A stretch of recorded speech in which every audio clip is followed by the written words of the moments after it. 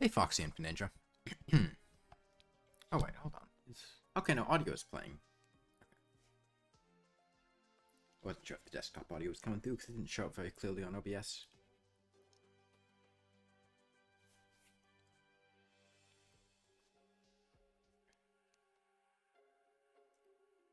Oh. Hey, Master Rico. Well, I wanted to start Golem today, but unfortunately, I did not have the time to farm out the Paladin shields that I wanted to get before we fought Golem. So instead we're just gonna farm the Paladin shields now. Which is gonna be really boring, and I'm gonna just read stuff doing it. How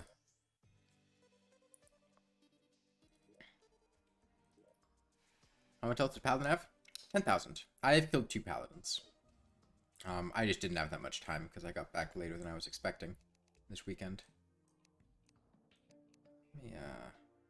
You know, I'm probably going to just turn these sounds off when the time comes, but... so I built a little contraption here. How much defense does it have? Like... 50. More than... It doesn't... Like, we're not penetrating its defense. It takes about 33 minutes to kill a Paladin. I built a little contraption down here. Where if I stand right here, I will spawn dungeon enemies off to the right. And I can teleport over here. Oh, I need to fix it. Don't stutter when I read. What?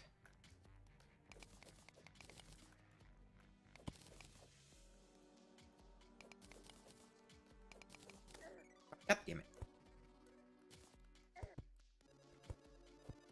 If I fight Golem next stream? If we get the things for it, yeah. Wait, whoops. I didn't mean to sundial.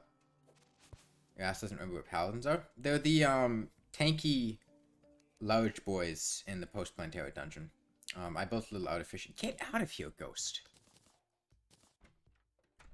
Where's my conch? I don't understand don't stutter. I don't really stutter when I read anyways. So I don't understand why you're saying that.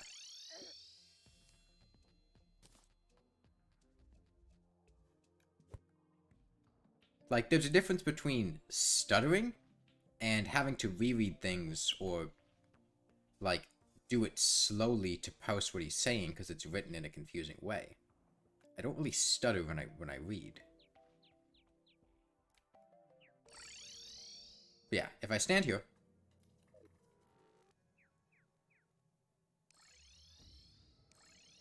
Okay, can you please...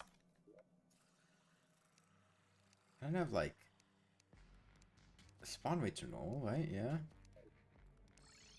Okay, there we go. Yeah. It spawns dungeon enemies. So we just wait for a paladin to spawn. That's basically it. I'm gonna get some battle potions.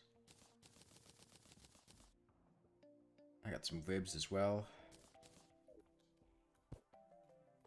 Apart from paladins, is there a reason to go back to the dungeon in hard mode apart from biome chests? Or just like in general? Yeah. There are good mage weapons though. The sniper rifle is solid for rangers. If you want scopes, you have to get scopes.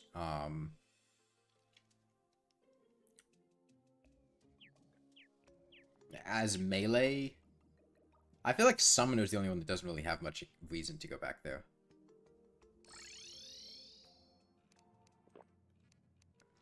Since we have a life form analyzer and Paladin shows up, there we go. That was easy. That's faster than I was expecting. Normally takes a bit longer than that. Okay. Yeah, sniper rifle drops from snipers. Okay. I'm gonna bind... Actually, I'm gonna bind both of these to up on the D-pad. And then just put down... Okay, yeah, that'll do it. Down a water bottle on the D-pad. Okay, I'm gonna turn these sounds off. You've never heard of snipers? Oh, there's... Get back on memory clips, ambiance.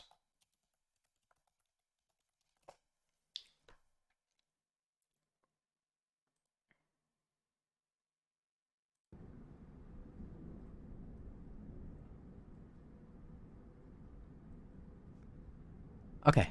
I'm gonna turn this down a little bit. How is my voice and the ambient noises? Call of Cthulhu? I can read Call of Cthulhu, sure. Let me see how long that is. Call of Cthulhu is actually only like 27 pages. It's louder than usual. Is that good or is that bad? I can turn it down. We did finish At the Mountains of Madness. We did At the Mountains of Madness. Then we did a bunch of short stories. We did The Nameless City. We did Nyarlathotep. There were a few things. Do you like the short stories? Well, the Call of Cthulhu is only 27 pages long, and I feel like that's one of his more iconic works, so that sounds like it could be fun to read. Page 381. Yes, we did read The Street. Okay.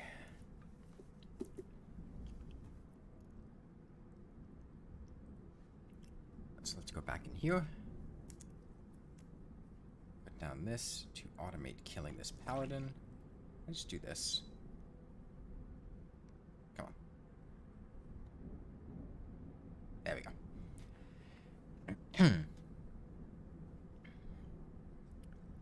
The Call of Cthulhu. Found among the papers of the late Francis Wayland Thurston of Boston. Of such great powers or beings there may be conceivably a survival of a hugely remote period when consciousness was manifested, perhaps in shapes and forms long since withdrawn before the tide of advancing humanity, forms of which poetry and legend alone have caught a flying memory and called them gods, monsters, mythical beings of all sorts and kinds. Algernon Blackwood. That was like an excerpt to preface the story. I'm not sure if that's something that Lovecraft wrote or if that's an actual excerpt from another work of literature. I'm not familiar with Algernon Blackwood, if that's a real person or not. Chapter 1. The Horror in Clay. The most merciful thing in the world, I think, is the inability of the human mind to correlate all its contents. We live on a placid island of ignorance in the midst of black seas of infinity, and it was not meant that we should voyage far. The sciences, each straining in its own direction, have hitherto harmed us little, but some day the piercing together of dissociated knowledge will open up such terrifying vistas of reality and of our frightful position therein, that we shall either go mad from the revelation or flee from the deadly light into the peace and safety of a new dark age. Theosophists have guessed at the awesome grandeur of the cosmic scale. Theosophists have guessed at the awesome grandeur of the cosmic cycle wherein our world and human race form transient incidents.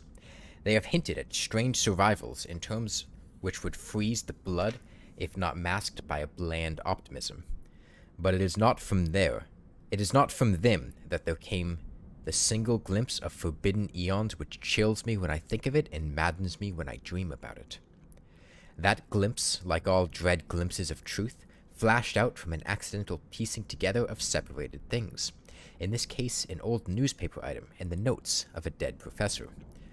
I hope that no one else will accomplish this piecing out. Certainly if I live, I shall never knowingly supply a link in so hideous a chain. I know that the professor, too, intended to keep silent regarding the part he knew, and that he would have destroyed his notes had not sudden death seized him. My knowledge of the thing began in the winter of 1926 to 27, with the death of my grand-uncle George Gamble Angle, Professor Emeritus of Semitic Languages at Brown University, Providence, Rhode Island.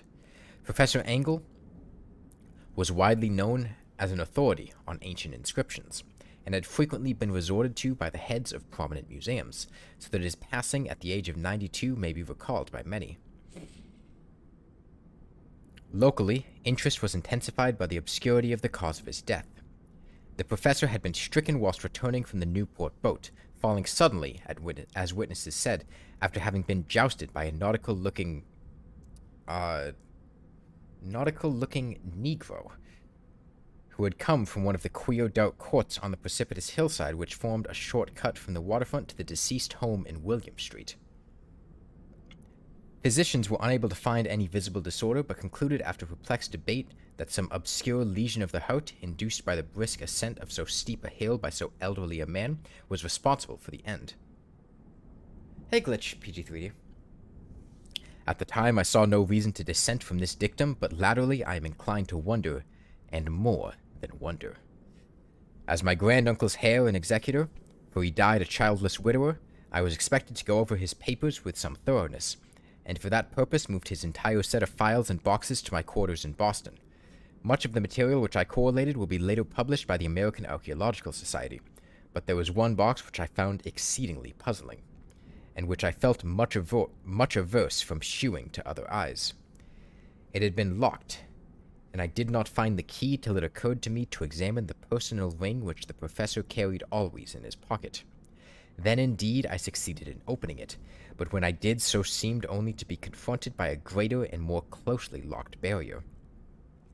For what could be the meaning of the queer clay bas-relief in the disjointed jottings, ramblings, and cuttings which I found? Had my uncle, in his latter years, become credulous of the most superficial impostures?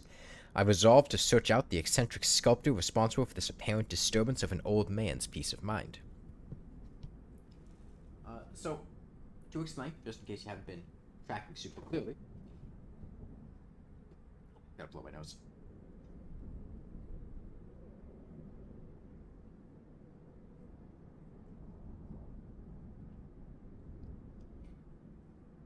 The narrator of this story, following the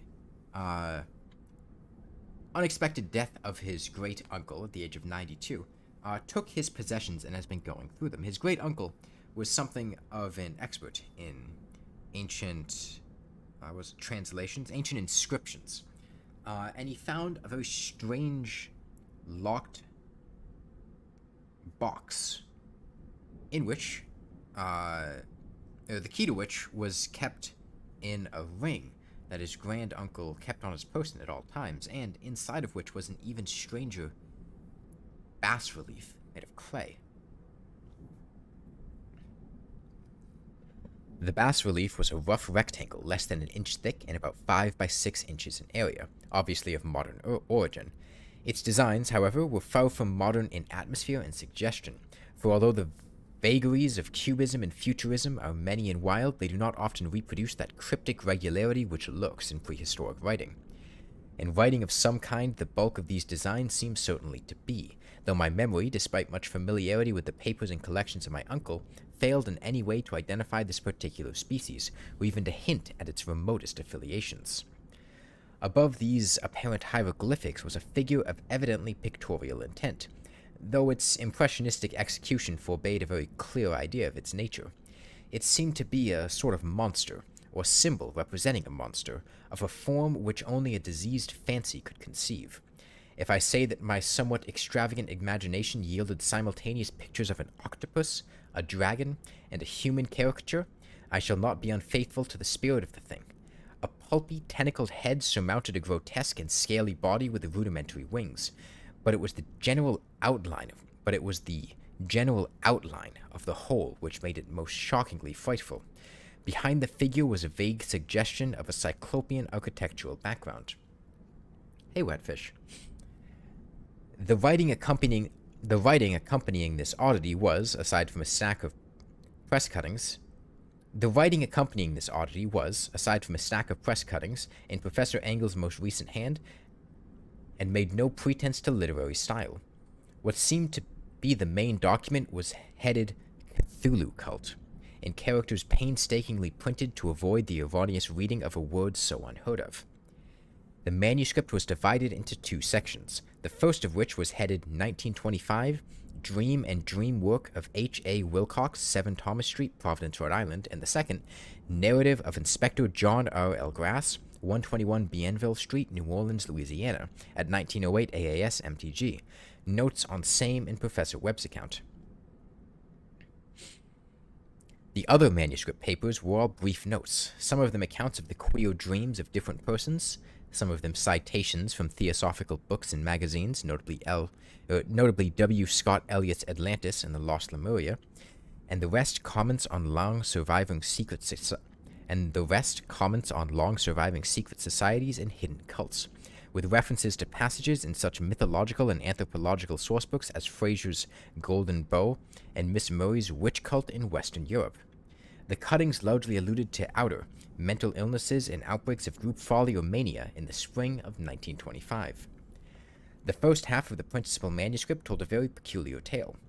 It appears that on March 1st, 1925, a thin, dark young man of neurotic and excited aspect had called upon Professor Angle bearing the singular clay bas-relief, which was then exceedingly damp and fresh. His card bore the name of Henry Anthony Wilcox, and my uncle had recognized him as the youngest son of an excellent family slightly known to him, who had latterly been studying sculpture at the Rhode Island School of Design and living alone at the Fleur de Lis building near that institution. Wilcox was a precious youth of known genius but great eccentricity, and had from childhood excited attention through the strange stories and odd dreams he was in the habit of relating. You know, I'm gonna get a lot more ominous with my reading. I'm a bit too straightforward. This is a spooky story. Let's get spooky. He called himself psychically hypersensitive, but the staid folk of the ancient commercial city dismissed him as merely queer. Never mingling much with his kind, he had dropped gradually from social visibility, and was now known only to a small group of aesthetes from other towns. Even the Providence Art Club, anxious to preserve its conservatism, had found him quite hopeless. You need some spooky music too? Is the ambiance not spooky enough? On the occasion of the visit, ran the professor's manuscripts, the sculptor abruptly asked for the benefit of his host's archaeological knowledge in identifying the hieroglyphics on the bas-relief. You can't hear it? Oh, I mean, I can turn it up a bit. I thought it was loud enough. One sec. Hello? Do you want to click on this? What's... Oh, that's right.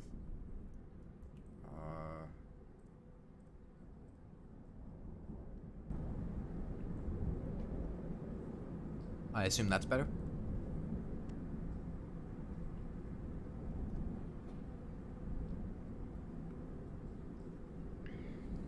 Okay. He spoke in a dreamy, stilted manner, which suggested pose and alienated sympathy, and my uncle shewed some sharpness in replying, for the conspicuous freshness of the tablet implied kinship with anything but archaeology. Young Wilcox's rejoinder, which impressed my uncle enough to make him recall and record it verbatim, was of a fantastically poetic cast which must have typified his whole conversation, and which I have since found highly characteristic of him. He said, "It is new, indeed, for I made it last night in a dream of strange cities, and dreams are older than brooding Tyre, or the contemplative Sphinx, or garden-girdled Babylon." It was then that he began that rambling tale which suddenly played upon a sleeping memory and won the fevered interest of my uncle. There had been a slight earthquake tremor the night before, the most considerable felt in New England for some years, and Wilcox's imagination had been keenly affected. Upon retiring, he had had an unprecedented dream of great cyclopean cities of Titan blocks and sky-flung monoliths, all dripping with green ooze and sinister with latent horror. God.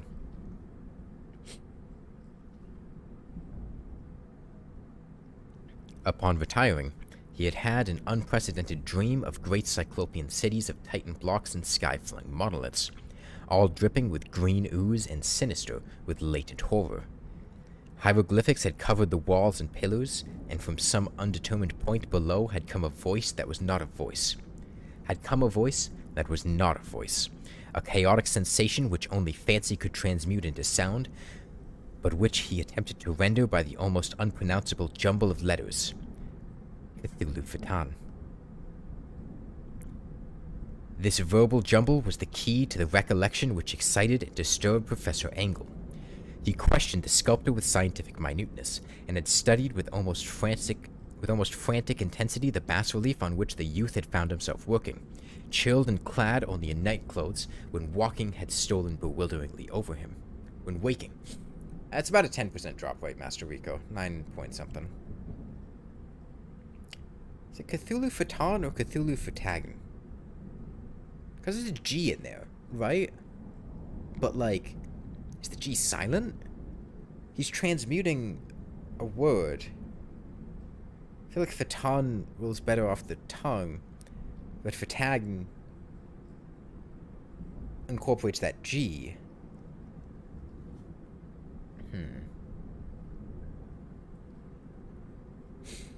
I'm gonna go with Cthulhu Fatan for now. And go with the silent G. Although, like, most of the pronunciations in Lovecraft shit is, like, all over the place. My uncle blamed his old age, Wilcox afterwards said, for his slowness in recognizing both hieroglyphics and pictorial design. Many of his questions seemed highly out of place to his visitor, especially those which tried to connect the latter with strange cults or societies, and Wilcox could not understand the repeated promises of silence which he was offered in exchange for an admission of membership in some widespread mystical or paganly religious body. It's pronounced with the G? Okay, so like Fatagan? Fatagan?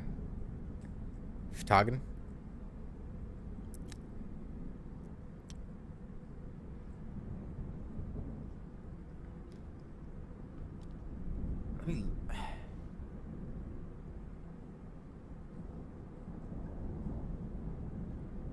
Fatagan? Okay, so like Fatagan.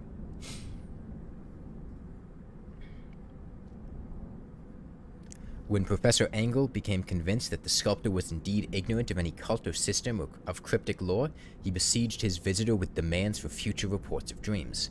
This bore regular fruit, for after the first interview the manuscript records daily calls of the young man, during which he related startling fragments of nocturnal imagery whose burden was always some terrible cyclopean vista of dark and dripping stone, with a subterranean voice or intelligence shouting monotonously in enigmatical sense impacts uninscribable save as gibberish. The two sounds most frequently repeated are those rendered by the letters Cthulhu and... oh god. It's like Riley. Really? Relia? Relia?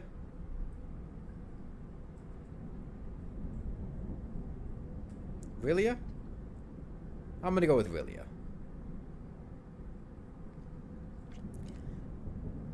The two sounds most frequently repeated are those rendered by the letters Cthulhu and Relia. On March 23rd, the manuscript continued. It's R''Lyeh. I know it's got the really sound in there. It's how to end it that I'm not sure. I think it's like Relia. Wilcox failed to appear. On March 23rd, the manuscript continued. On March 23rd, the manuscript continued. Wilcox failed to appear, and inquiries at his quarters revealed that he had been stricken with an obscure sort of fever and taken to the home of his family in Waterman Street. He had cried out in the night, arousing several other artists in the building, and had manifested since then only alternations of unconsciousness and delirium. My uncle at once telephoned the family, and from that time forward kept close watch of the case, calling often at the Thayer Street office of Dr. Toby, whom he learned to be in charge. The youth's febrile mind, apparently, was dwelling on strange things, and the doctor shuddered now and then as he spoke of them. They included not only a repetition of what he had formerly dreamed, but touched wildly on a gigantic thing miles high, which walked or lumbered about. He at no time fully described this object, but occasional frantic words, as repeated by Dr. Toby, convinced the professor that it must be identical with the nameless monstrosity he had sought to depict in his dream sculpture. Reference to this object, the doctor added, was invariably a prelude to the young man's subsidence into lethargy. His temperature, oddly enough, was not greatly above normal, but his whole condition was otherwise such as to suggest true fever rather than mental disorder.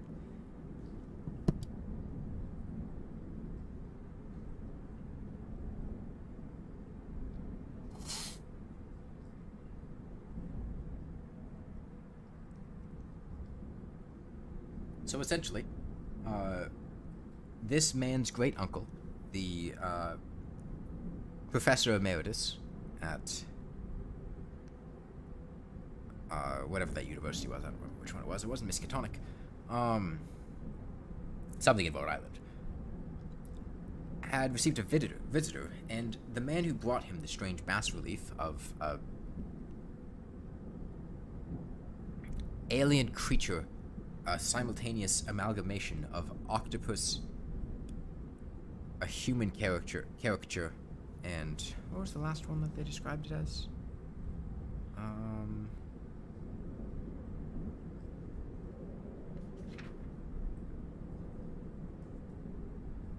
I don't recall the third creature. After relaying the dreams that he repeatedly had to the professor, he fell ill with some severe mental collapse. Or does the stream look like a Minecraft block? It's our Paladin farming spot.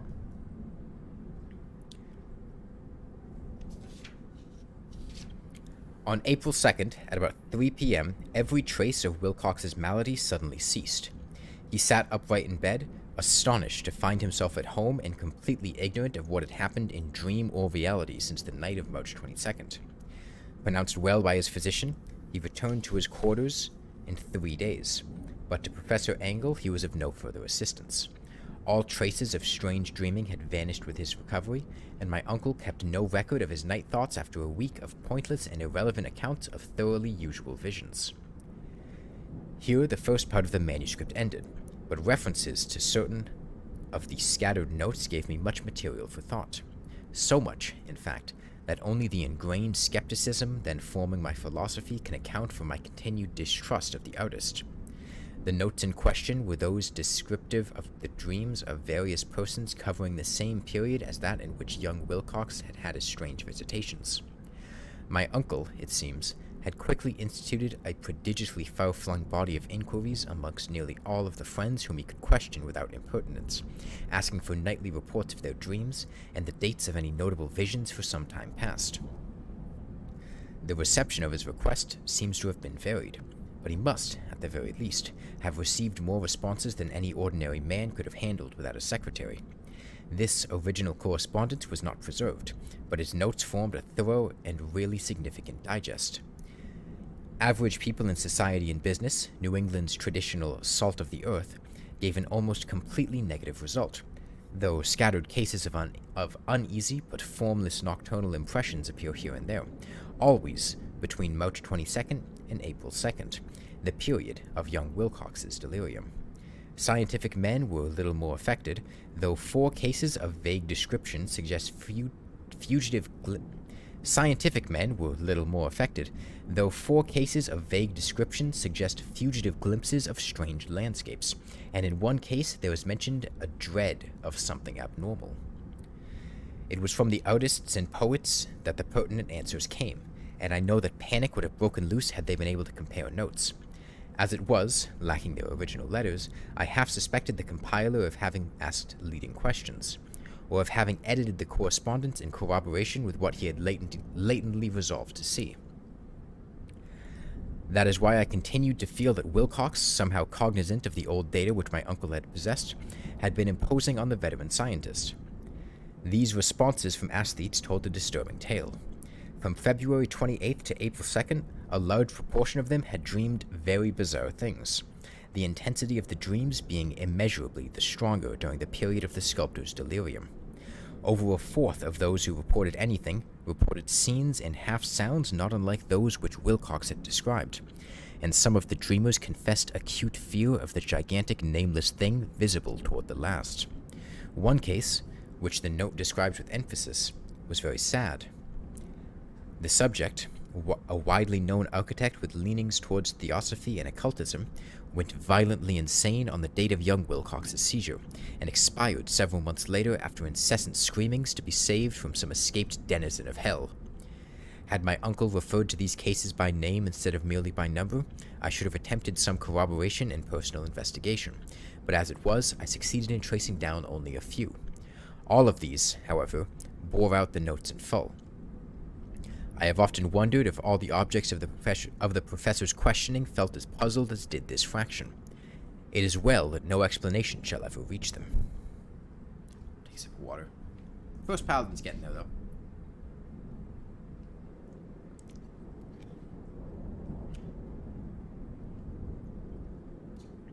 The press cuttings, as I have intimated, touched on cases of panic, mania, and eccentricity during the given period. Professor Engel must have employed a cutting bureau, for the number of extracts was tremendous and the sources scattered throughout the globe. Here was a nocturnal suicide in London, where a lone sleeper had leaped from a window after a shocking cry. Here likewise a rambling letter to the editor of a paper in South America, where a fanatic deduces a dire future from visions he had seen. A dispatch from California describes a theosophist colony as donning white robes en masse for some glorious fulfillment, which never arrives, whilst items from India speak guardedly of serious native unrest toward the end of March. Voodoo orgies multiply in Haiti, and African outposts report ominous mutterings. American officers in the Philippines find certain tribes bothersome about this time, and New York policemen are mobbed by hysterical Levantines on the night of March 22nd to 23rd. The west of Ireland, too, is full of wild rumor and legendary, and a fantastic painter named Ardois Bonnet hangs a blasphemous dream landscape in the Paris Spring Salon of 1926. And so numerous are the recorded troubles in insane asylums that only a miracle can have stopped the medieval... And so numerous are the recorded troubles in insane asylums that only a miracle can have stopped the medical fraternity from noting the strange parallelisms and drawing mystified conclusions. A weird bunch of cuttings, all told, and I can say at this date scarcely envisage the callous God, this is hard. Hey, Koza. We've been reading Lovecraft a bunch. This is the Call of Cthulhu right now. A weird bunch of cuttings, all told, and I can, at this date, scarcely envisage the callous... God, this sentence is a mouthful. A weird bunch of cuttings, all told, and I can, at this date, scarcely envisage the callous rationalism from which I set them aside. What, but that's the end of the sentence. I don't know how the fuck you inflect on this thing. A weird bunch of cuttings, all told, and I can at this date scarcely envisage the callous rationalism from which I set them aside. But I was then convinced that young Wilcox had known of the older matters mentioned by the professor. Hey, AT217. Chapter 2. The Tale of Inspector Legrasse. The older matters which had made the sculptor's dream in bas-relief so significant to my uncle formed the subject of the second half of his long manuscript. Once before, it appears, Professor Engel had seen the hellish outlines of the nameless monstrosity, puzzled over the unknown hieroglyphics, and heard the ominous symbols which can be rendered only as Cthulhu, and all this in so stirring and horrible a connection that it is a small wonder he pursued young Wilcox with queries and demands for data. The earlier experience had come in 1908, 17 years before, when the American Archaeological Society held its annual meeting in St. Louis. Professor Engel, as befitted one of his authority and attainments, had a prominent part in all of the deliberations, and was one of the first to be approached by the several outsiders who took advantage of the convocation to offer questions for correct answering and problems for expert solutions. The chief of these outsiders, and in a short time the focus of interest for the entire meeting, was a commonplace-looking middle-aged man who had traveled all the way from New Orleans for certain special information unobtainable from any local source. His name was John Raymond Legrasse, and he was by profession an inspector of police. With him, he bore the subject of his visit, a grotesque, repulsive, and apparently very ancient stone statuette whose origin he was at a loss to determine. It must not be fancied that Inspector Legrasse had the least interest in archaeology. On the contrary, his wish for enlightenment was prompted by purely professional considerations. The statuette, idol, fetish, or whatever it was, had been captured some months before in the wooded swamps south of New Orleans during a raid on a supposed voodoo meeting, and so singular and hideous were the rites connected with it that the police could not but realize that they had stumbled on a dark cult totally unknown to them, and infinitely more diabolic than even the blackest of the African voodoo circles. Of its origin, apart from the erratic and unbelievable tales extorted from the captured members, absolutely nothing was to be discovered, hence the anxiety of the police for any antiquarian lore which might help them to place the frightful symbol, and through it track down the cult to its fountainhead. Inspector Legrasse was scarcely prepared for the sensation which his offering created. One sight of the thing had been enough to throw the assembled men of silence into a state of tense excitement, and they lost no time in crowding around him to gaze at the diminutive figure whose utter strangeness and air of genuinely abysmal antiquity hinted so potently at unopened and archaic vistas. No recognized school of sculpture had animated this terrible object, yet centuries and even thousands of years seemed recorded in its dim and greenish surface of unplaceable stone. The figure, which was finally passed slowly from man to man for close and careful study, was between 7 and 8 inches in height, and of exquisitely artistic workmanship. It represented a monster of vaguely anthropoid outline, but with an octopus-like head whose face was a mass of feelers, a scaly, rubbery-looking body, prodigious claws on hind and forefeet, and long, narrow wings behind. This thing, which seemed instinct with a fearsome and unnatural malignancy, was of somewhat bloated corpulence, and squatted evilly on a rectangular block or pedestal covered with undecipherable characteristics. The tips of the wings touched the back edge of the block, the seat occupied the center, whilst the long, curved claws of the doubled-up, crouching hind legs gripped the front edge and extended a quarter of the way down toward the bottom of the pedestal. The cephalopod head was bent forward, so that the ends of the facial feelers brushed the backs of huge forepaws which clasped the croucher's elevated knees. What are we at? 900. The aspect of the whole was abnormally lifelike, and the more subtly fearful because its source was so totally unknown.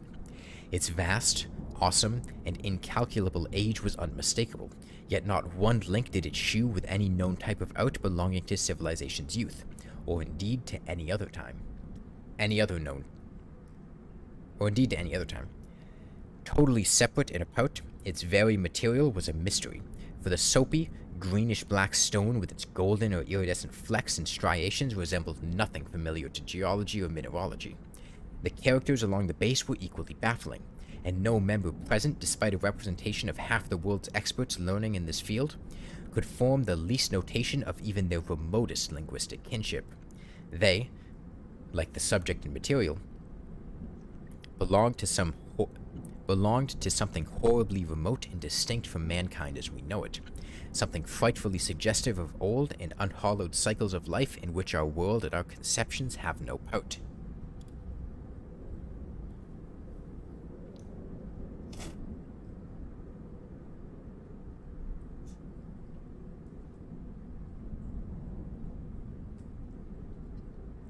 God, I hate having to blow my nose doing this.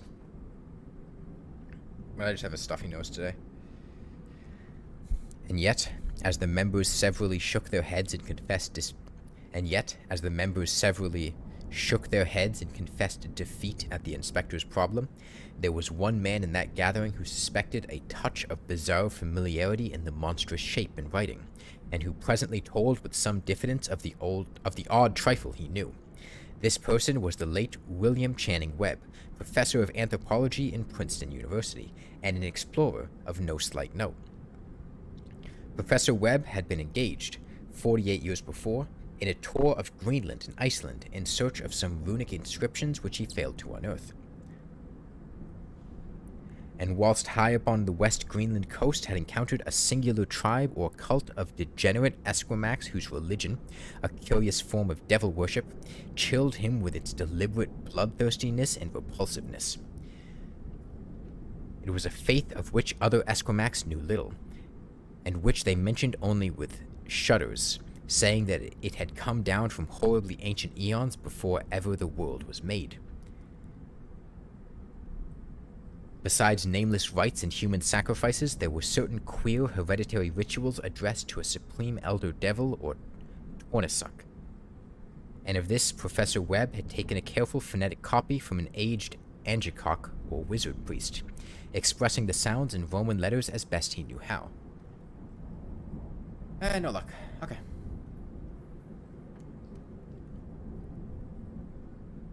No luck with the Angekok. Plus one. Possibly do more than one paladin at once. I thought about it, but I don't think that would go well.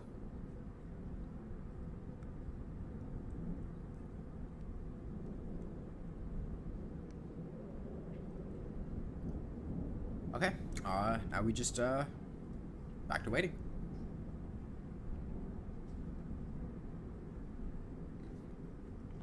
I watched Breaking Bad,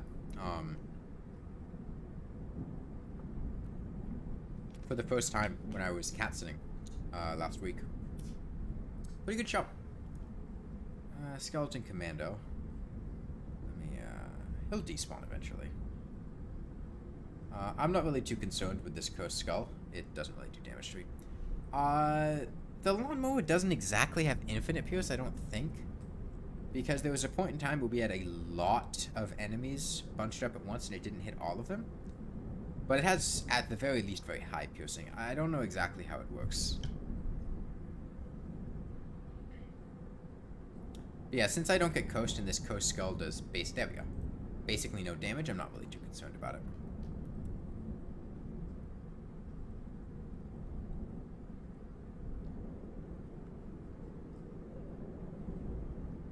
Okay.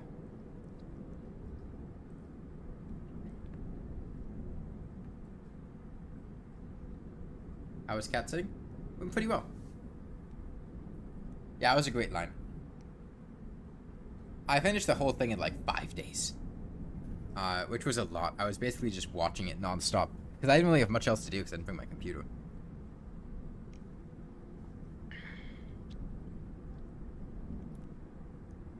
But just now of prime significance was the fetish which this cult had cherished, and around which they danced when the aurora leaped high over the ice cliffs.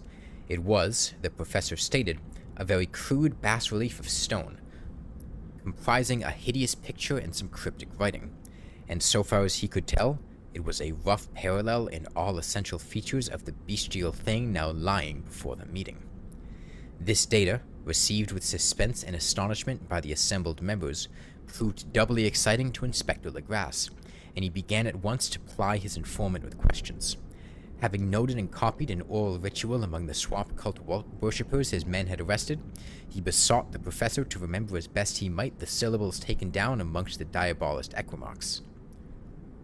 There then followed an exhaustive comparison of details, and a moment of really odd silence when both detective and scientist agreed on the virtual identity of the phrase common to two hellish rituals so many worlds of distance apart.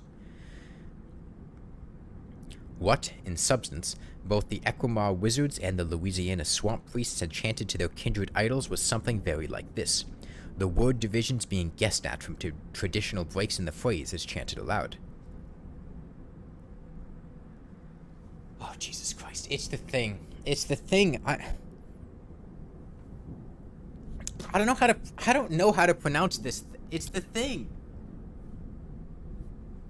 You know the thing. It's the thing. God damn it.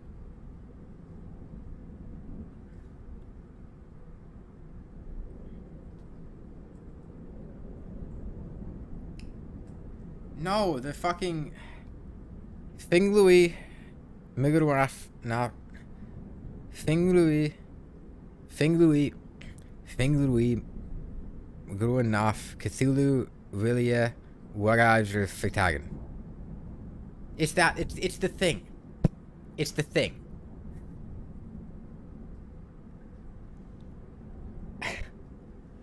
I don't know how to pronounce this thing, man.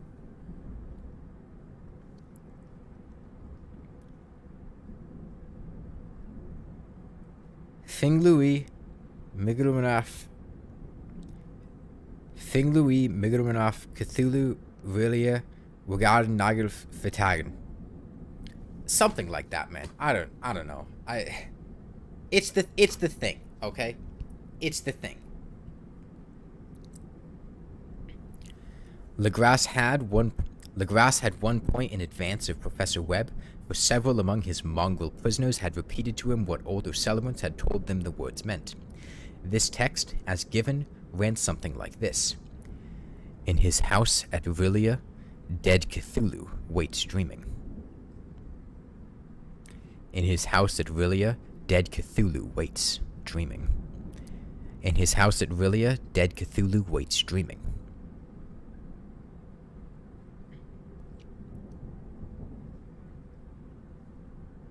And now, In response to a general and urgent demand, Inspector Legrasse related as fully as possible his experience with the swamp worshippers, telling a story to which I could see my uncle attached profound significance.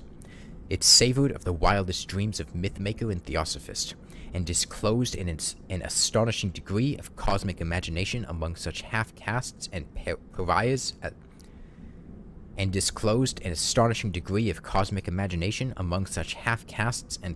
as might be least expected to possess it. On November 1st, 1907, there had come to the New Orleans police a frantic summons from the swamp and lagoon country to the south. The squatters there, mostly primitive but good-natured descendants of Lafitte's men, were in the grip of stark terror from an unknown thing which had stolen upon them in the night. It was voodoo, apparently, but voodoo of a more terrible sort than they had ever known, and some of their women and children had disappeared since the malevolent tom-tom had begun its incessant beating far within the black-haunted woods where no dweller ventured. Yeah, I'm noticing some kind of racist depictions in this book regarding the voodoo worshippers in Louisiana, and his description of the person who accosted his great uncle in the night on that boat. This is the first story I think we've come across where the racist undertones are very much so evident.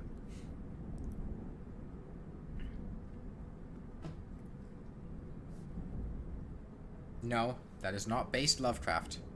Bad AT-217. Racism is not based.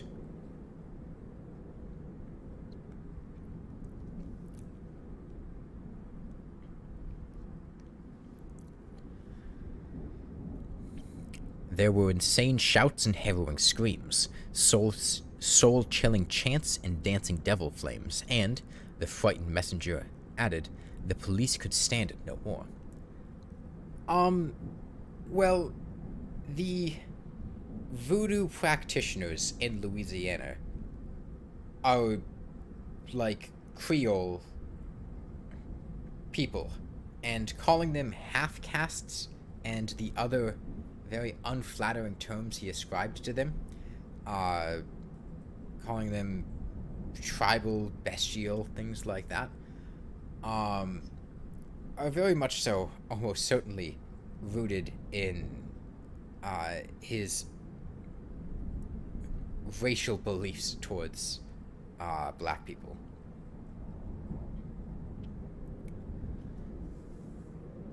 Nothing has been extremely overt, but there have been very heavy undertones regarding the people practicing this worship.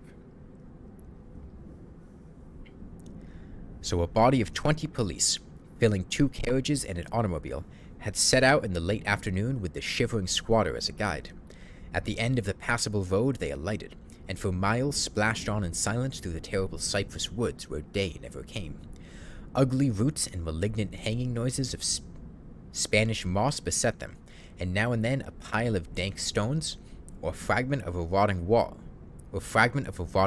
intensified by its hint of morbid habitation, a depression which every malformed tree and every fungus islet combined to create. I need to rewrite this. This would have been written in maybe like early 1920s. I don't remember the exact date. Someone in the 1920s.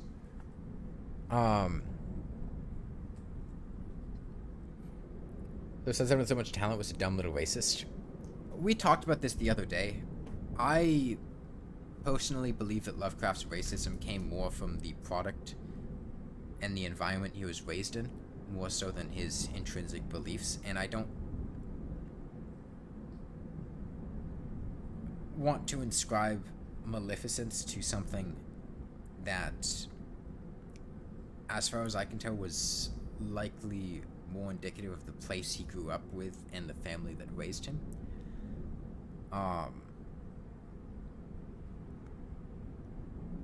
I'm pretty sure later in his life he had turned away from being quite as racist, and it was more, I forgot what the term was. We discussed it the other day.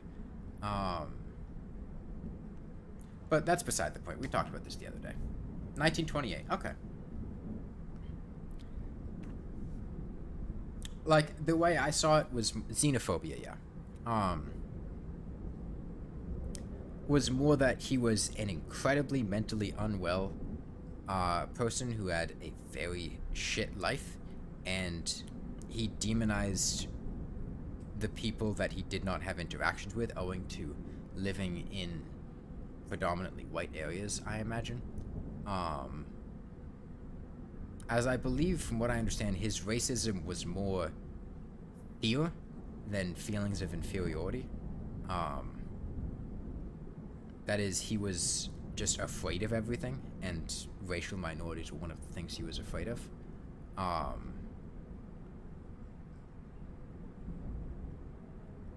But back to reading.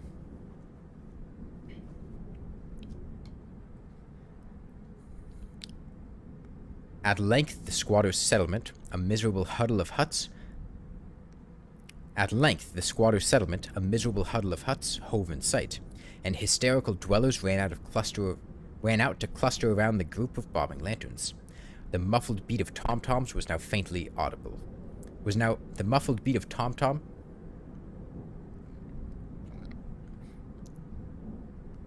I don't know what a tom-tom is. The muffled beat of tom-toms was now faintly audible far ahead, and a curdling shriek came at infrequent intervals when the wind shifted. A reddish glare, too, seemed to filter through the pale undergrowth beyond endless avenues of forest night. Reluctant even to be left alone again, each one of the cowed squatters refused point-blank to advance another inch toward the scene of unholy worship, so Inspector Legrasse and his 19 colleagues plunged on unguided into black arcades of horror that none of them had ever trod before. A skinned drum which you beat with your hands. Okay. The region now entered by the police was one of traditionally evil repute, substantially unknown and untraversed by white men. You're killing me, man. You're killing me.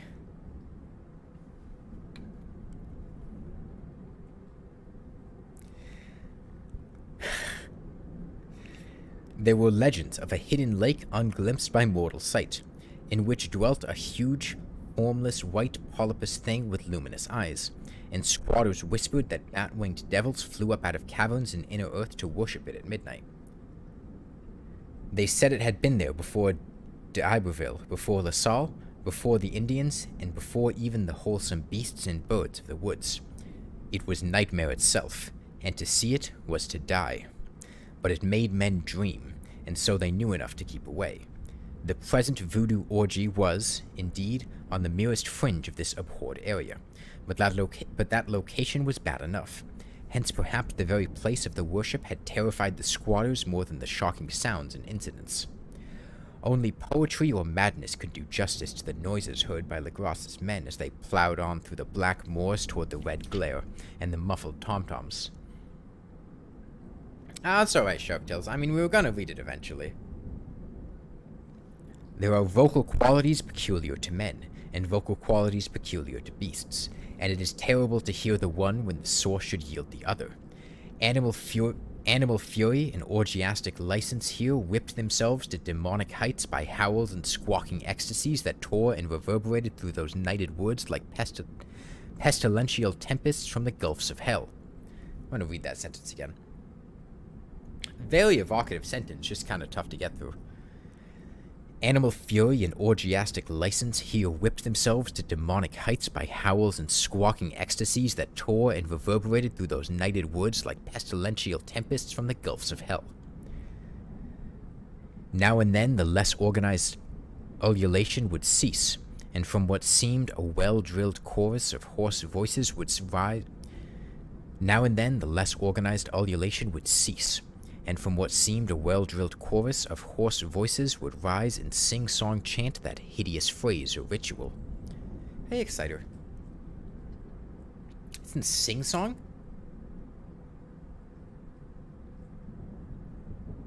Fingry murder guy. I don't fucking know. Okay, I don't know.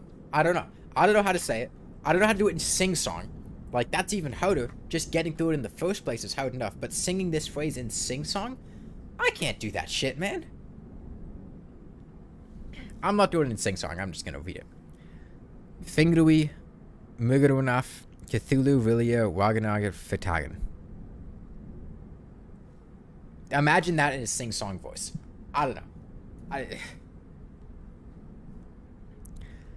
Then the men, having reached a spot where the trees were thinner, came suddenly in sight of the spectacle itself.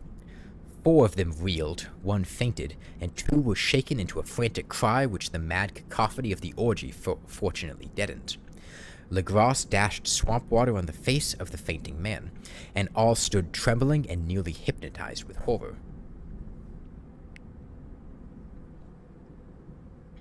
I don't know, Shark Gills. I don't know.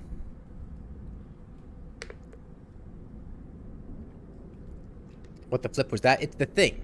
It's the thing. The thing. In a natural glade of the swamp stood a grassy island of perhaps an acre's extent, clear of trees and tolerably dry. On this now leaped and twisted a more indescribable horde of human abnormality than any but a Sim or an Angarola could paint. What? On this now leaped and twisted a more indescribable horde of human abnormality than any but a Sime or an Angarola could paint. Void of clothing, this hybrid spawn were braying, bellowing, and writhing about a monstrous ring-shaped bonfire, in the center of which, revealed by occasional rifts in the curtain of flame, stood a great granite monolith some 8 feet in height, on top of which, incongruous with its diminutiveness, rested the noxious carven statuette. From a wide circle of 10 scaffolds set up at regular intervals with the flame-girt monolith as a center hung, head downward, the oddly mowed bodies of the helpless squatters who had disappeared. Let me reread that. From a wide circle of 10 scaffolds set up at regular intervals with the flame-girt monolith as a center hung, head downward, the oddly mowed bodies of the helpless squatters who had disappeared. So the bodies of the people that disappeared are being hung head downward from a circle of 10 scaffolds around the monolith.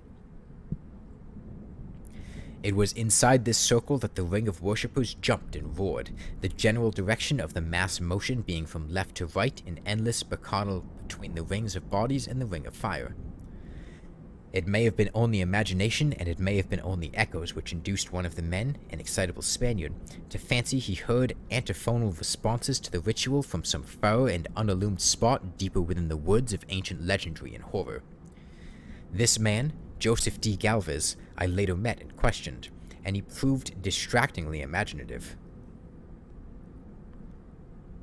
He indeed went so far as to hint to the faint beating of great wings, and of a glimpse of shining eyes and a mountainous white bulk beyond the remotest trees, but I suppose he had been hearing too much native superstition. Actually, the horrified pause of the men was of comparatively brief duration.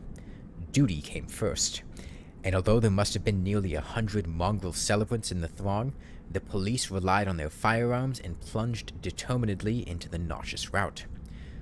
For 5 minutes, the resultant din and chaos were beyond description. Wild blows were struck, shots were fired, and escapes were made, but in the end Legrasse was able to count some 47 sullen prisoners, whom he forced to dress in haste and fall into line between 2 rows of policemen. 5 of the worshippers lay dead, and 2 severely wounded ones were carried away on improvised stretchers by their fellow prisoners. The image on the monolith, of course, was carefully removed and carried back by Legrasse. Examined at headquarters after a trip of intense strain and weariness, the prisoners all proved to be men of a very low, mixed-blooded, and mentally God damn it, Lovecraft. Why are you doing this to me, man?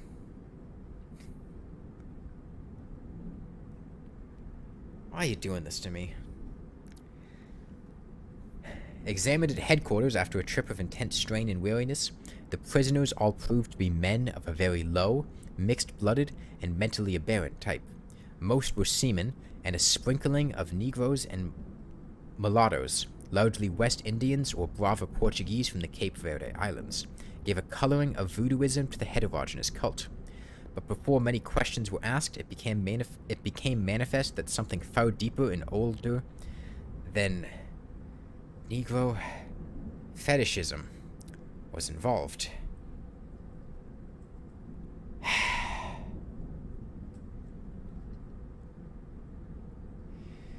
Degraded and ignorant as they were, the creatures held with surprising consistency to the central idea of their loathsome faith.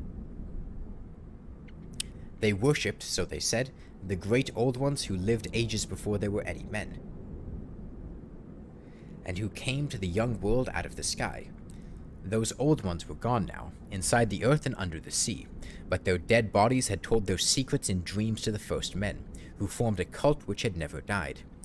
This was that cult, and the prisoners said it had always existed and always would exist, hidden in distant wastes and dark places all over the world until the time when the great priest Cthulhu, from his dark house in the mighty city of Rilia under the waters, should rise and bring the earth again beneath his sway.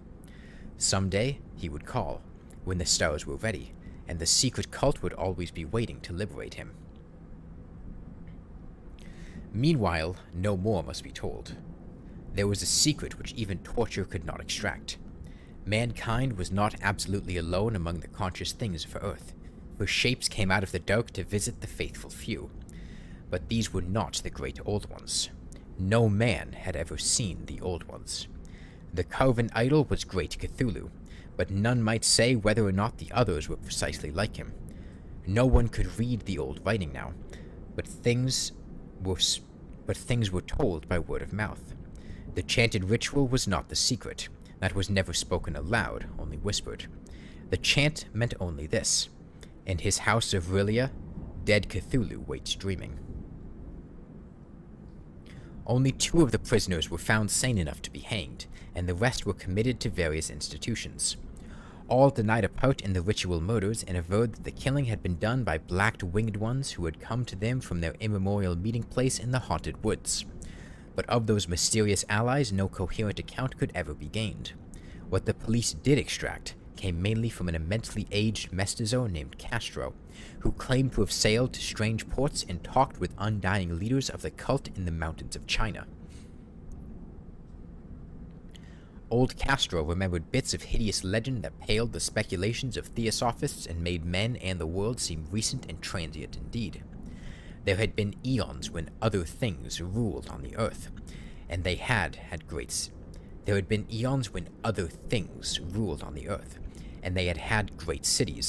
Remnants of them, he said the deathless Chinamen had told him, were still to be found as cyclopean stones on islands in the Pacific. They all died vast epochs of time before men came, but there were arts which could revive them when the stars had come round again to the right positions in the cycle of eternity. They had, indeed, come themselves from the stars, and brought their images with them. These great old ones, Castro continued, were not composed altogether of flesh and blood. They had shape, for did not this star-fashioned image prove it? But that shape was not made of matter. When the stars were right, they could plunge from world to world through the sky, but when the stars were wrong, they could not live. But although they no longer lived, they would never really die.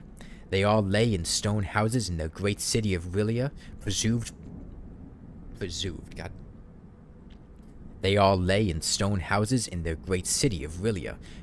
by the spells of mighty Cthulhu for a glorious resurrection when the stars and the earth might once more be ready for them.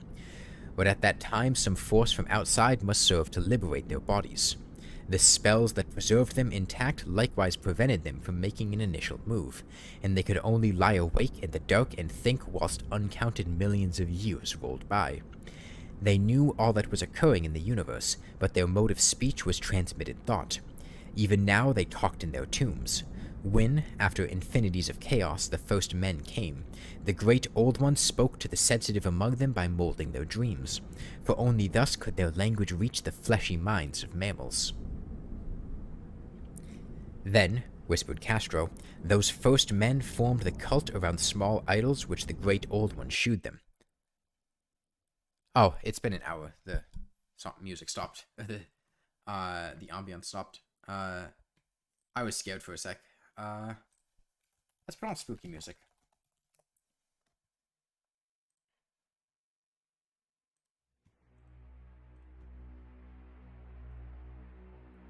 I feel like this is going to be a bit too loud if I don't turn it down a bit.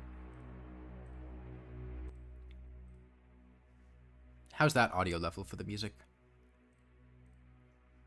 Is it spooky enough? Alright, see you, Quoxy. Are we at sufficient spookiness? A bit louder? Okay. I'll turn it up a little bit. Well, actually, it gets louder because that was the start of the song. This is like the volume it'd be at for the most part. We good here? Sufficiently spooky?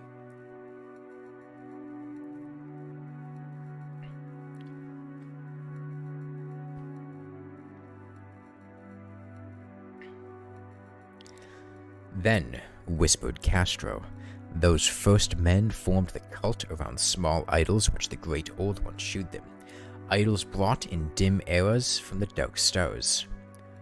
That cult would never die till the stars came right again, and the secret priests would take great Cthulhu from his tomb to revive his subjects and resume his rule of Earth. The time would be easy to know, for then mankind would have become as the great old ones, free and wild and beyond good and evil, with laws and morals thrown aside and all men shouting and killing and reveling in joy. Then the liberated old ones would teach them new ways to shout and kill and revel and enjoy themselves, and all the earth would flame with a holocaust of ecstasy and freedom. Meanwhile, the cult, by appropriate rites, must keep alive the memory of those ancient ways and shadow forth the prophecy of their return. In the elder time, chosen men had talked with the entombed old ones in dreams, but then something had happened. The great stone city of Rilia, with its monoliths and sepulchres, had sunk beneath the waves, and the deep waters, full of the one primal mystery through which not even thought can pass, had cut off the spectral intercourse.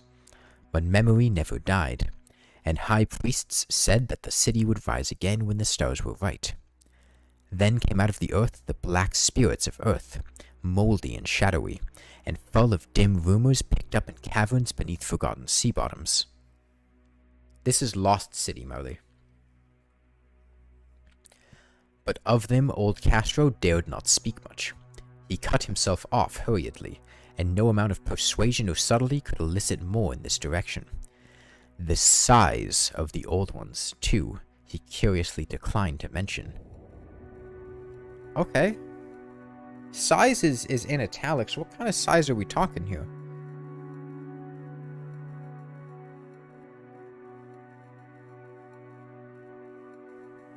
The size of what?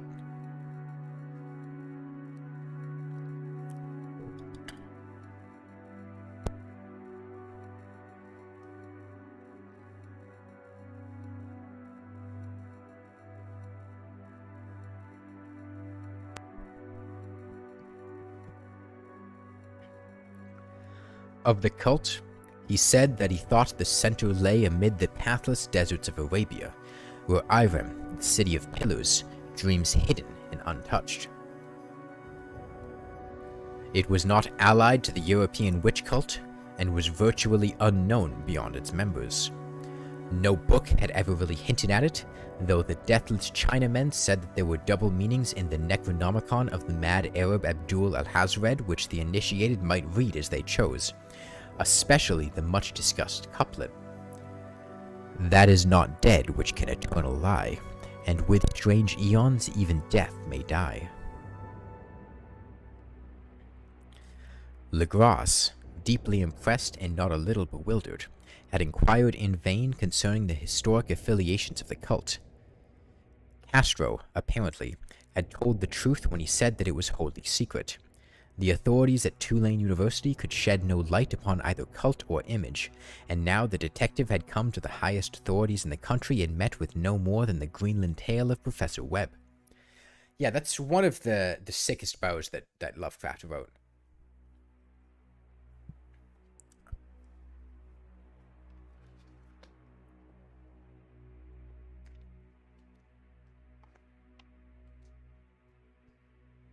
The feverish interest aroused at the meeting by Legras's tale, corroborated as it was by the statuette, is echoed in the subsequent correspondence of those who attended, although scant mention occurs in the formal publication of the society.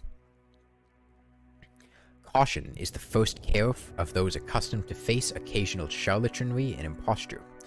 Legras for some time lent the image to Professor Webb, but at the latter's death it was returned to him and remains in his possession, where I viewed it not long ago. It is truly a terrible thing, and unmistakably akin to the dream sculpture of young Wilcox. That my uncle was excited by the tale of the sculptor I did not wonder, for what thoughts must arise upon hearing, after a knowledge of what Legras had learned of the cult, of a sensitive young man who had dreamed not only the figure and exact hieroglyphics of the swamp-found image in the Greenland Devil Tablet, but had come in his dreams upon at least 3 of the precise words of the formula uttered alike by Esquimaux diabolists and mongrel Louisianians. Professor Engel's instant start on an investigation of the utmost thoroughness was eminently natural, though privately I suspected young Wilcox of having heard of the cult in some indirect way, and of having invented a series of dreams to heighten and continue the mystery at my uncle's expense. The dream narratives and cuttings collected by the professor were, of course, strong corroboration, but the rationalism of my mind and the extravagance of the whole subject led me to adopt what I thought the most sensible conclusions. So after thoroughly studying the manuscript again and correlating the theosophical and the anthropological notes with the cult narrative of Legras, I made a trip to Providence to see the sculptor and give him the rebuke I thought proper for so boldly imposing upon a learned and aged man. Wilcox still lived alone in the Fleur-de-Lis building in Thomas Street, a hideous Victorian imitation of 17th century Breton architecture which flaunts its stuccoed front amidst the lovely colonial houses on the ancient hill, and under the very shadow of the finest Georgian steeple in America. I found him at work in his rooms, and at once conceded from the specimens scattered about that his genius is indeed profound and authentic. He will, I believe, sometime be heard from as one of the great decadents, for he has crystallized in clay and will one day mirror in marble those nightmares and fantasies which Arthur Market evokes in prose, and Clark Ashton Smith makes visible in verse and in painting. This is on expert mode, Huey. Dark, frail, and somewhat unkempt in aspect, he turned languidly at my knock and asked me my business without rising. When I told him who I was, he displayed some interest, for my uncle had excited his curiosity in probing his strange dreams, yet had never explained the reason for his study. I did not enlarge his knowledge in this regard, but sought with some subtlety to draw him out. In a short time I became convinced of his absolute sincerity, for he spoke of the dreams in a manner none could mistake. They and their subconscious residuum had influenced his art profoundly, and he shewed me a morbid statue whose contours almost made me shake with the potency of its black suggestion. He could not recall having seen the original of this thing except in his own dream bas-relief, but the outlines had formed themselves insensibly under his hands. It was, no doubt, the great shape he had raved of in his delirium.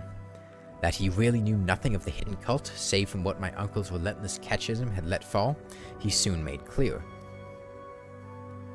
And again I strove to think of some way in which he could possibly have received the weird impressions. He talked of his dreams in a strangely poetic fashion, making me see with terrible vividness the damp cyclopean city of slimy green stone, whose geometry, he oddly said, was all wrong. And hear with frightened expectancy the ceaseless, half-mental calling from underground, Cthulhu Fatagan, Cthulhu Fatagan.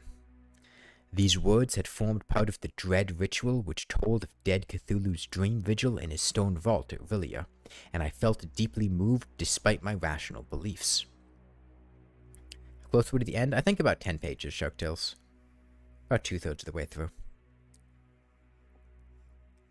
Wilcox, I was sure, had heard of the cult in some casual way, and had soon forgotten it amidst the mass of his equally weird reading and imagining. Later, by virtue of sheer impressiveness, it had found It had found subconscious expression in dreams, in the bas-relief, and in the terrible statue I now beheld, so that his imposture upon my uncle had been a very innocent one. The youth was of a type at once slightly affected and slightly ill-mannered, which I could never like, but I was willing enough to admit both his genius and his honesty. I took leave of him amicably, and wished him all of the success his talent promises. The matter of the cult still remained to fascinate me, and at times I had visions of personal fame from researches into its origin and connections. I visited New Orleans, talked with Legrasse and others of that old-time raiding party, saw that frightful image, and even questioned such of the Mongol prisoners as still survived. Old Castro, unfortunately, had been dead for some years. What I now heard so graphically at first hand, though it was really no more than a detailed confirmation of what my uncle had written, excited me afresh, for I felt sure I was on the track of a very real, very secret, and very ancient religion whose discovery would make me an anthropologist of note. My attitude was still one of absolute materialism, as I wish it still were, and I discounted with almost inexplicable perversity the coincidence of the dream notes and the odd cuttings collected by Professor Engel. One thing I began to suspect, and which I now fear I know, is that my uncle's death was far from natural. He fell on a narrow hill street leading up from an ancient waterfront swarming with foreign mongrels after a careless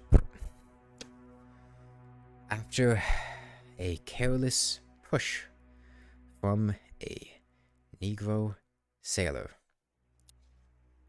I did not forget the mixed blood and marine pursuits of the cult members in Louisiana, and would not be surprised to learn of secret methods and poison needles as ruthless and as anciently known as the cryptic rites and beliefs.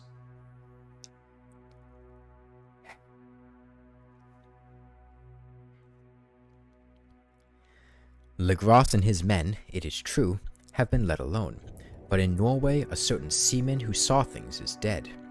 Might not the deeper inquiries of my uncle after encountering the sculptor's data have come to sinister ears?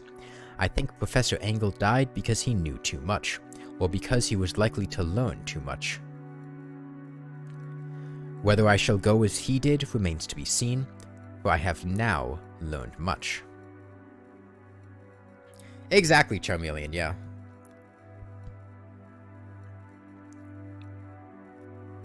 Chapter 3. The Madness from the Sea.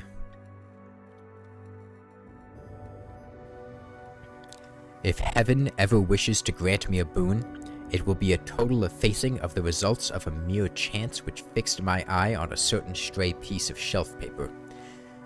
It was nothing on which I would have naturally stumbled on in the course of my daily round, for it was an odd number of an Australian journal, the Sydney Bulletin for April 18th, 1925.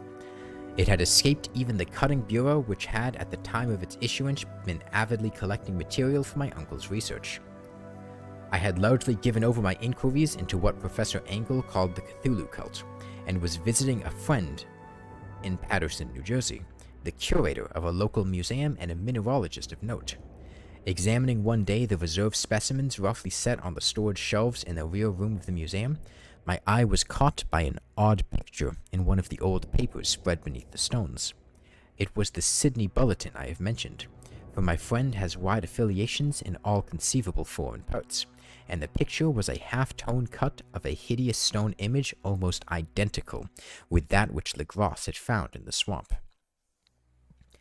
Eagerly clearing the sheet of its precious contents, I scanned the item in detail, and was disappointed to find it of only moderate length. Story of my life. What it suggested, however, was of portentous significance to my flagging quest, and I carefully tore it out for immediate action. It reads as follows. Vigilant arrives with helpless armed New Zealand yacht in tow. One survivor and dead man found aboard. Tale of desperate battle and deaths at sea. Rescued seaman refuses particulars of strange experience. Odd idol found in his possession. Inquiry to follow. Liar? What do you mean liar? What is that supposed to mean? The Morrison Co's The Morrison Co's freighter, Vigilant, bound from Valparaiso, arrived this morning at its wharf in Dowling Harbor, having in tow the battled and disabled but heavily armed steam yacht Alert of Dunedin, New Zealand, which was sighted April 12th in south latitude 30. Moderate length is the story of my life. No, that's not what I said, AT-217. Being disappointed to find it of only moderate length. That's what I said.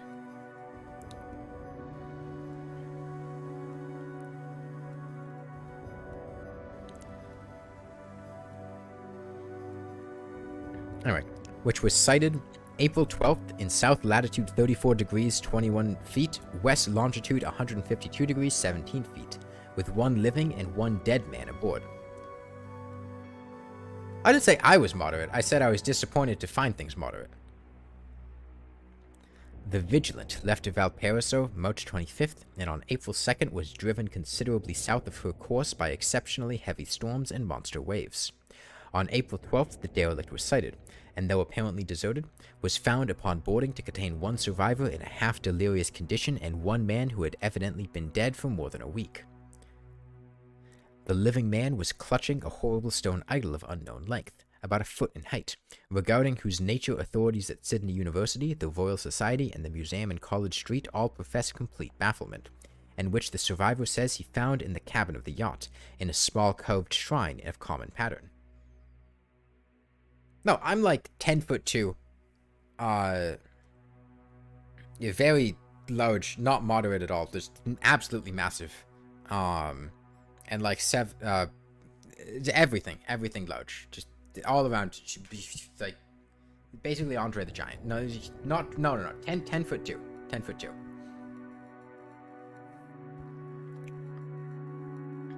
This man, after recovering his senses, told an exceedingly strange story of piracy and slaughter. He is Gustaf Johansen, a Norwegian of some intelligence, and had been second mate of the two-masted schooner Emma of Auckland, which sailed for Callao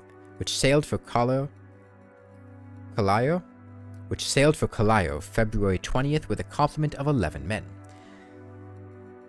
5'4", tiny, absolutely minuscule.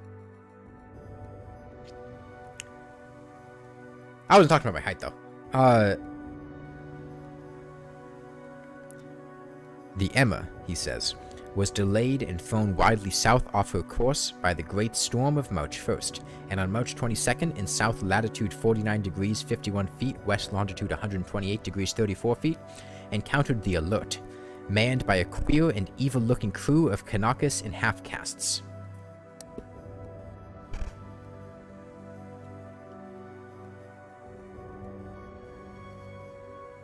Evil-looking? Half-caste? What is with the half-caste shit? It's like just calling them subhuman.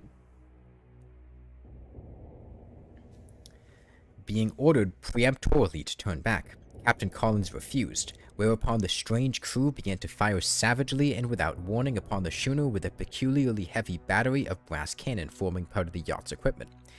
The Emma's men shoot fight, says the survivor, and though the schooner began to sink from shots beneath the waterline, they managed to heave alongside their enemy and board her, grappling with the savage crew on the yacht's deck, and being forced to kill them all, the number being slightly superior because of their particularly abhorrent and desperate, though rather clumsy, mode of fighting.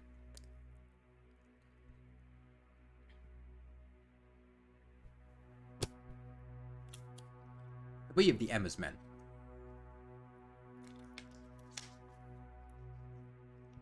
Including Captain Collins and First Mate Green, were killed, and the remaining 8 under Second Mate Johansen proceeded to navigate the captured yacht, going ahead in their original direction to see if any reason for their ordering back had existed. The next day, it appears, they raised and landed on a small island, although none is known to exist in that part of the ocean, and 6 of the men somehow died ashore. Hell, probably like 2K. Yeah, about 2,200. Though Johansen is queerly reticent about this part of the story, and speaks only of their falling into a rock chasm. Later, it seems, he and one companion boarded the yacht and tried to manage her, but were beaten about by the storm of April of April 2nd. From that time till rescue on the 12th, the man remembers little, and he does not even recall when William Bryden, his companion, died. Bryden's death reveals no apparent cause, and was probably due to excitement or exposure. Cable advices from Dunedin report that the Alert was well known there as an island trader, and bore an evil reputation along the waterfront. It was owned by a curious group of half-castes whose frequent meetings and night trips to the woods attracted no little curiosity, and it had set sail in great haste just after the storm and earth tremors of March 1st.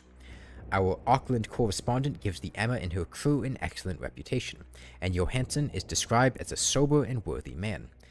The Admiralty will institute an inquiry on the whole matter beginning tomorrow, at which every effort will be made to induce Johansen to speak more freely than he has done hitherto.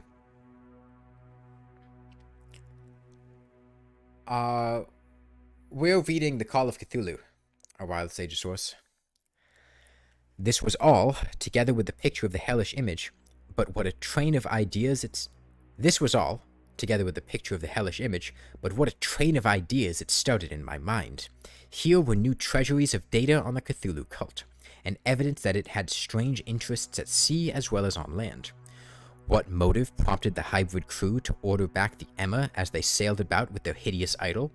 What was the unknown island on which 6 of the Emma's crew had died, and about which the mate Johansen was so secretive?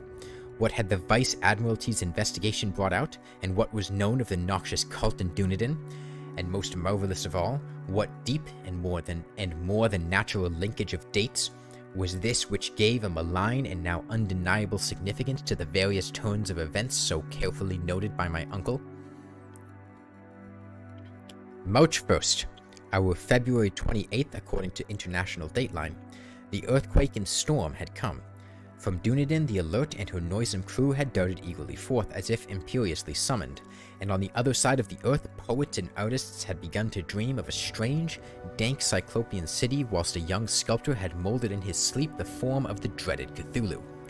March 23rd, the crew of the Emma landed on an unknown island and left 6 men dead. And on that date, the dreams of sensitive men assumed a heightened vividness and darkened with dread of a giant monster's malign pursuit, whilst an architect had gone mad and a sculptor had lapsed suddenly into delirium. And what of this storm of April 2nd, the date on which all dreams of the dank city ceased, and Wilcox emerged unharmed from the bondage of strange fever? What of all this, and of those hints of old Castro about the sunken, star-born old ones and their coming reign, their faithful cult, and their mastery of dreams? Was I tottering on the brink of cosmic horrors beyond man's power to bear? If so, they must be horrors of the mind alone, for in some way the 2nd of April had put a stop to whatever monstrous menace had begun its siege on mankind's soul. That evening, after a day of hurried cabling and arranging, I bade my host adieu and took a train for San Francisco. In less than a month I was in Dunedin, where, however, I found that little was known of the strange cult members who had lingered in the old sea taverns. Waterfront scum was far too common for special mention, though there was vague talk about one inland trip these mongrels had made, during which faint drumming and red flame were noted on the distant hills. In Auckland, I learned that Johansen had returned with yellow hair turned white after a perfunctory and inconclusive questioning at Sydney, and had thereafter sold his cottage in Westry and sailed with his wife to his old home in Oslo.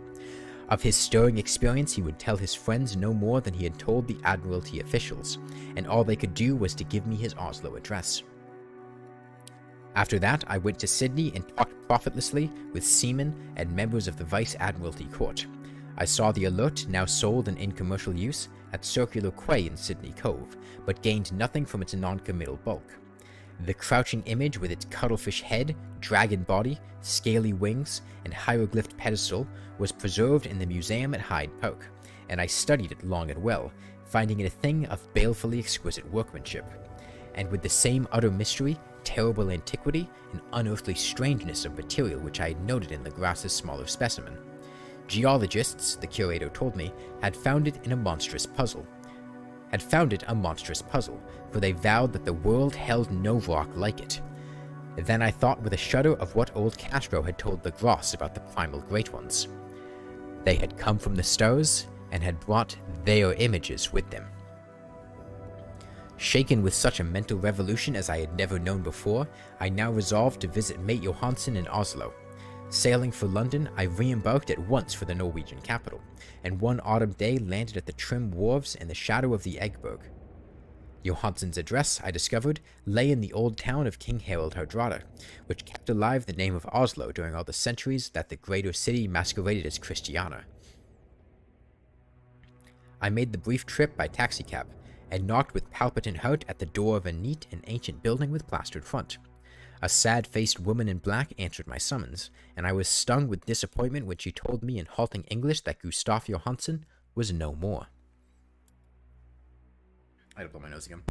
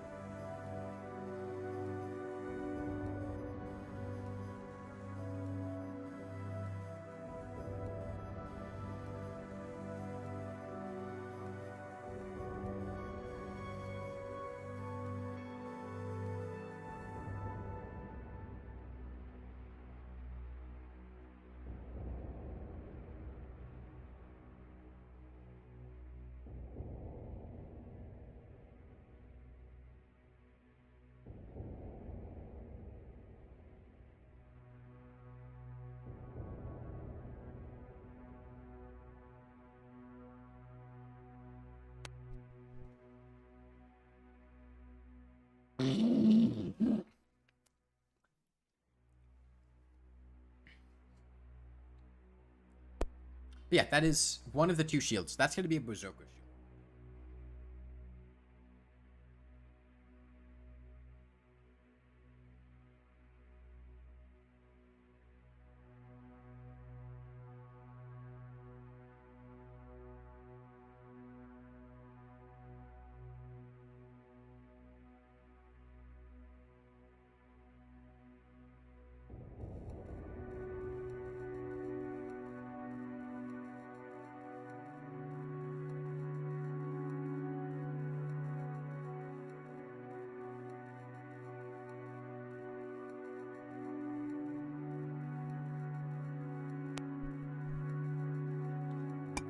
Alright, graham cracker eating ASMR.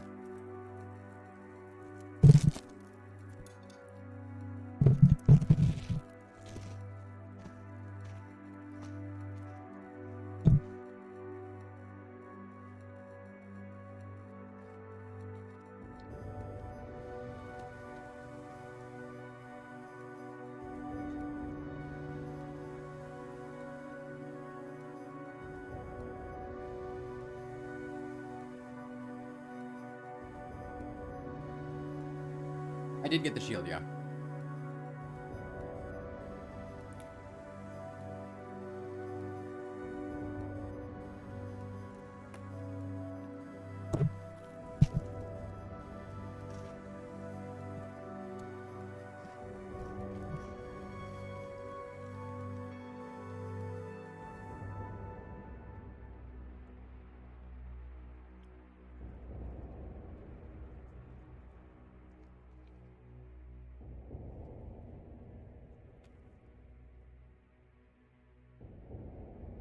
What now?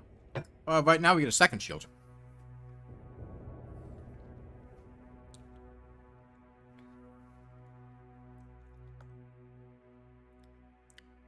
What the fuck is this? Okay, I see what I did wrong. I forgot to undo my thing here. What are these 2 doing? This is why I wouldn't have anything spawn.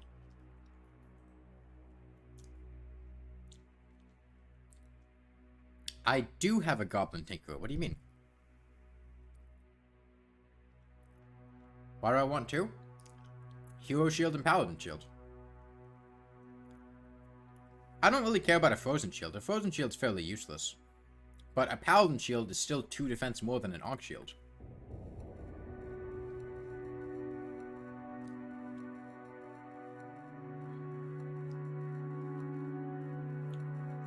That was lonely.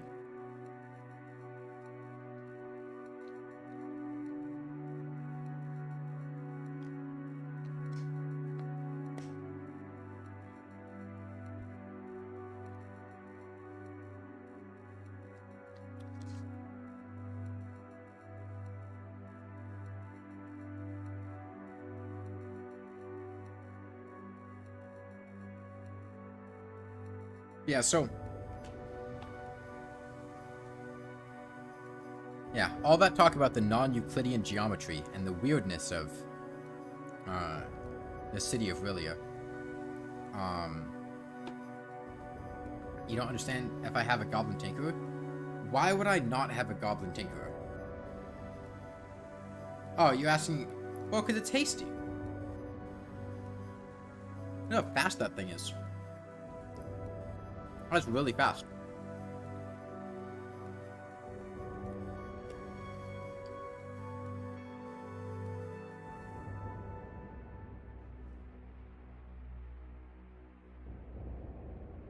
Hasty is the best modifier, yeah.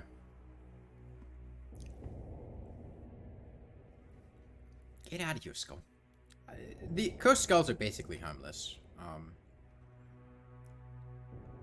mean, essentially what's going on here.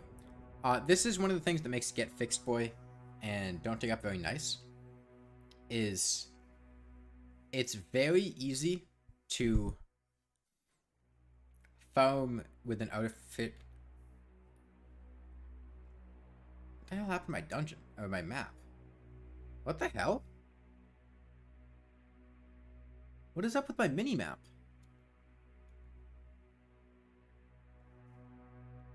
The map itself is fine. But the mini-map is, like, broken. What the hell? Relog? No, I don't need the minimap. Okay. I think they don't occupy a spawn slot, so let's,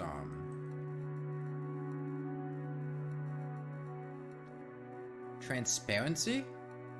Oh, where is that setting? Oh, I think I know what happened. There we go. Okay. When I was putting the water bottle on my keyboard, it must have hit page down because it's near up, and decreased the transparency.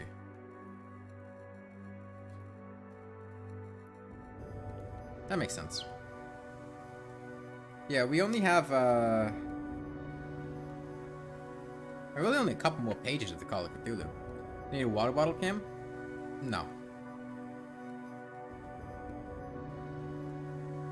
I'm not clothed enough to put on a webcam right now.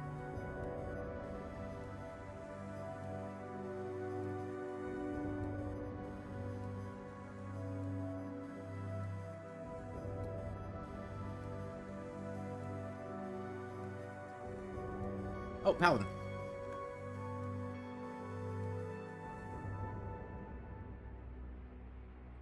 If I do this. Yes. Okay.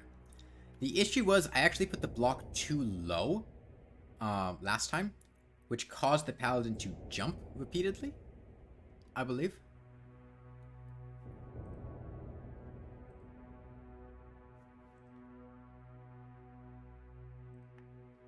I'm not positive, but it was something like that. Okay. This should be considerably quicker to kill. It's a mimic. Ah, it's fine. I'm not going to bother with a mimic anyway. Okay. Back to reading.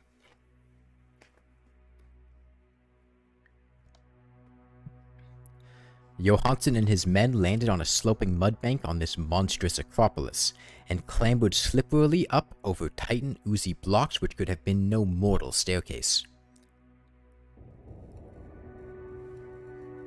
The very sun of heaven seemed distorted when viewed through the polarizing miasma welling out from this sea-soaked perversion, and twisted menace and suspense lurked eerily. Hold on. The very sun of heaven seemed distorted when viewed through polarizing... The very sun of heaven seemed distorted when viewed through the polarizing miasma welling out from this sea-soaked perversion, and twisted menace and suspense lurked leeringly in those crazily elusive angles of carven rock where a second glance shewed concavity after the first shewed convexity. Something very like fright had come over all the explorers before anything more definite than rock and ooze and weed was seen. Each would have fled had he not feared the scorn of the others. And it was only half-heartedly that they searched, vainly as it proved, for some portable souvenir to bear away.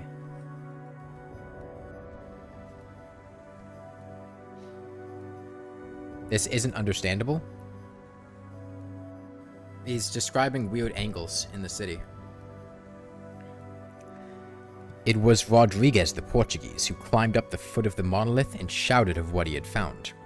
The rest followed him, and looked curiously at the immense carved door with the now familiar squid dragon bas-relief. It was, Johansen said, like a great barn door, and they all felt that it was a door because of the ornate lintel, threshold, and jambs around it, though they could not decide whether it lay flat like a trapdoor or slantwise like an outside cellar door. As Wilcox would have said, the geometry of the place was all wrong. One could not be sure that the sea and the ground were horizontal, hence the relative position of everything else seemed phantasmally variable. Bryden pushed at the stone in several places without result. Then Donovan felt over it delicately around the edge, pressing each point separately as he went. He climbed interminably along the grotesque stone molding. That is, one would call it climbing if the thing was not, after all, horizontal, and the men wondered how any door in the universe could be so vast. Then very slowly and softly, the acre-great panel began to give inward at the top, and then they saw it was balanced. Donovan slid or somehow propelled himself down or along the jamb and rejoined his fellows, and everyone watched the queer recession of the and everyone watched the queer recession of the monstrously curving portal. In this fantasy of prismatic distortion, it moved anomalously in a diagonal way, so that all the rules of matter and perspective seemed upset. The aperture was black with a darkness almost material. That tenebrousness was indeed a positive quality, for it obscured such parts of the inner walls as ought to have been revealed, and actually burst forth like smoke from its eon-long imprisonment, visibly darkening the sun as it slunk away into the no, Jesse.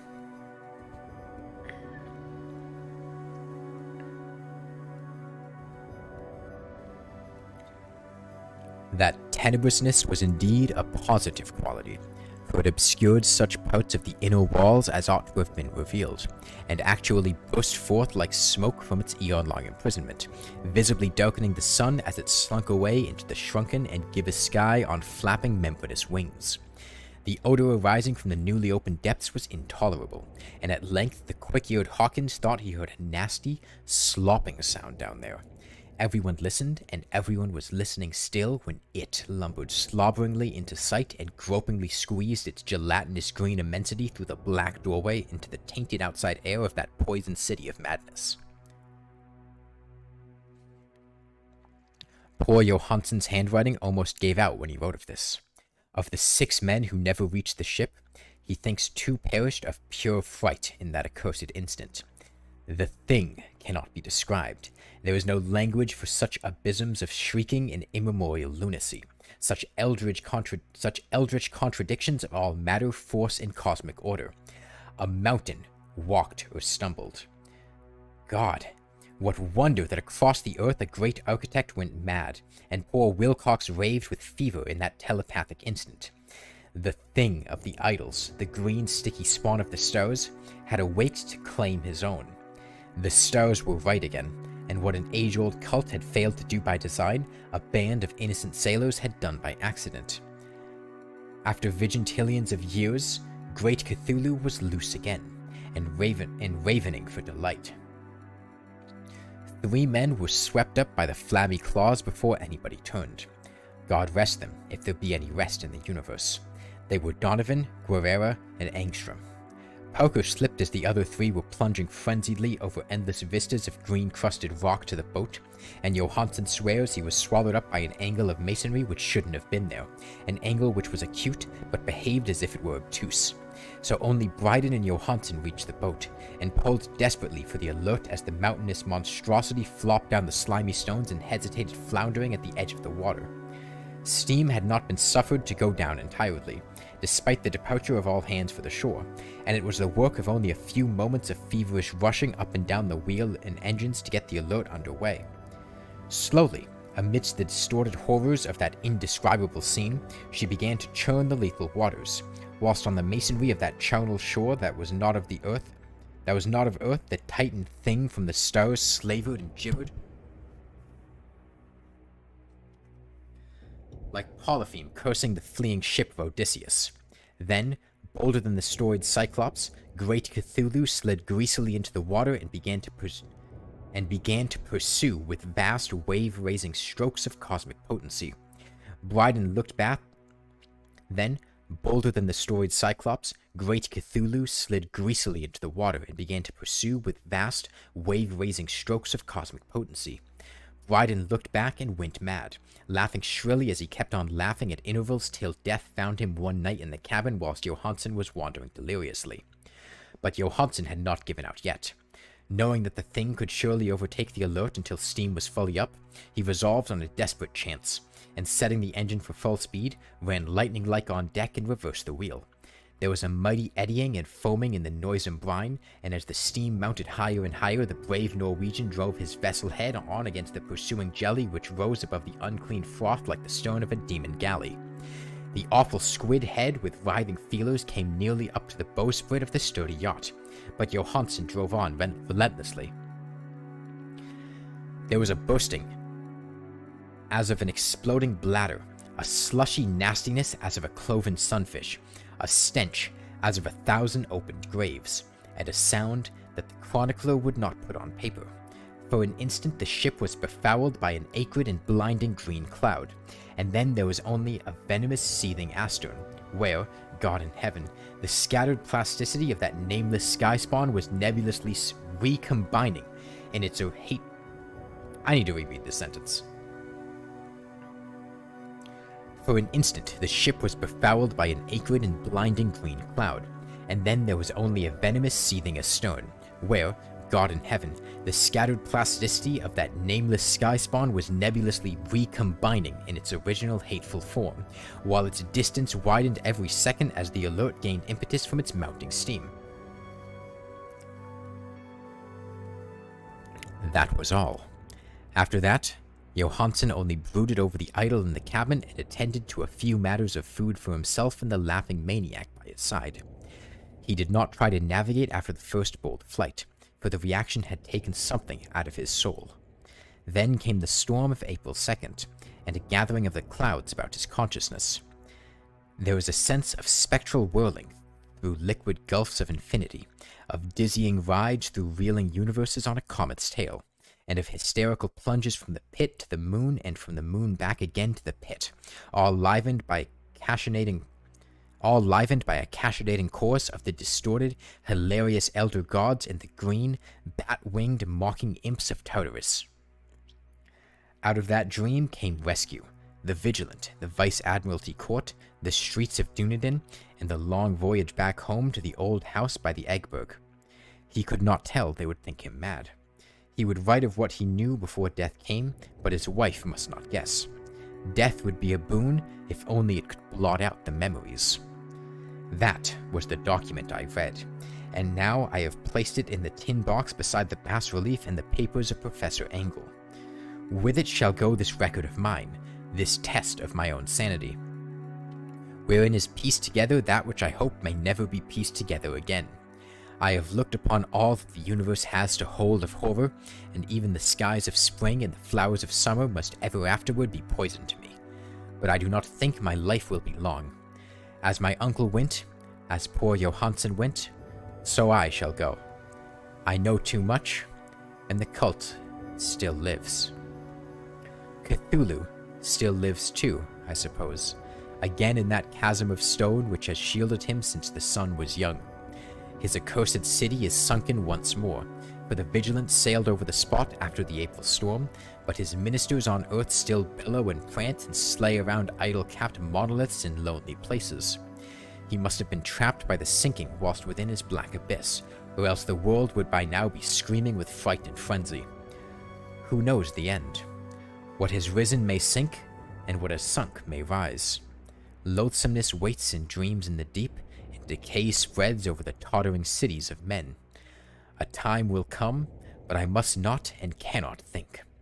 Let me pray that, if I do not survive this manuscript, my executors may put caution before audacity and see that it meets no other eye. That is the end of the story. That was the Call of Cthulhu. Uncomfortable racial depictions aside, that was a good story. Way easier to read than the fucking Mountains of Madness. God. Way less technical jargon. All we had was the thing. But yes. The gist of that story was that in, I think, 1925, the period of March 1st to April 2nd, or late March to April 2nd, I forget exactly.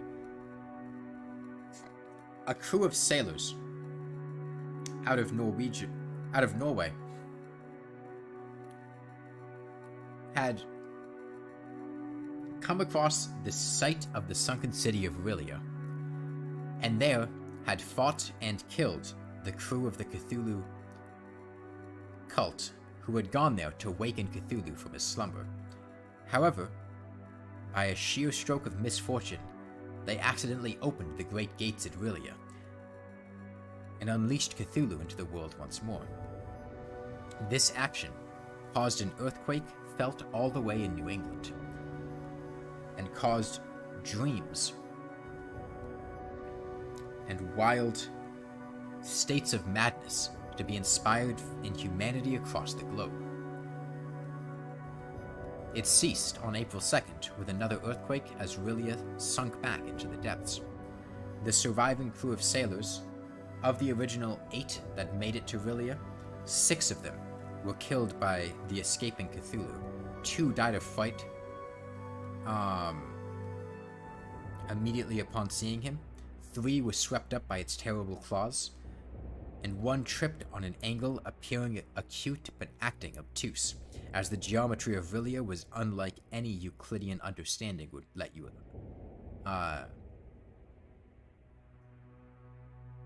was unlike any that could exist with a Euclidean understanding of geometry. The second escaped sailor viewed Cthulhu, staring back at them, pursuing as they attempted to flee, and was stricken mad. And the final surviving one, Johansson, managed to get to full steam speed as an acrid and blinding green cloud overtook the ship. A venomous and putrid cloud of hatred. After which, getting the engine to full speed, he managed to escape the titanic being. He spoke of this to no one, yet wrote about it in a manuscript, which the narrator had found following his death, piecing together all of these pieces and understanding the story as it happens. Cthulhu may have sunk back on April 2nd, back to the depths of Rilia at the bottom of the ocean, yet he still lives. The cult that worships him still lives, and when the stars are right once more, they will attempt to waken him again. And, as prefaced at the beginning of the story, the narrator, much like his elder uncle, much like Johansson the sailor, was killed by the Cthulhu cult. The story was prefaced with the understanding that this manuscript was taken. It was among the papers of the late Francis Wayland Thurston of Boston, having already been killed for knowing too much of the Cthulhu cult. So what do we read next? I'll read out some stories. You guys can tell me what you guys want to hear.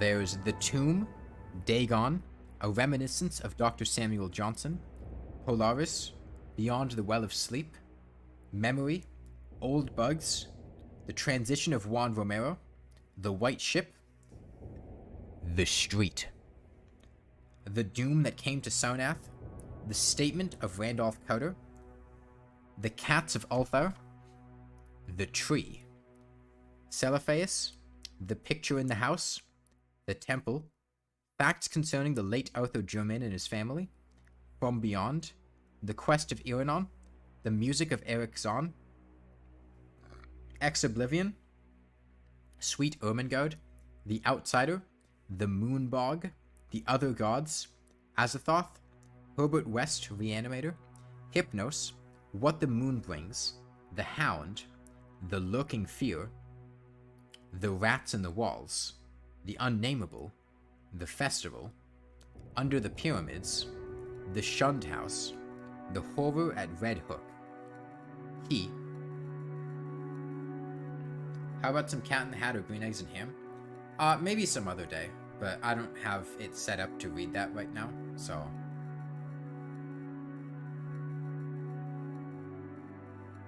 At this point, I kind of just feel like reading these. In the Vault, Cool Air, Hickman's Model, The Strange High House in the Mist, The Silver Key, The Dream Quest of Unknown Kadath, The Case of Charles Dexter Ward, The Color Out of Space, The Descendant, The Very Old Folk, History of the Necronomicon, The Dunwich Horror, Ibid, The Whisperer in Darkness, The Shadow over Innsmouth, The Dreams in the Witch House, Through the Gates of the Silver Key, The Thing on the Doorstep, The Evil Clergyman, The Book, The Shadow Out of Time, The Haunter in the Dark, The Life and Times of H.P. Lovecraft. I've heard the Dunwich Horror a lot. That's another one of his more iconic works. I'd be down to read that. Heard a lot about Shadow over Innsmouth, too. I'll do the Dunwich Horror. Page 674.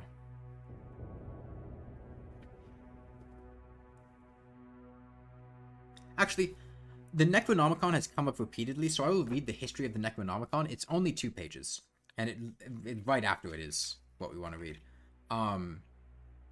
So this would probably give good backstory to when he mentions the Necronomicon, since he brings it up a lot in his stories. History of the Necronomicon. Original title Al-Azif, Azif being the word used by the Arabs to designate that nocturnal sound made by insects supposed to be the howling of demons. Composed by Abdul al-Hazred, a mad poet of Sana'a in Yemen, who is said to have flourished during the period of the Umayyad Caliphs circa 700 AD. He visited the ruins of Babylon and the subterranean secrets of Memphis and spent 10 years alone in the great southern desert of Arabia, the Roba el-Khalia or empty space of the ancients, and Dana or crimson desert of the modern Arabs, which is held to be inhabited by protective evil spirits and monsters of death.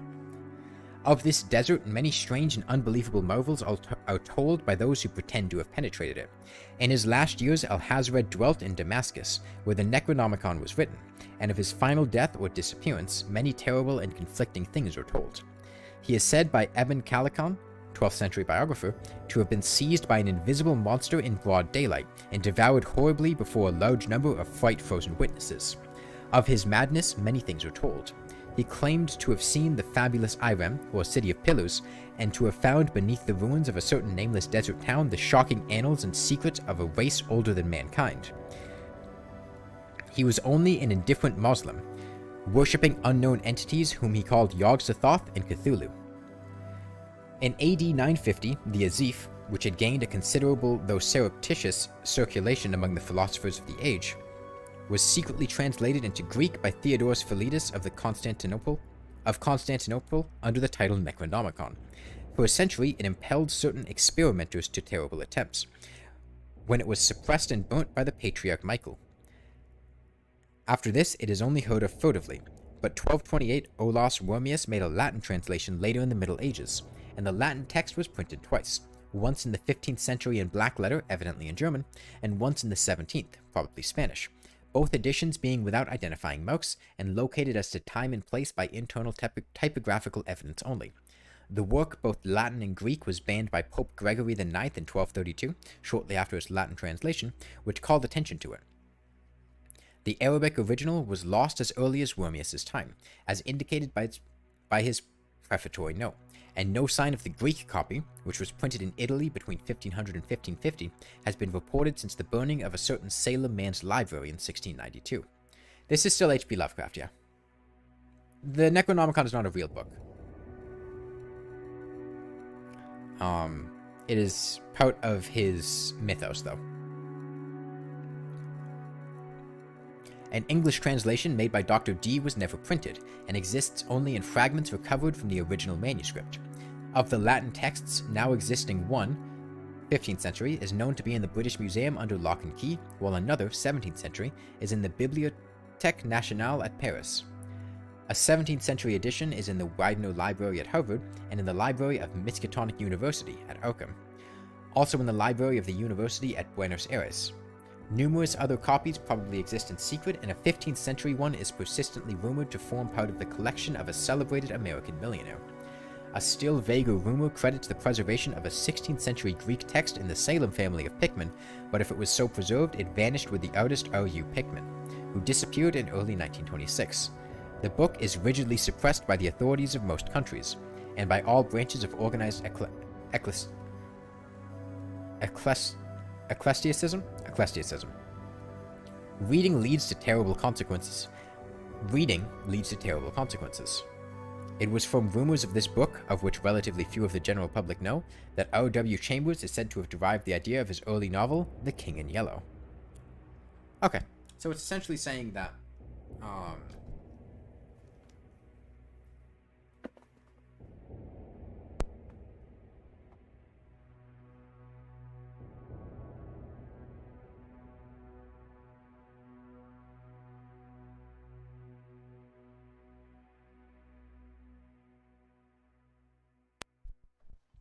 The Necronomicon was a book written in around 700 AD by Abdul al-Hazred in Yemen, who then went to Arabia. I know my audio cut out. I had to blow my nose. Spent many years wandering the Arabic desert, claimed to have seen many things and worshipped occult entities, and wrote the Necronomicon, which was then passed down in secret throughout the ages. I mean, after today, we might consider reading something else, Shark Tales, but for today at least, I'm still going to be reading Lovecraft. I only have so many things I can read, and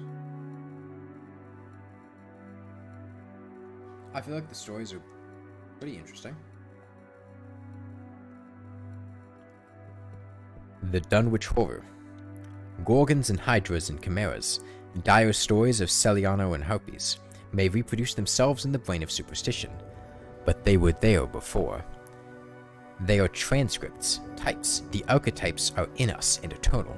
How else should the recital of that which we know in a waking sense to be false come to affect us at all? Is it that we naturally conceive terror from such objects, considered in their capacity of being able to inflict upon us bodily injury? Oh, least of all, these terrors are of older standing. They date beyond body, or without the body they would have been the same. That the kind of fear here treated is purely spiritual, that it is strong in proportion as it is objectless on earth, that it predominates in the period of our sinless infancy, our difficulties the solution of which might afford some probable insight into our anti-mundane condition, and a peep at least into the shadowland of pre-existence. Do a Bible reading? Oh god, no. Charles Lamb, Witches and Other Night Fears. I don't know if that's an actual book, again. That is a small excerpt at the beginning of the short story. I've been muting my mic when I had to blow my nose.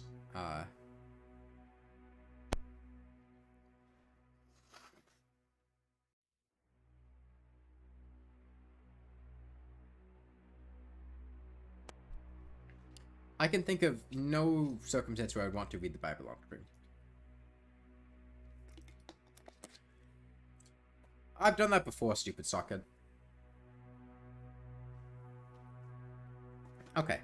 The Dunwich Horror.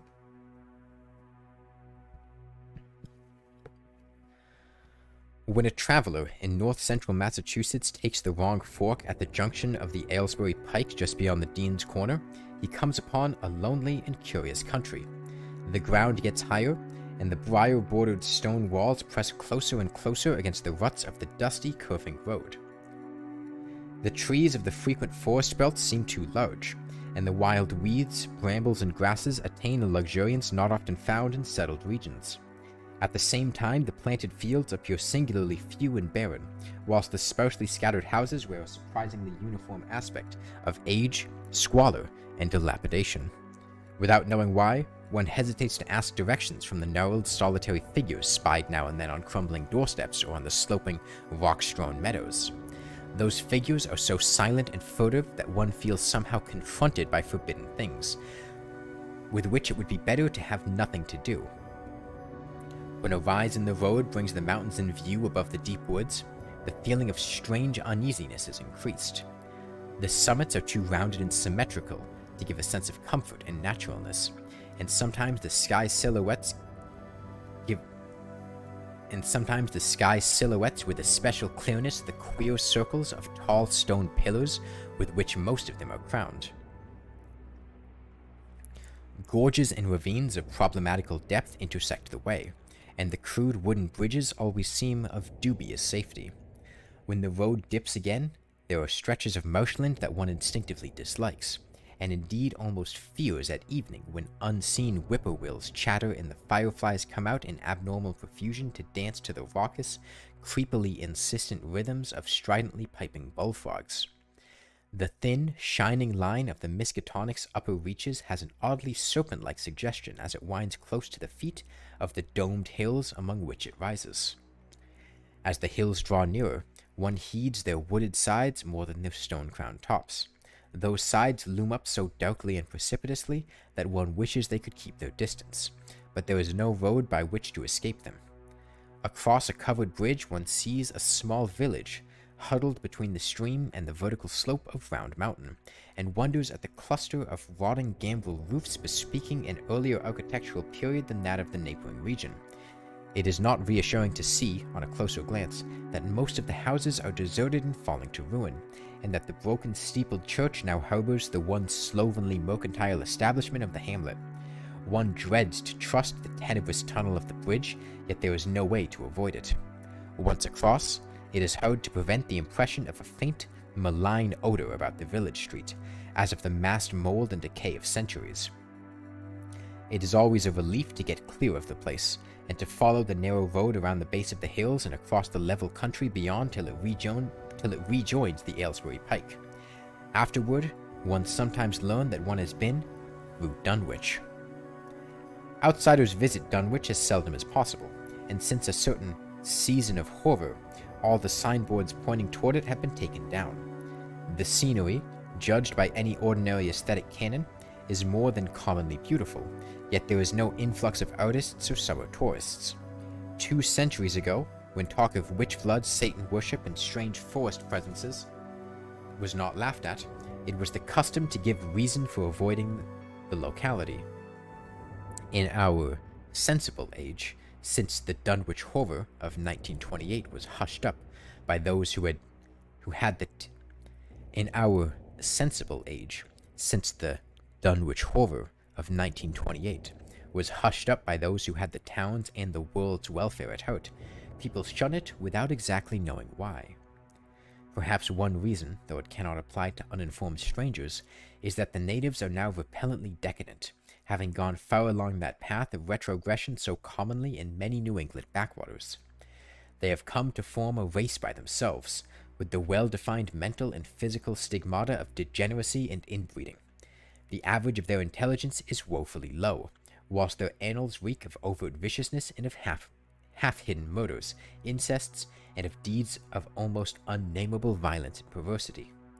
The old gentry, representing 2 or 3 armigerous families which came from Salem in 1692, have kept somewhat above the general level of decay, though many branches are sunk into the sordid populace so deeply that only their names remain as a key to the origin they disgrace. Some of the Whateleys and bishops still send their eldest sons to Harvard and Miskatonic, though those sons seldom return to the moldering gambrel roofs under which they and their ancestors were born.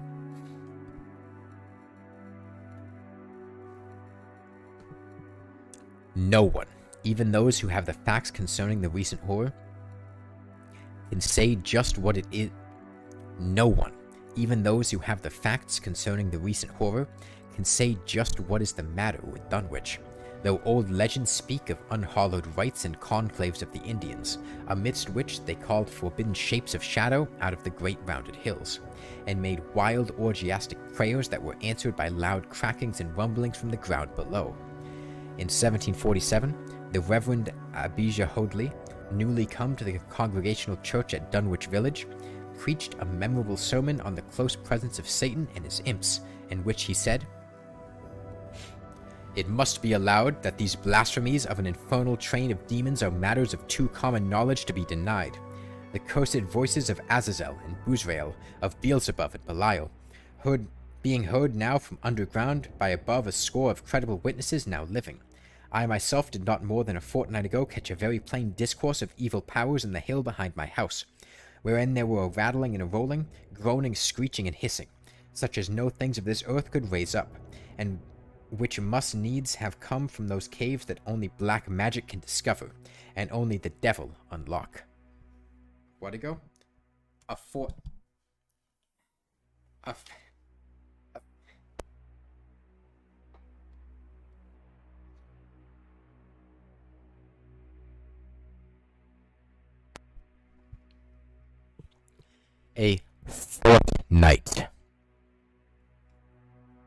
Okay? Are you happy now? Are you happy that I said the word fortnight? Is that funny to you? You think that's a joke? Fortnight?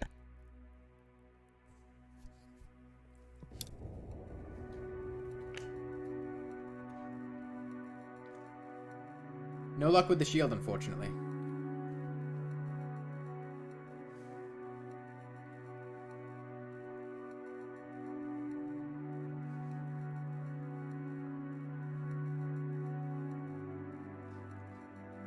30 minutes wasted? No, we didn't waste 30 minutes.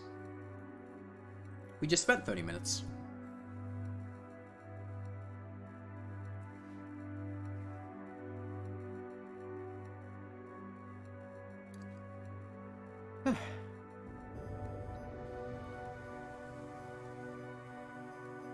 So far we've gotten... How many paladins have we killed? We've killed 5 paladins. And we've gotten 2 ribs and 1 shield. Oh wait, I need to... I keep forgetting to destroy this.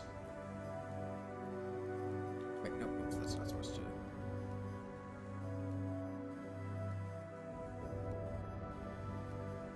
Read the wiki page on H.P. Lovecraft. We're in the middle of the Dunwich Horror.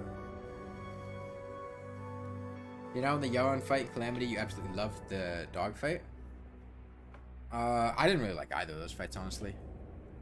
We didn't read the Wikipedia page on H.P. Lovecraft, but we did read the intro to this book, which just gave a bunch of story on his life. I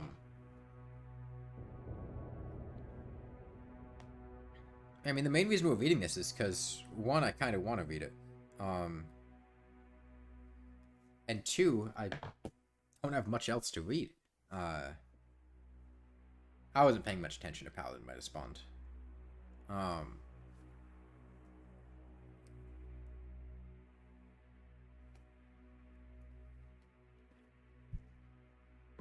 Mr. Hoadley disappeared soon after delivering this sermon, but the text, printed in Springfield, is still extant.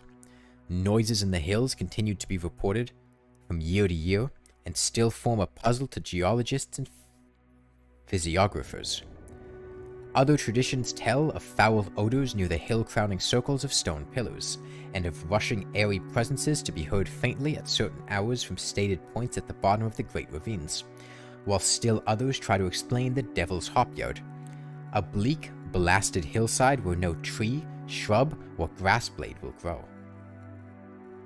Then, too, the natives are mortally afraid of the numerous whippoorwills which grow vocal on warm nights. It is vowed that the birds are psychopomps, lying in wait for the souls of the dying, and that they time their eerie cries in unison with the sufferer's struggling breath. If they can catch the fleeing soul when it leaves the body, they instantly flutter away, chittering in demonic laughter, but if they fail, they subside gradually into a disappointed silence. These tales, of course, are obsolete and ridiculous, because they come down from very old times. Dunwich is indeed ridiculously old, older by far than any of the communities within 30 miles of it. South of the village, one may still spy the cellar walls and chimney of the ancient bishop house, which was built before 1700, whilst the ruins of the mill at the falls, built in 1806, form the most modern piece of architecture to be seen. Industry did not flourish here, and the 19th century factory movement proved short-lived. Oldest of all are the great rings of rough-hewn stone columns on the hilltops, but these are more generally attributed to the Indians than the settlers. Deposits of skulls and bones found within these circles and around the sizable table-like rock on Sentinel Hill sustain the popular belief that such spots were once the burial place of the Pocumtucks, even though many ethnologists, disregarding the absurd improbability of such a theory, persist in believing the remains Caucasian. Pocumtuck. Why is that familiar? Pocumtuck. I know why. My dad's an anthropologist, and we did archaeology work around southern New Hampshire. The Pocumtuck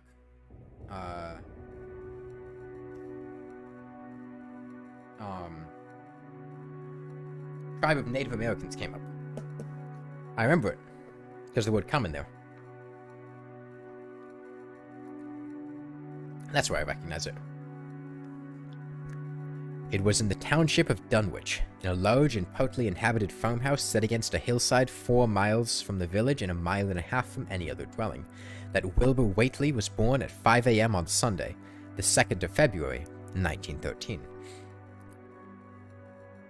This date was recalled because it was Candlemas, which people in Dunwich curiously observe under another name, and because the noises in the hills had sounded, and all the dogs of the countryside had barked persistently throughout the night before. Less worthy of notice was the fact that the mother was one of the decadent Whateleys, a somewhat deformed, unattractive albino woman of 35, living with an aged and half-insane father about whom the most frightful tales of wizardry had been whispered in his youth. Lavinia Whateley had no known husband, but according to the custom of the region made no attempt to disavow the child. Concerning the other side of whose ancestry the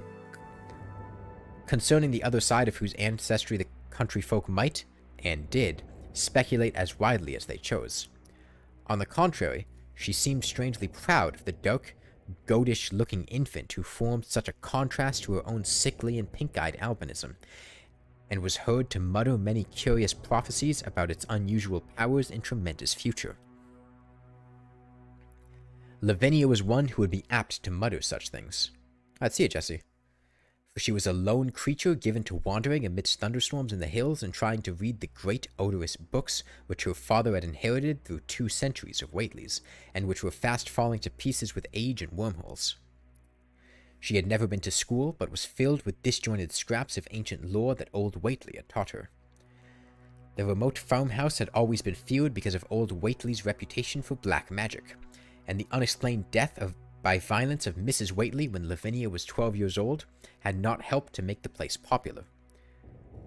Isolated among strange influences, Lavinia was fond of wild and grandiose daydreams and singular occupations, nor was her leisure much taken up by household cares in a home from which all standards of order and cleanliness had long since disappeared.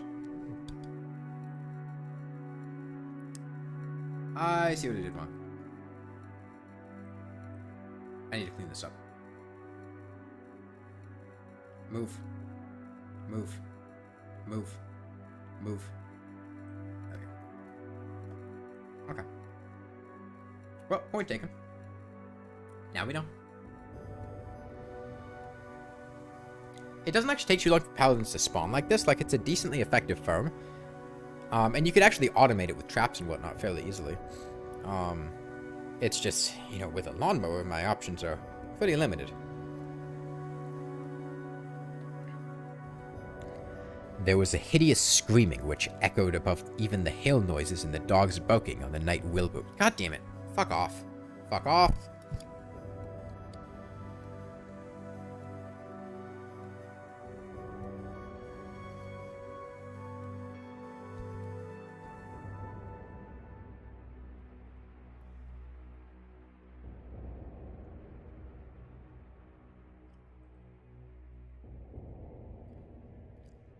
Caster's gone.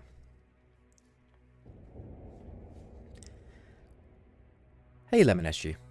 There was a hideous screaming which echoed above even the hill noises and the dogs barking on the night Wilbur was born, but no known doctor or midwife presided at his coming. Neighbors knew nothing of him till a week afterward. Oh my god. Cannot catch a break here. Dark casters are really the only troublesome thing.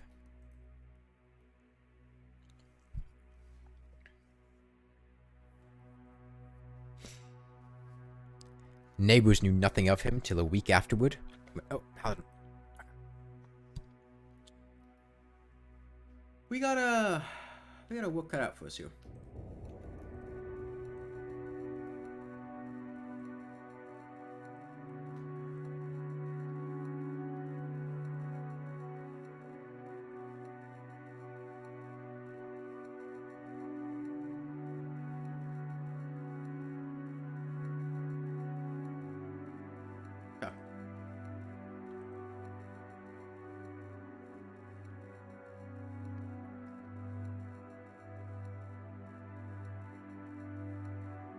What about the other guys? Oh, die. No worries. The necromancer is, like, not really able to hit me. I'll take a healing potion just in case, but I don't expect it'll be much trouble. Neighbors knew nothing of him till a week afterward, when old Whateley drove his sleigh through the snow into Dunwich village and discoursed incoherently to the group of loungers at Osborne's general store. There seemed to be a change in the old man, an added element of furtiveness in the clouded brain which subtly transformed him from an object to a subject of fear, though he was not one to be perturbed by any common family event. Amidst it all, he shewed some trace of the pride later noticed in his daughter, and what he said of the child's paternity was remembered by many of his hearers years afterward. "I don't care what you folks think. If Lavinia's boy looked like his pa, he wouldn't look nothing like you expect. You needn't think the only folks is the folks hereabouts. Lavinia's reared some, and has seed some things of the most a ye only tell you about. The most a ye only tell about. I calculate her man is the good a husband as you can find this side of Aylesbury. And if you knewed as much about the hills as I do, you wouldn't ask no better church wedding nor. Let me tell you something. Some days your folks will hear a child of Lavinia's a calling his father's name on the top of Sentinel Hill." The only persons who saw Wilbur during the first month of his life were old Zechariah Whately, of the undecayed Whateleys, and Earl Sawyer's common-law wife, Mammy Bishop. Mammy's visit was frankly one of curiosity, and her subsequent tales did justice to her observations. But Zechariah came to lead a pair of Alderney cows which old Whately had bought of his son Curtis. This marked the beginning of a course of cattle buying on the part of small Wilbur's family, which ended only in 1928, when the Dunwich Clover came and went. Yet at no time did the ramshackle Whately barn seem overcrowded with livestock. There came a period when people were curious enough to steal up and count the herd that grazed precariously on the steep hillside above the old farmhouse, and they could never find more than 10 or 12 anemic, bloodless-looking specimens. Evidently some blight or distemper, perhaps sprung from the unwholesome pasturage or the diseased fungi and timbers of the filthy bone, caused a heavy mortality amongst the Whately animals. Odd wounds or sores, having something of the aspect of incisions, seemed to inflict the visible cattle, and once or twice during the earlier months certain callers fancied they could discern similar sores about the throats of the grey, unshaven man and his slatternly, crinkly-haired albino daughter. In the spring after Wilbur's birth, Lavinia resumed her customary rambles in the hills, bearing in her misproportioned arms the swarthy child. Public interest in the Whateleys subsided after most of the country folk had seen the baby, and no one bothered to comment on the swift development which that newcomer seemed every day to exhibit. Wilbur's growth was indeed phenomenal, for within 3 months of his birth he had attained a size and muscular power not usually found in infants under a full year of age. His motions and even his vocal sound shewed a restraint and deliberateness highly peculiar in an infant. And no one was really unprepared when, at 7 months, he began to walk unassisted, with falterings which another month was sufficient to remove. It was somewhat after this time, on Halloween, that a great blaze was seen at midnight on the top of Sentinel Hill, where the old table-like stone stands amidst its tumulus of ancient bones. Considerable talk was started when Silas Bishop, of the undecayed bishops, mentioned having seen the boy running sturdily up that hill ahead of his mother about an hour before the blaze was remote. Silas was rounding up a stray heifer, but he nearly forgot his mission when he fleetingly spied the 2 figures in the dim light of his lantern. They darted almost noiselessly through the underbrush, and the astonished watcher seemed to think they were entirely unclothed. Afterward, he could not be sure about the boy, who may have had some kind of fringed belt and a pair of dark trunks or trousers on. Wilbur was never subsequently seen alive and conscious without complete and tightly buttoned attire, the disarrangement or threatened disarrangement of which always seemed to fill him with anger and alarm. His contrast with his squalid mother and grandfather in this respect was thought very notable until the horror of 1928 suggested the most valid of reasons. The next January, gossips were mildly interesting in the fact that Lavinia's black brat had commenced to talk, and at the age of only 11 months, his speech was somewhat remarkable, both because of its difference from the ordinary accents of the region, and because it displayed a freedom from infantile lisping which many children of 3 or 4 might well be proud. The boy was not talkative, Yet when he spoke, he seemed to reflect some elusive element wholly unpossessed by Dunwich and its denizens. The strangeness did not reside in what he said, or even in the simple idioms that he used, but seemed vaguely linked with his intonation or with the internal organs that produced the spoken sounds. His facial aspect, too, was remarkable for its maturity, for though he shared his mother and grandfather's chinlessness, his firm and precociously shaped nose united with the expression of his large, dark, almost Latin eyes to give him an air of quasi-adulthood and well-nigh preternatural intelligence. He was, however, exceedingly ugly, despite his appearance of brilliancy, there being something almost goatish or animalistic about his thick about his thick lips, large-pored, yellowish skin, coarse crinkly hair, and oddly elongated ears. He was soon disliked even more decidedly than his mother and grandsire, and all conjectures about him were spiced with references to the bygone magic of old Whately, and how the hills once shook when he shrieked the dreadful name of Yog-Sothoth in the midst of a circle of stones with a great book open in his arms before him. Dogs abhorred the boy, and he was always obliged to take various defensive measures against their barking menace. Meanwhile, old Whately continued to buy cattle without measurably increasing the size of his herd. He also cut timber and began to repair the unused parts of his house, a spacious, peak-roofed affair whose rear end was buried entirely in the rocky hillside, and whose 3 least ruined ground floor rooms had always been sufficient for himself and his daughter. There must have been prodigious reserves of strength in the old man to enable him to accomplish so much hard labor. And though he still babbled dementedly at times, his carpentry seemed to shew the effects of sound calculation. It had already begun as soon as Wilbur was born, when one of the many tool sheds had been put suddenly in order, clapboarded and fitted with a stout fresh lock. Now, in restoring the abandoned upper story of the house, he was a no less thorough craftsman. His mania shewed itself only in his tight boarding up of all the windows in the reclaimed section, though many declared that it was a crazy thing to bother with the reclamation at all. Less inexplicable was his fittings up of another downstairs room for his new grandson, a room which several callers saw, though no one ever admitted to the yet though no one was ever admitted to the closely boarded upper story. This chamber he lined with tall, firm shelving, along which he began gradually to arrange, in apparently careful order, all the rotting ancient books and parts of books which during his own days had been heaped promiscuously in odd corners of the various rooms. "I made some use of 'em," he would say, as he tried to mend a torn black-letter page with paste prepared on the rusty kitchen stove. "But the boy's fitting to make better use of 'em. You ought to have 'em as well sort as he can, for they're going to be all of his learning." When Wilbur was a year and 7 months old, in September of 1914, his size and accomplishments were almost alarming. He had grown as large as a child of 4, and was a fluent and incredibly intelligent talker. He ran freely about the fields and hills, and accompanied his mother on all her wanderings.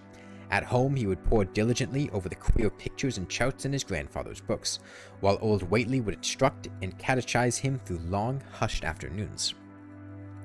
By this time the restoration of the house was finished, and those who watched it wondered why one of the upper windows had been made into a solid plank door.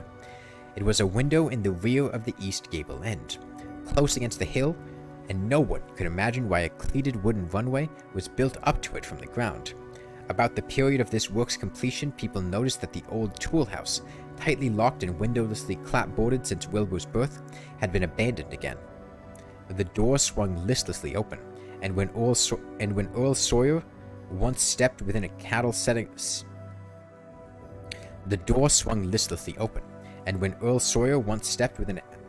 after a cattle-selling call on old Whately, he was quite discomposed by the singular odor he encountered. Such a stench, he averred, as he had never before smelt in all his life except near the Indian circles on the hills, and which could not come from anything sane or of this earth. Hey, Pink Mimic. But then, the homes and sheds of Dunwich folk had never been remarkable for olfactory immaculateness. The following months were void of visible events, save that everyone swore to a slow but steady increase in the mysterious hill noises. On May Eve of 1915, there were tremors which even the Aylesbury people felt, whilst the following Halloween produced an underground rumbling queerly synchronized with bursts of flame. Them witch Whately doings from the summit of Sentinel Hill. Wilbur was growing up uncannily, so that he looked like a boy of 10 as he entered his 4th year. He read avidly by himself now, but talked much less than formerly. A settled taciturnity was absorbing him, and for the first time people began to speak specifically of the dawning look of evil in his goatish face. He would sometimes mutter in unfamiliar jargon, and chant in bizarre rhythms which chilled the listener with a sense of unexplainable terror. The aversion displayed toward him by dogs had now become a matter of wide remark, and he was obliged to carry a pistol in order to traverse the countryside in safety. His occasional use of the weapon did not enhance his popularity amongst the owners of canine guardians.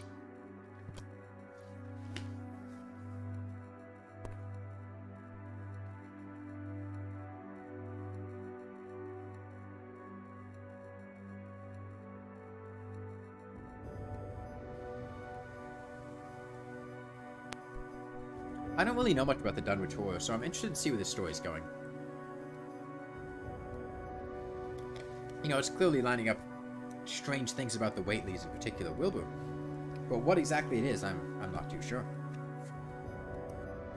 As I doubt it has anything to do with the Old Ones of the Mountains of Madness or the Cthulhu cult.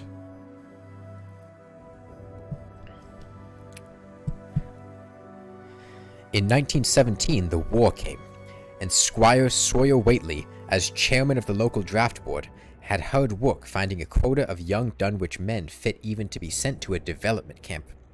The government, alarmed at such signs of wholesale regional decadence, sent several officers and medical experts to investigate, conducting a survey which New England newspaper readers may still recall.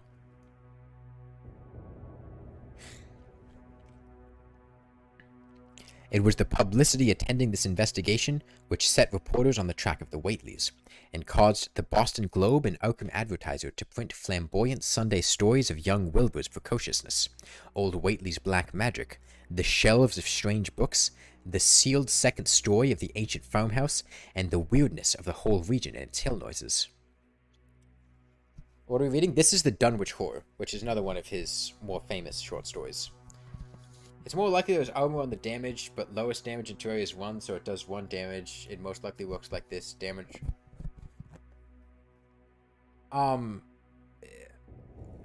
Defense cannot reduce damage below 1, if that's what you're asking. We deal 8 damage, but the Paladin has enough defense that it just gets reduced to 1.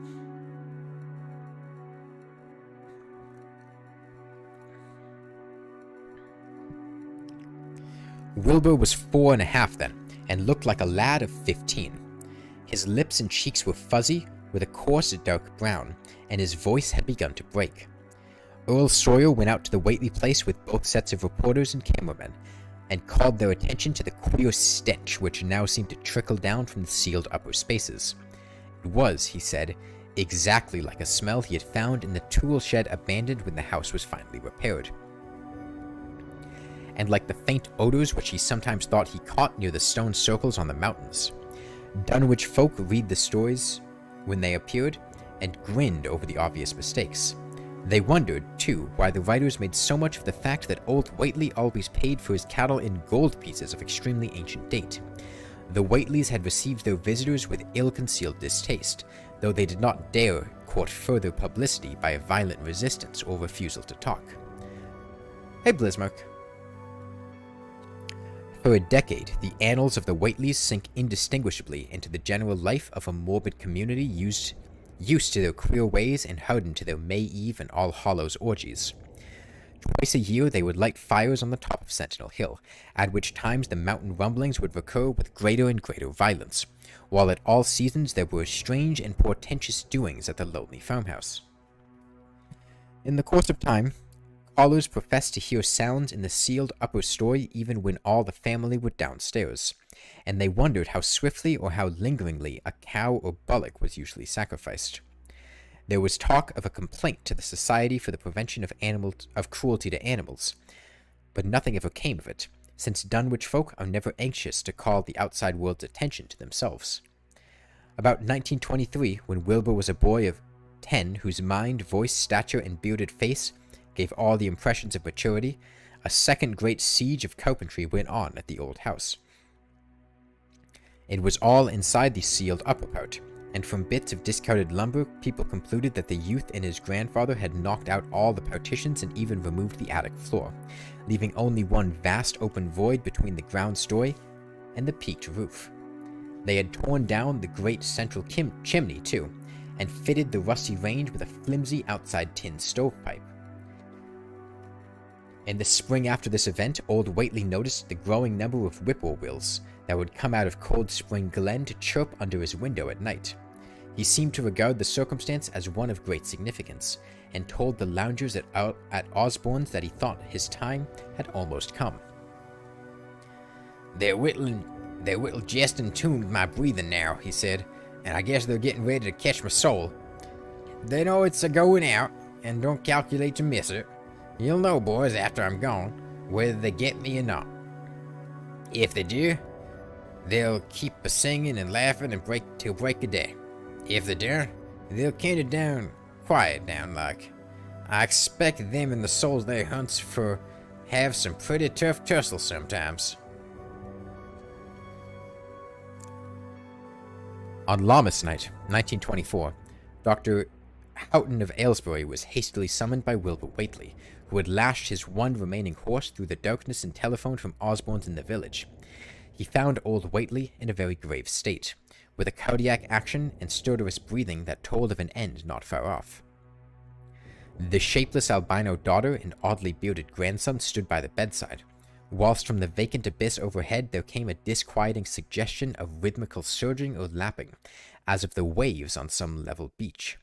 The doctor, though, was chiefly disturbed by the chattering night birds outside, a seemingly limitless legion of whippoorwills that cried their endless message in repetitions timed diabolically to the wheezing gasps of the dying man. It was uncanny and unnatural. Too much, thought Dr. Houghton, like the whole of the region he had entered so reluctantly in response to the urgent call. Toward 1 o'clock, old Whately gained consciousness, and interrupted his wheezing to choke out a few words to his grandson. "More space, Willie, more space soon. You grows, and that grows faster. It'll be ready to serve you soon, boy. Open up the gates to Yogg-Sothoth with the long chant that you'll find on page 751 of the complete edition, and then put a match to the prison. Fire from earth can't burn it nohow." He was obviously quite mad. After a pause during which the flock of whippoorwills outside adjusted their cries to the altered tempo while some indications of the strange hill noises came from afar off, he added another sentence or two. "Feed it regular, will you? And mind the quantity. But don't let it grow too fast for the place. For if it bursts quarters or gets spout afore you opens it to Yogg-Sothoth, it's all over and no use. Only them from beyond can make it multiplying work. Only them, the old uns who want to come back." Like, it's actually written like this, like, with, like, apostrophes and really poor grammar. Like, these aren't regular sentences. He's just, like, it's written like that.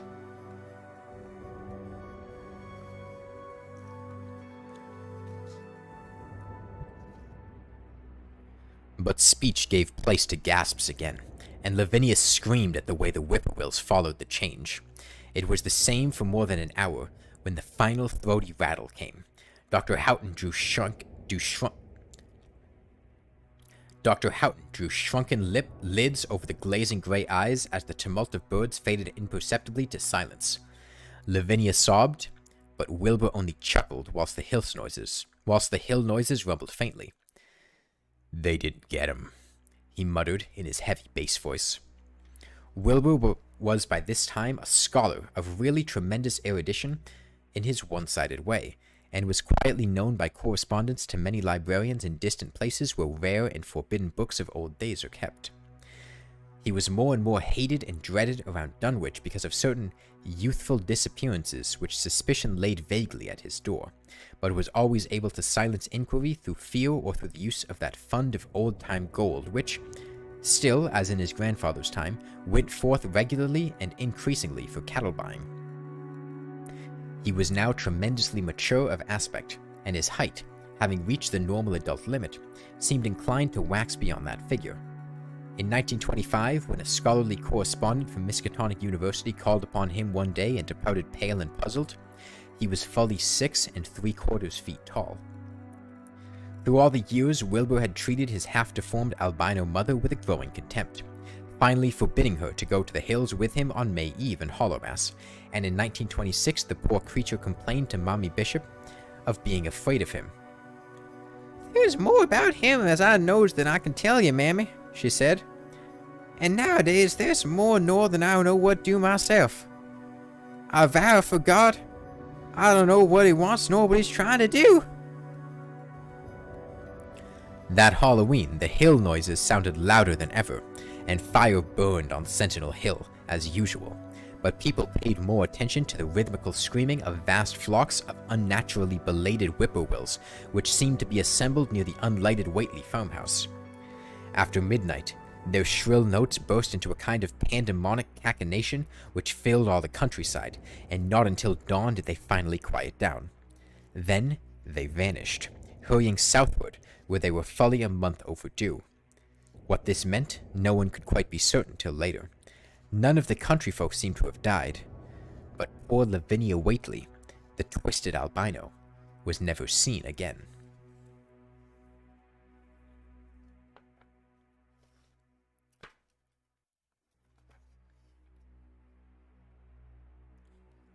I'm going to change the page.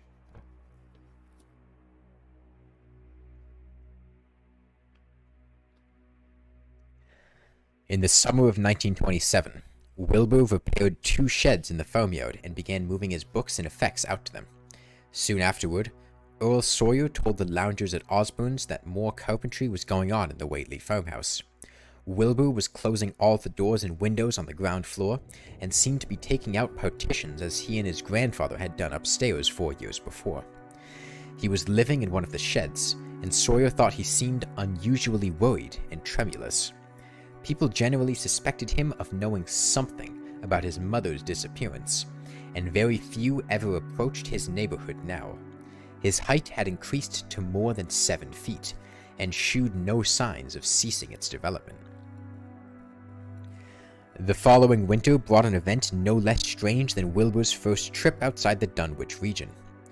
Correspondence with the Widener Library at Harvard, the Bibliothèque Nationale at Paris, the British Museum, the University at Buenos Aires, and the Library of Miskatonic University of Arkham had failed to get him the loan of a book he desperately wanted.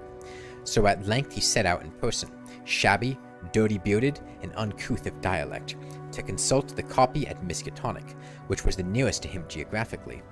Almost 8 feet tall, and carrying a cheap new valise from Osborne's general store, this dark and goatish gargoyle appeared one day in Arkham in the quest of the dreaded volume kept under lock and key at the college library, the hideous Necronomicon of the mad Arab Abdul al-Hazred in Olaus Wormius's Latin version, as printed in Spain in the 17th century.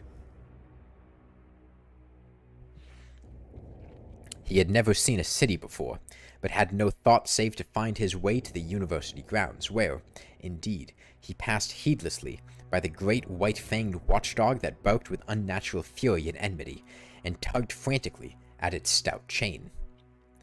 Wilbur had with him the priceless but imperfect copy of Dr. Dee's English version, which his grandfather had bequeathed him, and upon receiving access to the Latin copy, he at once began to collate the 2 texts with the aim of discovering a certain passage which would have come on the 751st page of his own defective volume. This much he could not civilly refrain from telling the librarian, the same erudite Henry Armitage, A.M. Miskatonic Ph.D., Princeton, Lit D. Johns Hopkins, who had once called at the farm, and who now politely plied him with questions. He was looking, he had to admit, for a kind of formula or incantation containing the frightful name Yog-Sothoth, and it puzzled him to find discrepancies, duplications, and ambiguities, which made the matter of determination far from easy. As he copied the formula, he finally chose, Dr. Armitage looked involuntarily over his shoulder at the open pages, the left-hand one of which, in the Latin version, contained such monstrous threats to the peace and sanity of the world. Nor is it to be thought, when the text as Armitage mentally translated it, that man is either the oldest or the last of Earth's masters, or that the common bulk of life and substance walks alone. The old ones were, the old ones are, and the old ones shall be, not in the spaces we know, but between them. They walk serene and primal, undimensioned and to us unseen. Yog-Sothoth knows the gate. Yog-Sothoth is the gate. Yog-Sothoth is the key and guardian of the gate. Past, present, future, all are one in Yog-Sothoth. He knows where the old ones broke through of old, and where they shall break through again. He knows where they have trod Earth's fields, and where they still tread them, and why no one can behold them as they tread. By their smell can man sometimes know them near, but of their semblance can no man know, saving only in the features of those they have begotten on mankind, and of those are their many sorts, differing in likeness from man's truest eidolon to that shape without sight or substance which is them. They walk unseen and foul in lonely places where the words have been spoken and the rites howled through at their seasons. The wind gibbers with their voices, and the earth mutters with their consciousness. They bend the forests and crush the city, yet may not forest or city behold the hand that smites. Kadath in the cold waste hath known them, and what man knows Kadath? The ice desert of the south and the sunken isles of the ocean hold stones whereon their seal is engraven, but who hath seen the deep frozen cities or a sealed tower long garlanded with seaweed and barnacles? Great Cthulhu is their cousin, yet can he spy them only dimly. Yeah, I'm not saying this one, man. Old Shubby? You guys know Shubby? Yeah, I'm not saying that name on stream. I hate to... No. That it literally just, like, has the N-word in it. Shubby.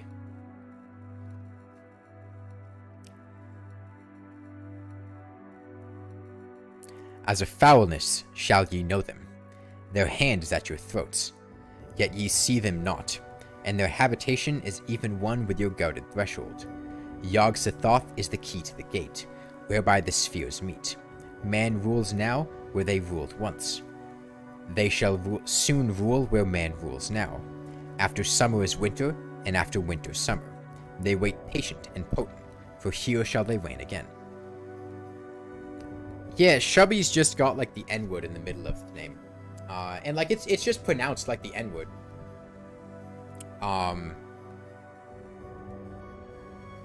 Maybe you could inflect it so it, like, slightly doesn't sound like the N-word, but, like, nah, I'm not saying that shit. It was bad enough all the times he talked about Negros. I'm not actually saying that.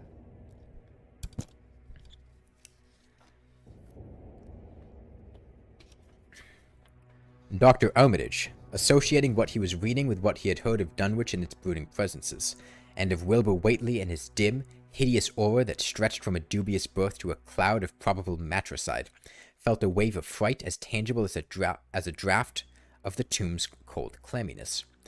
The bent, goatish giant before him seemed like the spawn of another planet or dimension, like something only partly of mankind, and linked to black gulfs of essence and entity that stretched like titan phantasms beyond all spheres of force and matter, space and time.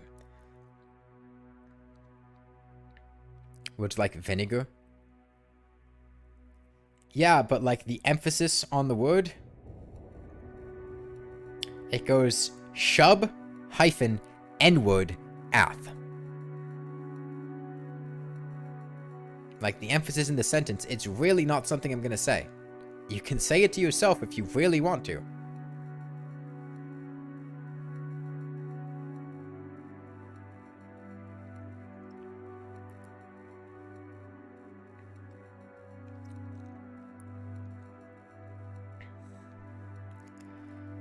Presently, Wilbur raised his head and began speaking in that strange, resonant fashion which hinted at sound-producing organs unlike the run of mankind's. Mr. Armitage, he said. "I calculate I've got to take that book home. There's things in it I've got to try under certain conditions that I can't get here, and it'd be a mortal sin to let a red tape rule hold me up. Let me take it along, sir, and I'll swear they won't nobody know the difference. I don't need to tell you I'll take good care of it. It won't me that put this D copy in the shape it is." He stopped as he saw firm denial on the librarian's face, and his own goatish features grew crafty. Armitage, half ready to tell him he might make a copy of what parts he needed, thought suddenly of the possible consequences and checked himself. There was too much responsibility in giving such a being the key to such blasphemous outer spheres. Whately saw how things stood, and tried to answer lightly. "Well, all right, if you feel that way about it. Maybe Harvard won't be so fussy as you be." And without saying more, he rose and strode out of the building, stooping at each doorway. Armitage heard the savage yelping of the great watchdog, and studied Whately's gorilla-like lope as he crossed the bit of campus visible from the window. He thought of the wild tales he had heard, and recalled the old Sunday stories in the Advertiser, these things and the lore he had picked up from Dunwich rustics and villagers during his one visit there. Unseen things not of Earth, or at least not of tri-dimensional Earth, rushed fetid and horrible through New England's glens, and brooded obscenely on the mountaintops.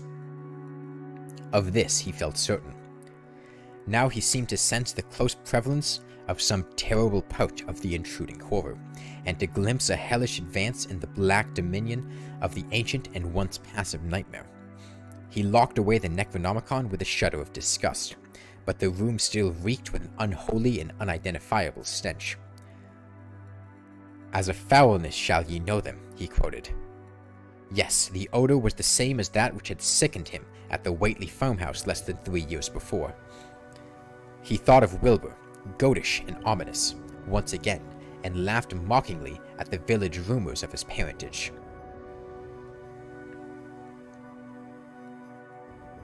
Oh, we got some ribs. We got some rib stock.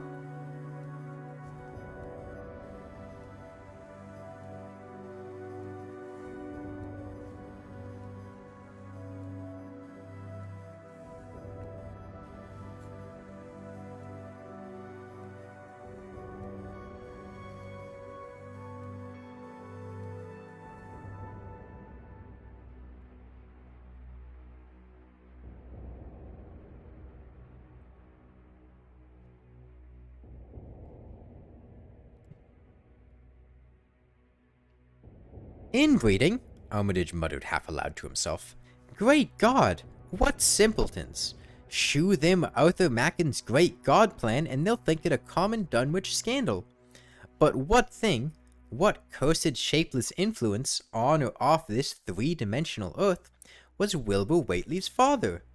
Born on Candlemas, 9 months after May Eve of 1912, when the talk about the queer earth noises reached clear to Oakham, what walked on the mountains that May night? What rude mishorror fastened itself on the world in half-human flesh and blood?" During the ensuing weeks, Dr. Armitage set about to collect all possible... Fuck off.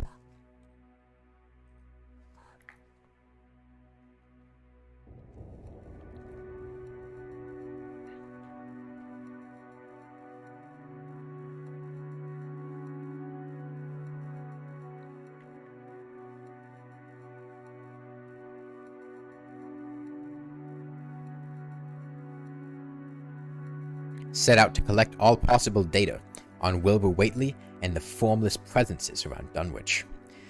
He got in communication with Dr. Houghton of Aylesbury, who had attended the old Whately in his last illness, and found much to ponder over in the grandfather's last words as quoted by the physician. A visit to Dunwich village failed to bring out much that was new, but a close survey of the Necronomicon, in those parts which Wilbur had sought so avidly, seemed to supply new and terrible clues to the nature, methods, and desires of the strange evil so vaguely threatening this planet. Talks with several students of archaic lore in Boston, and letters to many others elsewhere, gave him a growing amazement which passed slowly through varied degrees of alarm to a state of really acute spiritual fear.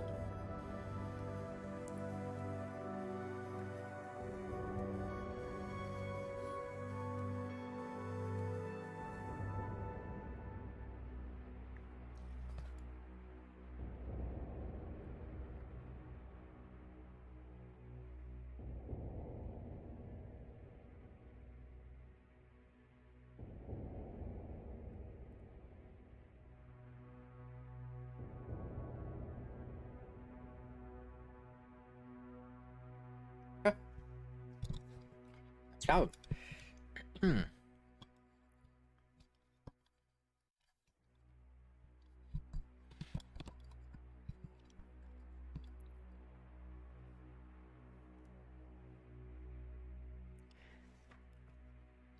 As the summer drew on, he felt dimly that something ought to be done about the lurking terrors of the upper Miskatonic Valley, and about the monstrous being known to the human world as Wilbur Whately. The Dunwich horror itself came between Lammas and the equinox in 1928, and Dr. Armitage was among those who witnessed its monstrous prologue. He had heard, meanwhile, of Whately's grotesque trip to Cambridge, and of his frantic efforts to borrow or copy from the Necronomicon at the Widener Library. Those efforts had been in vain, since Armitage had issued warnings of the keenest intensity to all librarians having charge of the dreaded volume. Wilbur had been shockingly nervous at Cambridge, anxious for the book, yet almost equally anxious to get home again, as if he feared the results of being away long.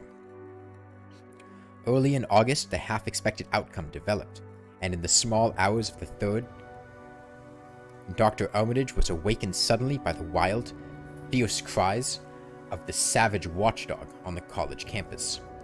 Deep and terrible, the snarling, half-mad growls and barks continued, always in mounting volume, but with hideously significant pauses. Then there rang out a scream from a wholly different throat, such a scream as roused half the sleepers of Arkham and haunted their dreams ever afterward. Such a scream as could come from no being born of earth, wholly of earth. Armitage, hastening into some clothing and rushing across the street and lawn to the college buildings, saw that others were ahead of him, and heard the echoes of a burglar alarm still shrilling from the library. An open window shewed black and gaping in the moonlight. What had come had indeed completed its entrance, for the barking and the screaming, now fast fading into a mixed low growling and moaning, proceeded unmistakably from within. Some instinct warned Armitage that what was taking place was not a thing for unfortified eyes to see, so he brushed back the crowd with authority as he unlocked the vestibule door. Among the others, he saw Professor Warren Rice and Dr. Francis Morgan, men to whom he had told some of his conjectures and misgivings, and these two he motioned to accompany him inside. The inward sounds, except for a watchful, droning whine from the dog, had by this time quite subsided, but Armitage now perceived with a sudden start that a loud chorus of whippoorwills among the shrubbery had commenced a damnably rhythmic piping, as if in unison with the last breaths of a dying man. The building was full of a frightful stench which Dr. Armitage knew too well, and the three men rushed across the hall to a small genealogical reading room, whence the low whining came. For a second, nobody dared to turn on the light. Then Armitage summoned up his courage and snapped the switch. One of the three, it is not certain which, shrieked aloud at what sprawled before them among disordered tables and overturned chairs. Professor Rice declares that he wholly lost consciousness for an instant, though he did not stumble or fall. The thing lay half bent on its side in a fetid pool of greenish-yellow ichor, and Terry's stickiness was almost 9 feet tall, and the dog had torn off all the clothing and some of the skin. It was not quite dead. My 7 viewers become the prophets of Dave the Creator. I don't know who that is. It was not quite dead, but twitched silently and spasmodically, while its chest heaved in monstrous unison with the mad piping of the expectant whippoorwills outside. Bits of shoe leather and fragments of apparel were scattered about the room, and just inside the window an empty canvas sack lay where it had evidently been thrown. Near the central desk, a revolver had fallen, a dented but undischarged cartridge later explaining why it had not been fired. The thing itself, however, crowded out all other images at the time. It would be trite and not wholly accurate to say that no human pen could describe it, but one may properly say that it could not be vividly visualized by anyone whose ideas of aspect and contour are so closely bound up with the common life forms of this planet and of the 3 known dimensions. It was partly human, beyond a doubt, with very man-like hands and head, and the goatish, chinless face had the stamp of the Whateleys upon it. But the torso and lower parts of the body were teratologically fabulous, so that only generous clothing could have enabled it to walk on Earth unchallenged or uneradicated. Above the waist it was semi-anthropomorphic, though its chest, where the dog's rending paws still rested watchfully, had the leathery, reticulated hide of a crocodile or alligator. The back was piebald with yellow and black, and dimly suggested the squamous covering of certain snakes. Below the waist, though, it was the worst, for here all human resemblance left off and sheer fantasy began. The skin was thickly covered with coarse black fur, and from the abdomen a score of long greenish-gray tentacles with red sucking mouths protruded limply. Their arrangement was odd, and seemed to follow the symmetries of some cosmic geometry unknown to Earth or the solar system. On each of the hips, deep set in a kind of pinkish, ciliated orbit, was what seemed to be a rudimentary eye, whilst in lieu of a tail there depended a kind of trunk or feeler with purple annular markings, and with many evidences of being an undeveloped mouth or throat. The limbs, save for their black fur, roughly resembled the hind legs of prehistoric Earth's giant saurians, and terminated in ridgy-veined pads that were neither hooves nor claws. When the thing breathed, its tail and tentacles rhythmically changed colors, as if from some circulatory cause normal to the non-human side of its ancestry. In the tentacles this was observable as a deepening of the greenish tinge, whilst in the tail it was manifest as a yellowish appearance which alternated with a sickly greyish-white in the spaces between the purple rings. Of genuine blood there was none, only the fetid greenish-yellow ichor, which trickled along the painted floor beyond the radius of the stickiness, and left a curious discoloration behind it. It doesn't cost money to send a message, God. I'm just reading. I mean, if I read out everything that people say in chat, I can't read. As the presence of the 3 men seemed to rouse the dying thing, it began to mumble without turning or raising its head. Dr. Armitage made no written record of its mouthings, but asserts confidently that nothing in English was uttered. At first the syllables defied all correlation with any speech of Earth, but toward the last there came some disjointed fragments evidently taken from the Necronomicon, that monstrous blasphemy in quest of which the thing had perished. These fragments, as Armitage recalls them, ran something like Ngai, Ngaiga, Bugshagog, Yaha, Yog-Sothoth, Yog-Sothoth. They trailed off into nothingness as the whippoorwills shrieked in rhythmical crescendos of unholy anticipation. Then came a halt in the gasping, and the dog raised its head in a long, lugubrious howl. Howl. A change came over the yellow, goatish face of the prostrate thing, and the great black eyes fell in appallingly. Outside the windows, the shrilling of the whippoorwills had suddenly ceased. And above the murmurs of the gathering crowd, there came the sound of panic-struck whirring and fluttering. Against the moon, vast clouds of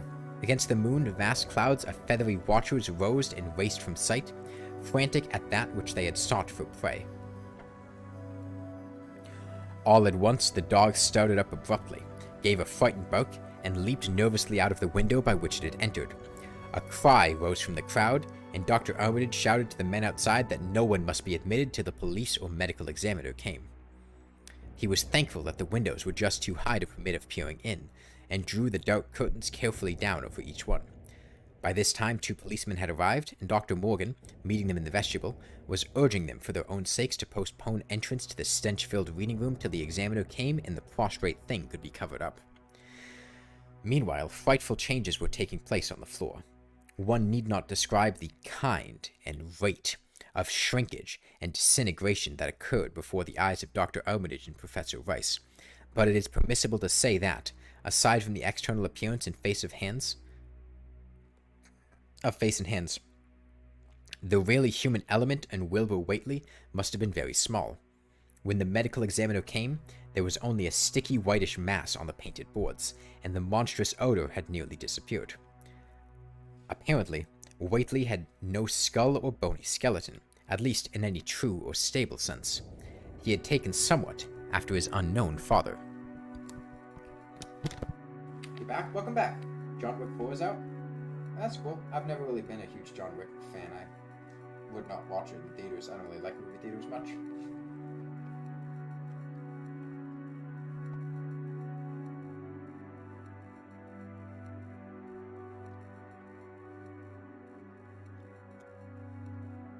Meanwhile, yet all this was only the prologue of the actual Dunwich horror. Formalities were gone through by bewildered officials, abnormal details were duly kept from press and public, and men were sent to Dunwich and Aylesbury to look up property and notify any who might be heirs of the late Wilbur Whately. They found the countryside in great agitation, both because of the growing rumblings beneath the domed hills, and because of the unwanted stench and the surging, lapping sounds which came increasingly from the great empty shell formed by Whately's boarded-up farmhouse. Earl Sawyer, who tended the horse and cattle during Wilbur's absence, had developed a woefully acute case of nerves. The officials devised excuses not to enter the noise-embodied place, and were glad to confine their survey to the deceased's living quarters, the newly mended sheds, to a single visit. They filed a ponderous report at the courthouse in Aylesbury, and litigations concerning heirship are said to be still in progress amongst the innumerable Whateleys, decayed and undecayed, of the upper Miskatonic Valley. An almost interminable manuscript in strange characters, written in a huge ledger and adjudged a sort of diary because of the spacing and the variations in ink and penmanship, presented a baffling puzzle to those who found it on the old bureau, which served as its owner's desk. After a week of debate, it was sent to Miskatonic University, together with the deceased's collection of strange books, for study and possible translation, but even the best linguists soon saw that it was not likely to be unriddled with ease. No trace of the ancient gold with which Wilbur and old Whately always paid their debts has yet been discovered. It was in the dark of September 9th that the horror broke loose. The hill noises had been very pronounced during the evening, and dogs barked frantically all night. Early risers of the 10th noticed a peculiar stench in the air.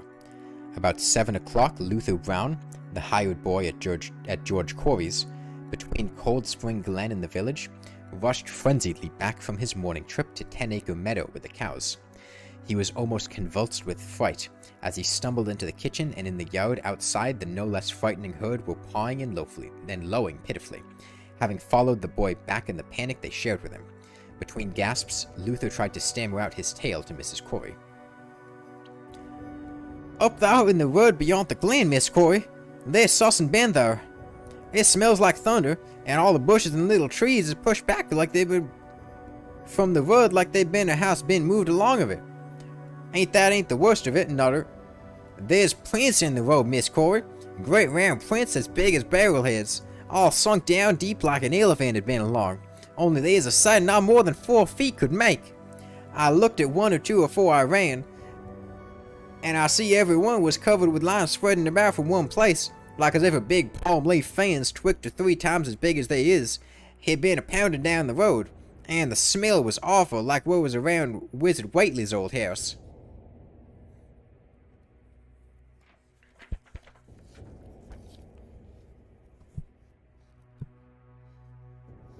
Here he faltered, and seemed to shiver afresh with the fright that had sent him flying home.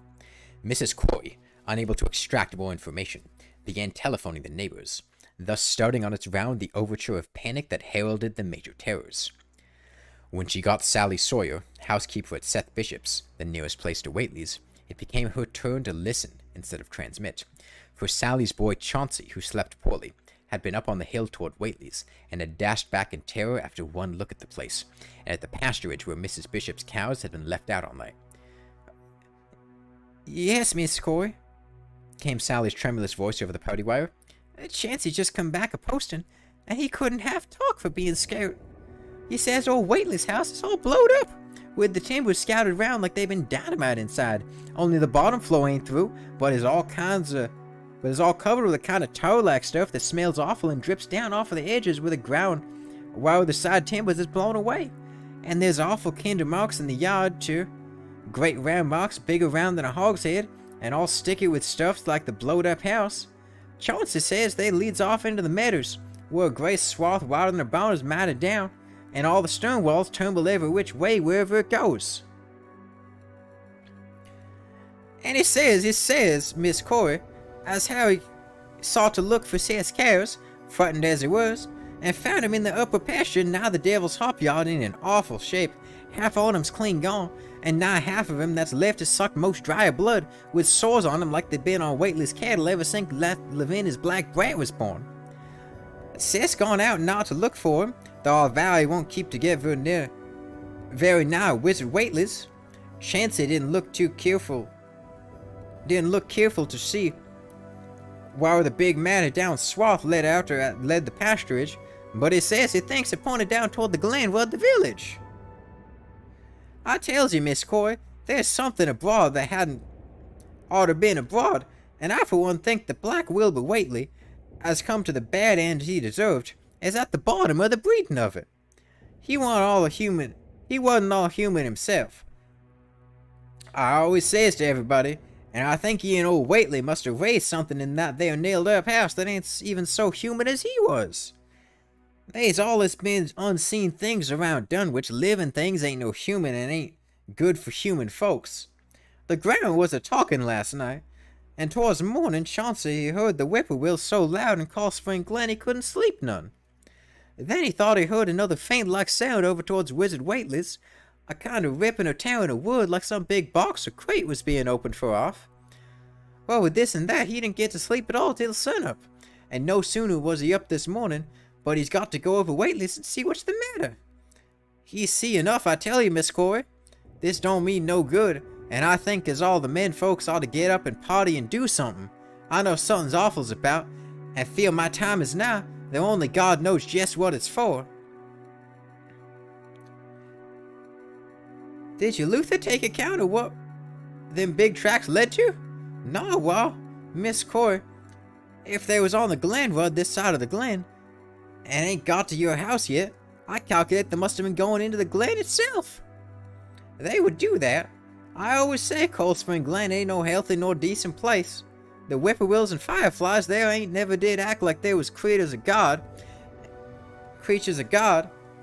and they's always says you can hear strange things a rushing and a talking in the air down there if you stand in the right place between the rock falls and Bear's Den. It's not anything interesting happen? In game, no. In the story, Yeah. By that noon, fully 3/4 of the men and boys of Dunwich were trooping over the roads and meadows between the new-made Whately ruins and Cold Spring Glen, examining in horror the vast, monstrous prints, the maimed bishop cattle, the strange, noisome wreck of the farmhouse, and the bruised, matted vegetation of the fields and roadsides. Whatever had burst loose upon the world had assuredly gone down into the great sinister ravine, for all the trees on the banks were bent and broken, and a great avenue had been gouged in the precipice-hanging underbrush. It was as though a house, launched by an avalanche, had slid down through the tangled growths of the almost vertical slope. From below no sound came, but only a distant, undefinable fetor, and it is not to be wondered at that the men preferred to stay on the edge and argue, rather than descend and beard the unknown cyclopean horror in its lair. 3 dogs that were with the party had barked furiously at first, but seemed cowed and reluctant when near the glen.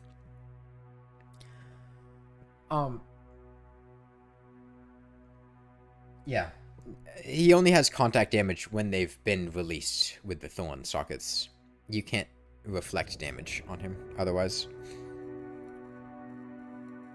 Someone telephoned the news to the Aylesbury transcript, but the editor, accustomed to wild tales from Dunwich, did no more than concoct a humorous paragraph about it, an item soon afterward reproduced by the Associated Press. That night, everyone went home, and every house and barn was barricaded as stoutly as possible. Needless to say, no cattle were allowed to remain in open pasturage. About 2 a.m, a frightful stench and the savage barking of the dogs awakened the household at Elmer Frey's, on the eastern edge of Cold Spring Glen, and all agreed that they could hear a sort of muffled swishing or lapping sounds from elsewhere outside. Mrs. Frey proposed telephoning the neighbors, and Elmer was about to agree when the noise of splintering wood burst in upon their deliberations. It came, apparently, from the barn, and was quickly followed by a hideous screaming and stamping amongst the cattle. No, Family Guy clips are copyrighted, and Subway Surfers gameplay sucks, so no.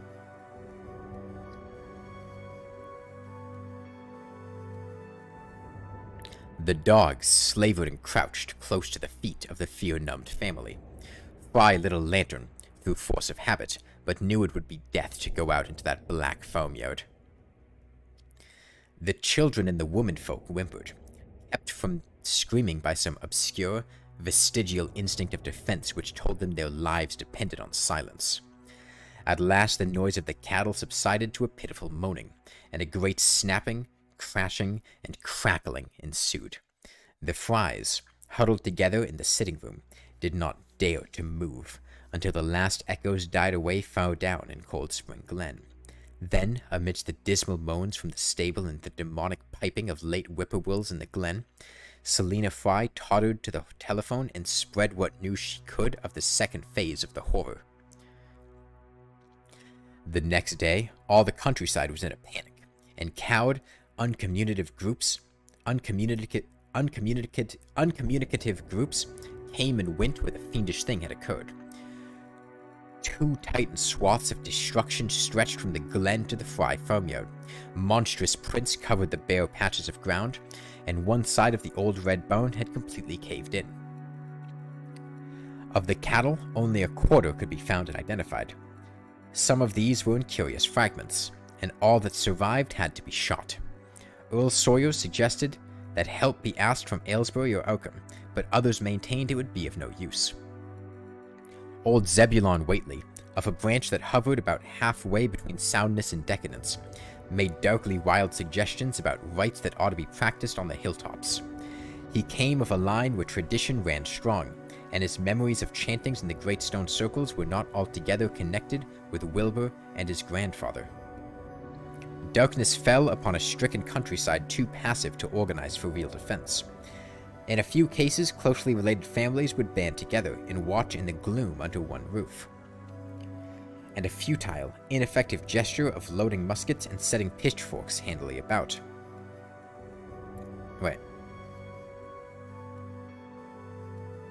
In a few cases, closely related families would band together and watch in the gloom under one roof, but in general there was only a repetition of the barricading of the night before, and a futile, ineffective gesture of loading muskets and setting pitchforks handily about. Nothing, however, occurred, except some hill noises, and when the day came there were many who hoped that the new horror had gone as swiftly as it had come. There were even bold souls who proposed an offensive expedition down in the glen, though they did not venture to set an actual example to the still reluctant majority. When the night came again, the barricading was repeated, though there was less huddling together of families. In the morning, both the Fry and the Seth Bishop households reported excitement among the dogs and vague sounds and stenches from afar, while early explorers noted with horror a fresh set of monstrous tracks in the road skirting Sentinel Hill.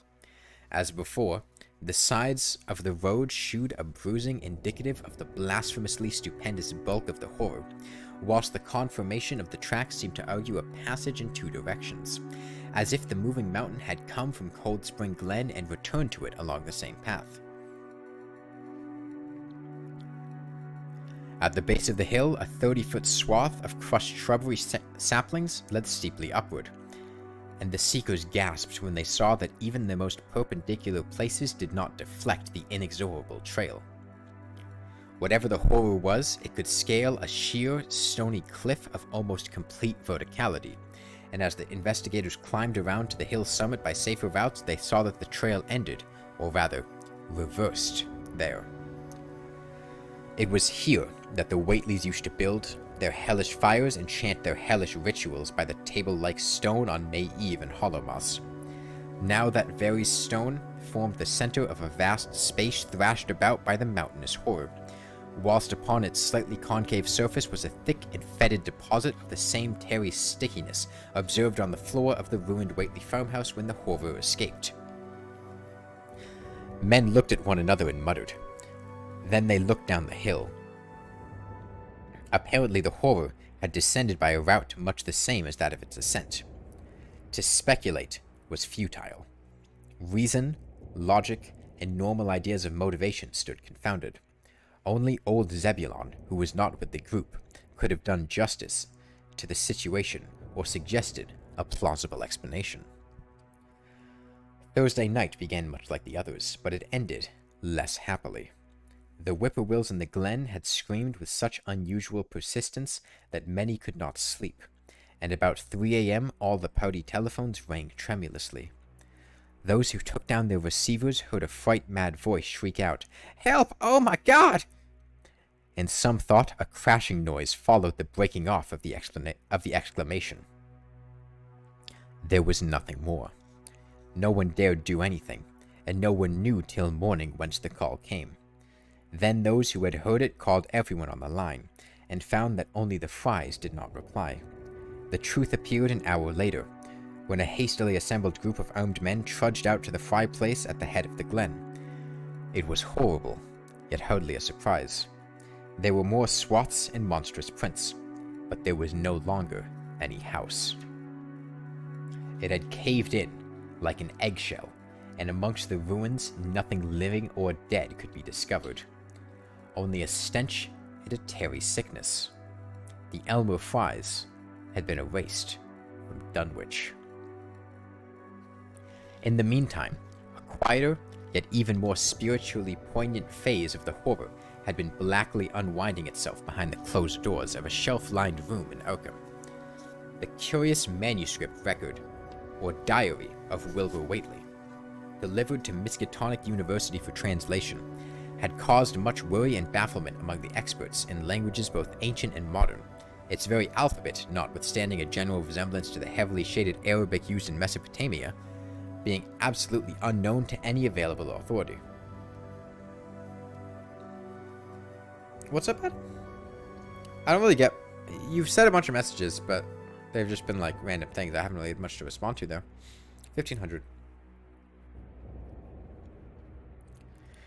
The final conclusion of the linguists was that the text represented an artificial alphabet, giving the effect of a cipher, though none of the usual methods of cryptographic solution seemed to furnish any clue, even when applied on the basis of every tongue the writers might conceivably have used.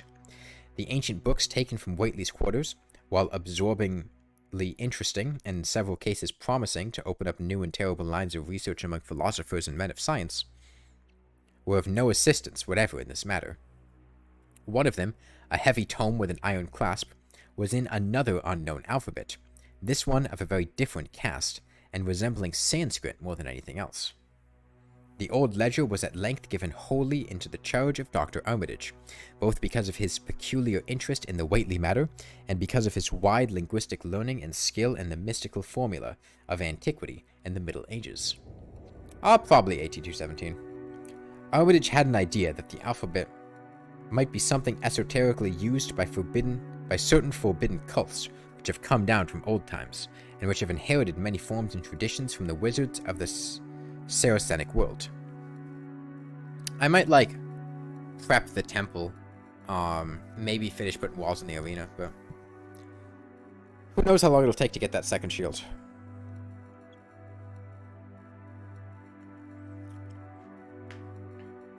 That question, however, he did not seem vital, since it would be unnecessary to know the origin of the symbols if, as he suspected, they were used as a cipher in modern language. It was his belief that, considering the great amount of text involved, the writer would scarcely have wished the trouble of using another speech than his own, save perhaps in certain special formula and incantations. Accordingly, he attacked the manuscript with the preliminary assumption that the bulk of it was in English. Hey, Rico. Dr. Armitage knew, from the repeated failures of his colleagues, that the riddle was a deep and complex one, and that no simple mode of solution could merit even a trial. All through late August, he fortified himself with the massed lore of cryptography, drawing upon the fullest resources of his own library, and waiting night after night amidst the arcana of Trithemius's Polygraphia, John Battista Porter's De Furtivis Litterium Notice, De Visionaris Tratae, De Chiffres, Falconer's Cryptomenius Petefactor, Davis's and Thickness's 18th century treatises, and such modern authorities as Blair, von Martin, and Kluber's Cryptographic. We are at Post Plantera, Rico. No, I'm not doing Fishron. Why would I do Fishron? Certainly not today. I doubt I'd do it at all, but hell no, not today. It'd be post Golem, if anything.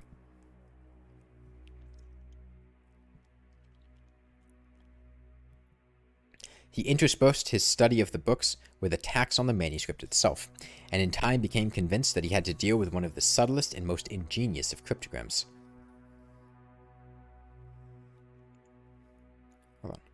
In which many separate lists of corresponding letters are arranged like the multiplication table, and the message built up with arbitrary keywords known only to the initiated. The older authorities seemed rather more helpful than the newer ones, and Armitage concluded that the code of the manuscript was one of great antiquity. How long is Golem going to take? I got no idea. No doubt handed down through a long line of mystical experimenters. Several times he seemed near daylight, only to be set back by some unforeseen obstacle. Then, as September approached, the clouds began to clear. Certain letters, as used in certain parts of the manuscript, emerged definitely and unmistakably, and it became obvious that the text was indeed in English. It's in the thumbnail? No, it's not. That's Palafin. The Pokemon. Palafin. Paladin. Palafin.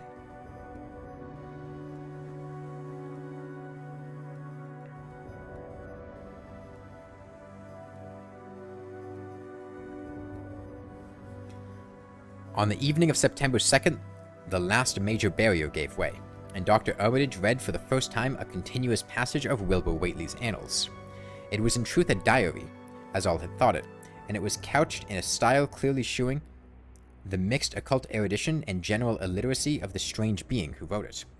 Almost the first long passage that Armitage deciphered, an entry dated November 26, 1916, proved highly startling and disquieting. It was written, he remembered, by a child of 3.5 who looked like a lad of 12 or 13.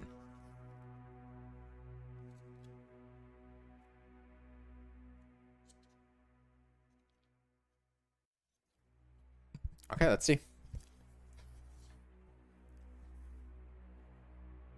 No shield. You don't play Pokemon? No, you're lost. Trick. Yo, I got a tactical shotgun. Yo, and a SWAT helmet. Nice.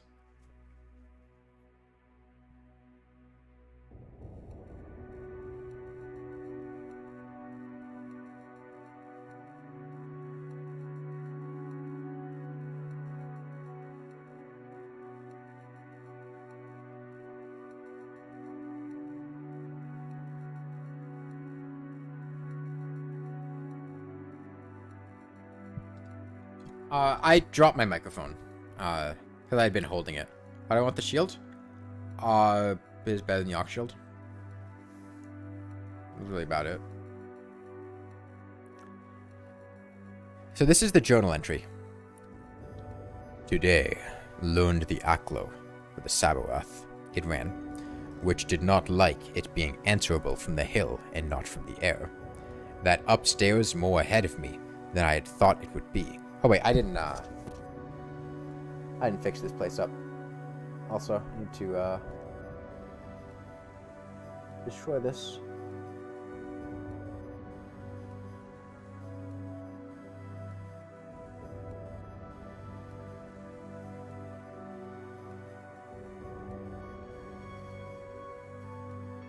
I'm close to 10k subs. I am.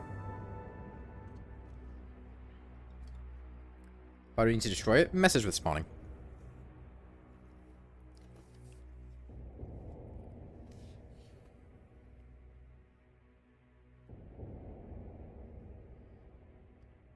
That upstairs more ahead of me than I had thought it would be, and is not like to have much earthbrain.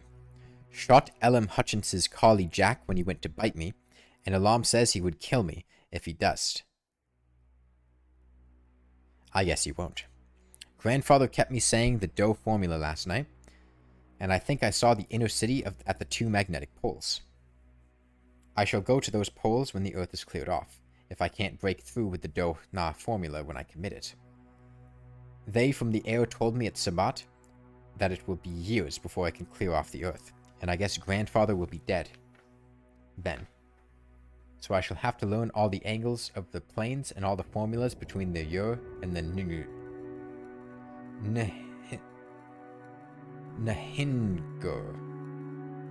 Nhhngr.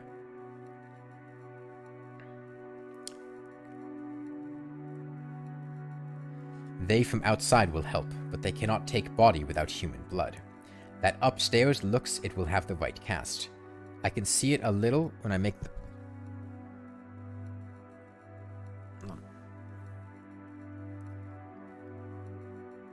I can see it a little when I make the Vorish sign or blow the powder of Ibn Ghazi at it.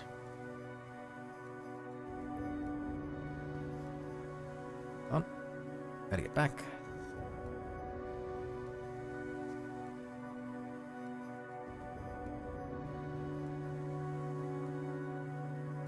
Yeah. And it is near like them at May Eve on the hill. The other face may wear off some. I wonder how I shall look when the earth is cleared and there are no more earth beings on it. He that came with the Aklos Sabaoth said I may be transfigured, there being much of outside to work on. I see you, Sharktails. Morning found Dr. Armitage in a cold sweat of terror and a frenzy of wakeful concentration. He had not left the manuscript all night, but sat at his table under the electric light, turning page after page with shaking hands as fast as he could decipher the cryptic text. He had nervously telephoned his wife. He would not be home, and when she brought him a breakfast from the house, he could scarcely dispose of a mouthful. Off this for a second Paladin shield, I already have one? Yeah, but I want two. All that day he read on, now and then halted maddeningly, as a reapplication of the complex key became necessary. Lunch and dinner were brought him, but he ate only the smallest fraction of either. Toward the middle of the next night, he drowsed off in his chair, but soon woke out of a tangle of nightmares almost as hideous as the truths and menaces to man's existence that he had uncovered. On the morning of September 4th, Professor Rice and Dr. Morgan insisted on seeing him for a while, and departed trembling and ashen gray. That evening he went to bed, but slept only fitfully. Wednesday, the next day, he was back at the manuscript, and began to take copious notes both from the current sections and from those he had already deciphered. In the small hours of that night he slept a little in an uneasy chair in his office, but was at the manuscript again before dawn. Let me do this, because we'll kill the skull. Oh, wait, no, wait, that's the wrong direction, fuck. Okay, never mind, I won't do that.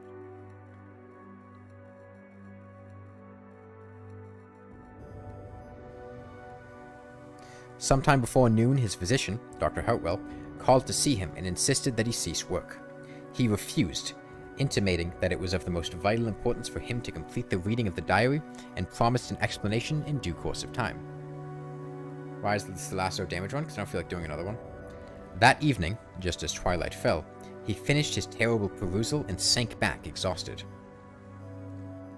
His wife, bringing his dinner, found him in a half-comatose state, but he was conscious enough to warn her off with a sharp cry when he saw her eyes wander toward the notes he had been taking. Let me, despawn these things.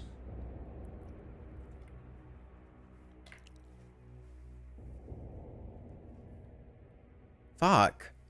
Damn it, smoke cursor.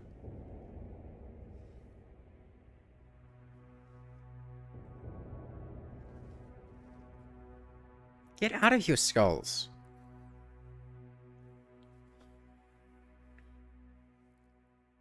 Weakly rising, he gathered up the scribbled papers and sealed them all in a great envelope. God, stop doing this to me, game.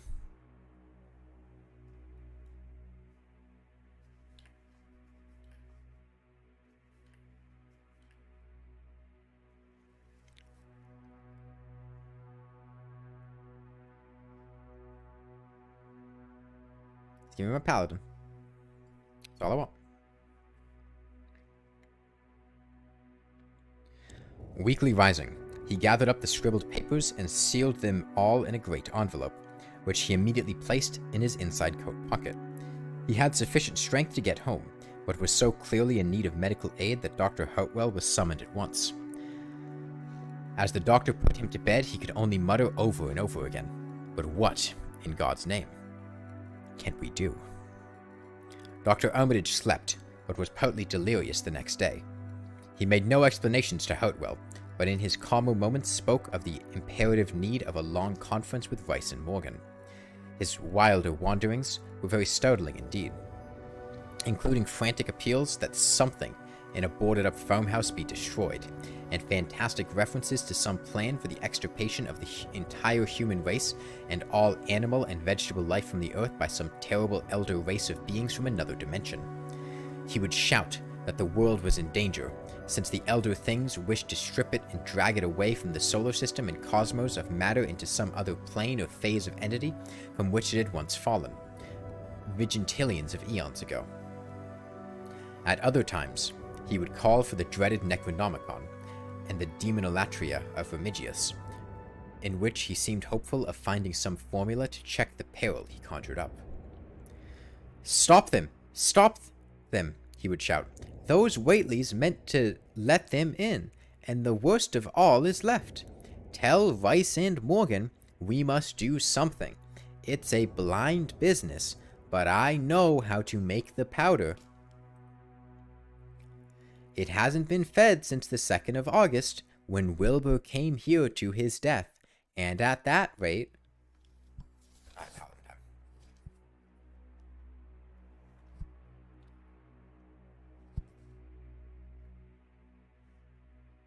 Do I even need to... I don't think I even need to trap the Paladin in here. Oh, no, I do. Damn. Okay.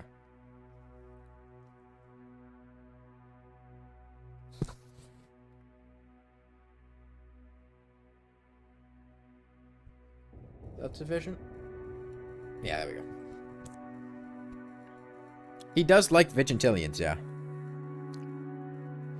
But Armitage had a sound physique despite his 73 years, and slept off his disorder. Oh wait, he's like 73 years old. "Stop them! Stop them!" he would shout. "Those Whateleys meant to let them in, and the worst of all is left.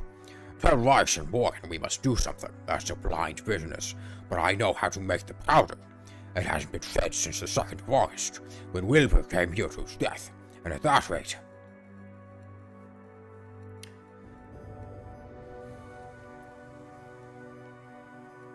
He woke late Friday, clear of head, though sober with a gnawing fear and tremendous sense of responsibility. Saturday afternoon, he felt able to go over to the library and summon Rice and Morgan for a conference, and the rest of that day and evening the three men tortured their brains in the wildest speculation and the most desperate debate. Strange and terrible books were drawn voluminously from the stack shelves and from secure places of storage, and diagrams and formulae were copied with feverish haste and in bewildering abundance. Of skepticism, there was none. All three had seen the body of Wilbur Whateley as it lay on the floor in a room of that very building, and after that not one of them could feel even slightly inclined to treat the diary as a madman's ravings. Opinions were divided as to notifying the Massachusetts State Police, and the negative finally won. There were things involved which simply could not be believed by those who had not seen a sample, as indeed was made clear during certain subsequent investigations. Late at night, the conference disbanded without having developed a definite plan, but all day Sunday, Armitage was busy comparing formula and mixing chemicals obtained from the college laboratory. The more he reflected on the hellish diary, the more he was inclined to doubt the efficacy of any material agent in stamping out the entity which Wilbur Whately had left behind. We might finish after this last Paladin, because we're almost done with the Dunwich Horror, and I think that'll probably wrap up here, and it's been about 4 hours. Monday was a repetition of Sunday with Dr. Armitage, for the task in hand required an infinity of research and experiment. Further consultations of that monstrous diary brought about various changes of plan, and he knew that even in the end a large amount of uncertainty must remain. By Tuesday he had a definite line of action mapped out, and believed he would try a trip to Dunwich within a week. Then, on Wednesday, the great shock came. Tucked obscurely away in a corner of the Outcome Advertiser was a facetious little item from the Associated Press, telling what a record-breaking monster the bootleg whiskey of Dunwich had raised up. Armitage, half stunned, could only telephone for Rice and Morgan. Far into the night they discussed, and the next day was a whirlwind of preparation on the part of them all. Armitage knew he would be meddling with terrible powers, yet saw that there was no other way to annul the deeper and more malign meddling which others had done before him. Yes, Adam. Well, I don't know if it's quite infinite, but at the very least it's very high. Friday morning, Armitage, Rice, and Morgan set out by motor for Dunwich, arriving at the village about 1 in the afternoon. The day was pleasant, but even in the brightest sunlight, a kind of quiet dread and portent seemed to hover about the strangely domed hills and the deep, shadowy ravines of the stricken region. Now and then on some mountaintop, a gaunt circle of stones could be glimpsed against the sky. From the air of hushed fright at Osborne's store, they knew something hideous had happened, and soon learned of the annihilation of the Elmer Fry house and family. Throughout that afternoon, they rode around Dunwich, questioning the natives concerning all that had occurred, and seeing for themselves with rising pangs of horror the drear Fry ruins with their lingering traces of the tarry stickiness, and the blasphemous swaths of disturbed vegetation in various the blasphemous tracks in the Fry yard, the wounded Seth Bishop cattle, and the enormous swaths of disturbed vegetation in various places. The trail up and down Sentinel Hill seemed to Armitage of almost cataclysmic significance, and he looked long at the sinister altar-like stone on the summit. At length the visitors, apprised of a party of state police which had come from Aylesbury that morning in response to the first telephone reports of the Fry tragedy, decided to seek out the officers and compare notes as far as practicable. This, however, they found more easily planned than performed, since no sign of the party could be found in any direction. There had been 5 of them in a car, but now the car stood empty near the ruins of the Fry yard. The natives, all of whom had talked with the policeman, seemed at first as perplexed as Armitage and his companions. Then old Sam Hutchins thought of something and turned pale, nudging Fred Farr and pointing to the dank, deep hollow that yawned close by. "God," he gasped, "I telled him not to go down there into the glen, and I never thought nobody'd do it with them tracks and all that smelling whippoorwills a-screeching down in the dark of noonday." A cold shudder ran through natives and visitors alike, and every ear seemed strange in a kind of instinctive, unconscious listening. Armitage, now that he had actually come upon the horror and its monstrous work, trembled with the responsibility he felt to be his. Night would soon fall, and it was then that mountainous blasphemy lumbered upon its eldritch course. Negocium perambulans in tenebris. The old librarian rehearsed the formula he had memorized, and clutched the paper containing the alternative one he had not memorized. He saw that his electric flashlight was in working order. Rice, beside him, took from a valise a metal sprayer of the sort used in combating insects, whilst Morgan uncased the big game rifle on which he relied despite his colleagues' warnings that no material weapon would be of any help. Whippoorwills are a bird that are said to, in folklore, Sing and capture the souls of the dead. Now,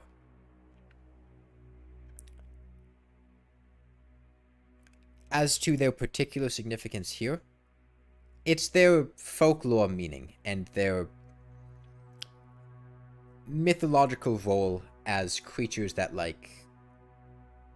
steal the souls of the recently departed. That's what they are.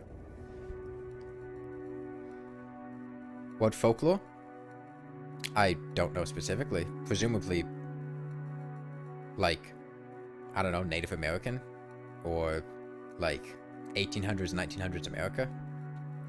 15.5 minutes to kill a Paladin? No, take about 30 minutes. 10 DPS is not Paladin DPS. 5 DPS is Paladin DPS. The 10 was because there was a different thing in there. Armitage, having read the hideous diary, knew painfully well what kind of manifestation to expect, but he did not add to the fright of the Dunwich people by giving any hints or clues. He hoped that it might be conquered without any revelation to the world of the monstrous thing it had escaped. As the shadows gathered, the natives commenced to disperse homeward, anxious to bar themselves indoors despite the present evidence that all human locks and bolts were useless before a force that could bend trees and crush houses where it chose. They shook their heads at the visitors' plan to stand guard at the Fry ruins near the glen, and as they left had little expectancy of ever seeing the watchers again. There were rumblings under the hills that night, and the whippoorwills piped threateningly. Once in a while a wind, sweeping up out of Cold Spring Glen, would bring a touch of ineffable fetor to the heavy night air, such a fetor as all three of the watchers had smelled once before, when they stood above a dying thing that had passed for 15 years and a half as a human being. But the looked-for terror did not appear. Whatever was down there in the glen was biding its time, and Armitage told his colleagues it would be suicidal to try to attack it in the dark. Morning came wanly, and the night sounds ceased. It was a grey, bleak day, with now and then a drizzle of rain, and heavier clouds seemed to be piling themselves up beyond the hills to the northwest. The men from Arkham were undecided what to do. Seeking shelter from the increasing rainfall beneath one of the few undestroyed Fry outbuildings, they debated the wisdom of waiting or of taking the aggressive and going down into the glen in quest of their nameless, monstrous quarry. The downpour waxed in heaviness, and distant peals of thunder sounded from far horizons. Sheet lightning shimmered, and then a forky bolt flashed near at hand, as if descending into the accursed glen itself. The sky grew very dark, and the watchers hoped that the storm would prove a short, sharp one, followed by clear weather. It was still gruesomely dark when, not much over an hour later, a confused babble of voices sounded down the road. Let's see, Adam. Another moment brought to view a frightened group of more than a dozen men, running, shouting, and even whimpering hysterically. Someone in the lead began sobbing out of words, and the Arkham men stared violently when those words developed a coherent form. "Oh my God, the voice choked out. "It's a-going again, and this time by day. It's out and a-moving this very minute, and only the Lord knows when it'll be on all of us." Hello there, mugful of Tio. The speaker panted on into silence, but another took up his message. Now on an hour ago, Zeb Whitley here heard a phone ringing, and it was Miss Corey, George's wife, that lives down by the junction. She says the hired boy Luther was out driving the cows from the storm out of the big bolt when he sees all the trees abandoned by the mouth at the glen, opposite sides of this, and smelt the same awful smell that he smelt when he found the big tracks late Monday morning. And he says there was a swishing, lapping sound, more nor what the abandoned trees and bushes could make, and all of a sudden the trees along the road began to push one side, and there was an awful stomping and splashing in the mud. But mind you, Luther, he didn't see nothing at all, just abandoned trees and underbrush. This is The Dunwich Horror by H.P. Lovecraft, mugful of Tio. Then fur ahead, where Bishop's Brook goes under the road, he heard an awful creaking and straining under the bridge, and he says he could tell the sound of wood is starting to crack and split. And all the whiles he never see a thing, only seen them trees and bushes abandoned. And when this swishing sound got very far off on the road toward Wizard Whately's and Sentinel Hill, Luther he had the guts to step up at what he heard to first and look at the ground. It was all mud and water, and the sky was dark, and the rain was wiping out the tracks as fast as it could be. But beginning at the glen mouth, where the trees had moved, there was some of them awful prints big as barrels like you had seen Monday. At this point, the first excited speaker interrupted. "But that ain't the trouble now. That was only the start. Zeb here was calling folks and everybody was a-listening, and when a call from Seth Bishop's cut in. His housekeeper Sally was carrying on for to kill. She just seed the trees abandoned beside the road and says there was a kind of mushy sound, like an elephant puffing and treading, a-heading for the house. Then she up and spoke sudden of a fearful smell, and says the boy Chancey was a-screaming and howl like just when he smelt up the Whately remains one in the morning, and the dogs was all barking and awful whining. And then she let out a terrible yell, and says the shed down the road had just caved in like the storm had blowed it over, only the wind wasn't strong enough to do that. Everybody was listening, and we could hear lots of folks on the wire gasping. All to untack Sally, she yelled again, and she says the front yard picket fence had just crumpled up, though there wasn't no sign of what had done it. Then everybody on the line could hear Chancey and old Seth Bishop a-yelling at you, and Sally was shrieking about nothing, something heavy had struck the house, not lightning nor nothing, but something heavy again the front, that kept a-launching itself again and again, though you couldn't see nothing out the front windows, and then... Lines of fright deepened on every face, and Armitage, shaken as he was, had barely poise enough to prompt the speaker. And then, Sally, she yelled out, "Oh, help, the house is a-caving in," and on the wire we could hear the terrible crashing, and a whole flock a-screaming, just like when Elmer Fry's place was took, only worse. The man paused, and another of the crowd spoke. "That's all. Not a sound nor squeak over the phone out of that. Just still like. We that heard it got Fords and wagon and rounded up as many able-bodied menfolks as we could get at Corey's place, and come up here to see what you thought best to do. Not but what I think it's the Lord's judgment for our iniquities that no mortal can ever set aside." Armitage saw that the time for positive action had come, and spoke decisively to the faltering group of frightened rustics. We must follow it, boys. He made his voice as reassuring as possible. I believe there's a chance of putting it out of business. You men know that those Whateleys were wizards. Well, this thing is a thing of wizardry, and must be put down by the same means. I've seen Wilbur Whately's diary and read some of the strange old books he used to read, and I think I know of the right kind of spells or a sight to make the thing fade away. Of course, one can't be sure, but we can always take a chance. It's invisible, I knew it would be, but there's a powder in this long-distance sprayer that might make it shoot up for a second. Later on, we'll try it. It's a frightful thing to have alive, but it isn't as bad as what Wilbur would have let in if he'd lived longer. You'll never know what the world has escaped. Now, we've only this one thing to fight, and it can't multiply. It can, though, do a lot of harm, so we mustn't hesitate to rid the community of it. We must follow it, and the way to begin is to go to the place that had just been wrecked. Let somebody lead the way. I don't know your roads very well, but I've an idea there might be a shorter cut across lots. How about it? The men shuffled for a moment, and then Earl Sawyer spoke softly, pointing with a grimy finger through the steadily lessening rain. "I guess you can get to Seth Bishop's quickest by cutting across the lower meadow here, wading the brook at the low place, and climbing through Carrier's mowing in the timber lot beyond. That comes out on the upper road mighty nigh Seth's, a little t'other side." Armitage, with Rice and Morgan, started to walk in the direction indicated, and most of the natives followed slowly. The sky was growing lighter, and there were signs that the storm had worn itself away. When Armitage inadvertently took a wrong direction, Joe Osborne warned him and walked ahead to shoot the right one. Courage and confidence were mounting, though the twilight of the almost perpendicular wooded hill which lay toward the end of their short cut, and among whose fantastic ancient trees they had to scramble up as if a ladder, put these quantities to a severe test. At length they emerged on a muddy road to find the sun coming out. They were a little beyond the Seth Bishop place, but bent trees and hideous unmistakable tracks shewed what had passed by. Only a few moments were consumed in surveying the ruins just around the bend. It was the Fry incident all over again, and nothing dead or living had found in either of the collapsed shells which had been the Bishop house and barn. No one cared to remain there amidst the stench and Terry's sickness, but all turned instinctively to the line of horrible prints leading on toward the wrecked Whately farmhouse and the altar-crowned slopes of Sentinel Hill. As the men passed the site of Wilbur Whately's abode, they shuddered visibly, and seemed again to mix hesitancy with their zeal. It was no joke tracking down something as big as a house that one could not see, but that had all the vicious malevolence of a demon. Opposite the base of Sentinel Hill, the tracks left the road.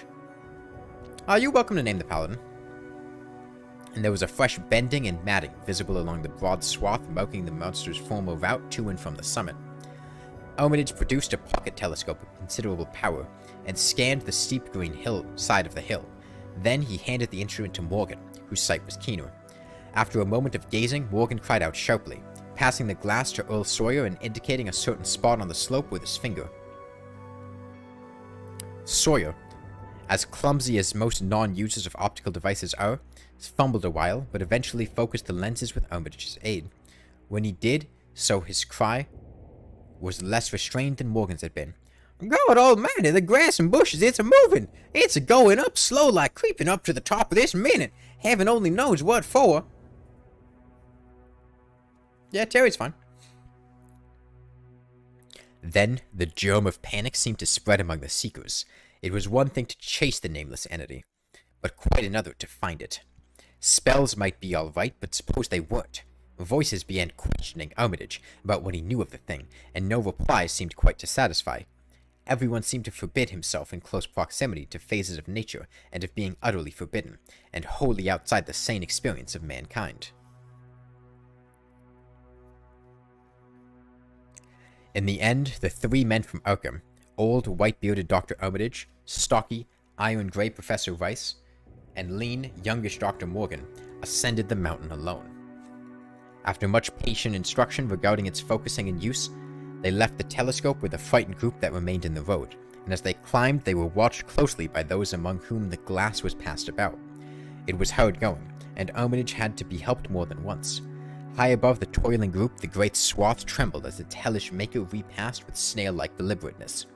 Then it was obvious that the pursuers were gaining. Curtis Whately, of the Undecayed branch, was holding the telescope when the Arkham party detoured radically from the swath. He told the crowd that the men were evidently trying to get to a subordinate peak which overlooked the swath at a point considerably ahead of where the shrubbery was now bending. This, indeed, proved to be true, and the party was seen to gain the minor elevation only a short time after the invisible blasphemy had passed it.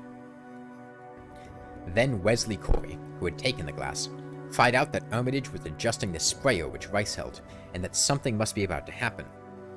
The crowd stirred uneasily, recalling that the sprayer was expected to give the unseen horror a moment of visibility. 2 or 3 men shut their eyes, but Curtis Whately snatched back the telescope and strained his vision to the utmost. He saw that Rice, from the party's point of vantage above and behind the entity, had an excellent chance of spreading the potent powder with marvelous effect. Those without the telescope saw only an instant flash of gray cloud, a cloud about the size of a moderately loud building, near the top of the mountain. Curtis, who had held the instrument, dropped it with a piercing shriek into the ankle-deep mud of the road. He reeled, and would have crumpled to the ground had not 2 or 3 others seized and steadied him. All he could do was moan half-audibly. Oh, great God! There! There was a pandemonium of questioning, and only Henry Wheeler thought to rescue the fallen telescope and wipe it clean of mud. Curtis was past all coherence, and even isolated replies were almost too much for him. Bigger than a barn, all made of squirming ropes, whole like things sort of shaped like a hen's egg, bigger than anything, with dozens of legs like hogs' heads and have to shut up when they step. Nothing solid about it, it's all like jelly and made of separate wiggling ropes pushed close together. Great bulging eyes all over it, 10 or 20 mouths and trunks are sticking out along the sides, big as stovepipes and all tossing and shutting, all gray with kind of blue and purple rings. Oh God in heaven, that half face on top! This final memory, whatever it was, proved too much for poor Curtis, and he collapsed completely before he could say more. Fred Farr and Will Hutchins carried him to the roadside and laid him on the damp grass. Henry Wheeler, trembling, turned the rescued telescope on the mountain to see what he might. Through the lenses were discernible 3 tiny figures, apparently running toward the summit as fast as the steep incline allowed. Only these, nothing more. Then everyone noticed a strangely unseasonable noise in the deep valley behind. I have 9 messages on Discord, what the fuck? And even in the underbrush of Sentinel Hill itself, it was the piping of unnumbered whippoorwills, and in their shrill chorus there seemed to lurk a note of tense and evil expectancy. Earl Sawyer now took the telescope and reported the 3 figures as standing on the topmost ridge. Virtually level with the altar stone, but at a considerable distance from it. Yeah, this is the Dunwich horror. One figure, he said, seemed to be raising its hands above its head at rhythmic intervals, and as Sawyer mentioned the circumstance, the crowd seemed to hear a faint, half-musical sound from the distance, as if a loud chant were accompanying the gestures. The weird silhouette on that remote peak must have been a spectacle of infinite grotesqueness and impressiveness. But no observer was in a mood for aesthetic appreciation. "I guess he's saying the spells," whispered Wheeler as he snatched back the telescope. The whippoorwills were piping wildly, and in a singularly curious, irregular rhythm quite unlike that of the visible ritual. Suddenly, the sunshine seemed to lessen without the intervention of any discernible cloud.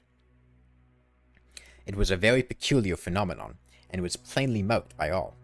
A rumbling sound seemed brewing beneath the hills, mixed strangely with a concordant rumbling which clearly came from the sky. Lightning flashed aloft, and the wondering crowd looked in vain for the portents of storm. The chanting of the men from Arkham now became unmistakable, and Wheeler saw through the glass that they were all raising their arms in the rhythmic incantation. From some farmhouse far away came the frantic barking of dogs. The change in the quality of the daylight increased, and the crowd gazed about the horizon in wonder. A purplish darkness, born of nothing more than a spectral deepening of the sky's blue, pressed down upon the rumbling hills. Then the lightning flashed again, somewhat brighter than before, and the crowd fancied that it had shewed a certain mistiness around the altar stone of the distant height. No one, however, had been using the telescope at that instant. The whippoorwills continued their irregular pulsation, and men of Dunwich braced themselves tensely against some imponderable menace with which the atmosphere seemed surcharged. Without warning came those deep, cracked, raucous vocal sounds which will never leave the memory of the stricken group who heard them. Not from any human throat were they born, for the organs of man can yield no such acoustic perversions. Rather would one have said that they came from the pit itself, had not their source been so unmistakably the altar stone on the peak. It is almost erroneous to call them sounds at all, since so much of their ghastly, infrabass timbre spoke to dim seats of consciousness and terror far subtler than the ear, yet one must do so, since their form was indisputably, though vaguely, that of half-articulate words. They were loud as the rumblings, and the thunder above which they echoed, yet did they come from no visible being. And because imagination might suggest a conjectural source in the world of non-visible beings, the huddled crowd at that mountain's base huddled still closer, and winced as if in expectation of a blow.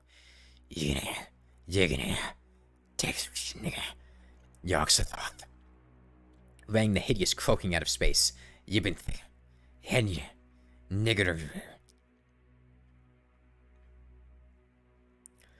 The speaking impulse seemed to falter here, as if some frightful psychic struggle were going on. It's just racist, Wetfish. I wouldn't look it up. I mean, it's just a racist word. That's what it says. YGNAIIH ... YGNAIIH ... THFLTHKN NGHA ... Yogg-Sothoth Y'(BTHNK) H'(EAHYE) and '(GRKDL'(LH). That's what I said. Verbatim.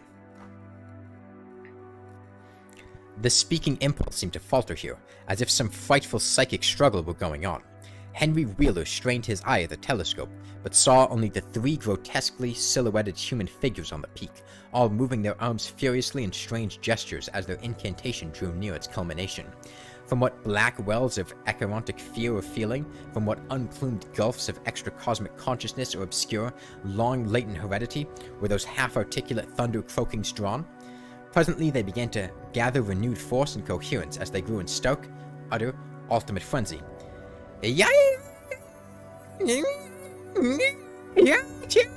Help! Help! Father! Yogg-Sothoth!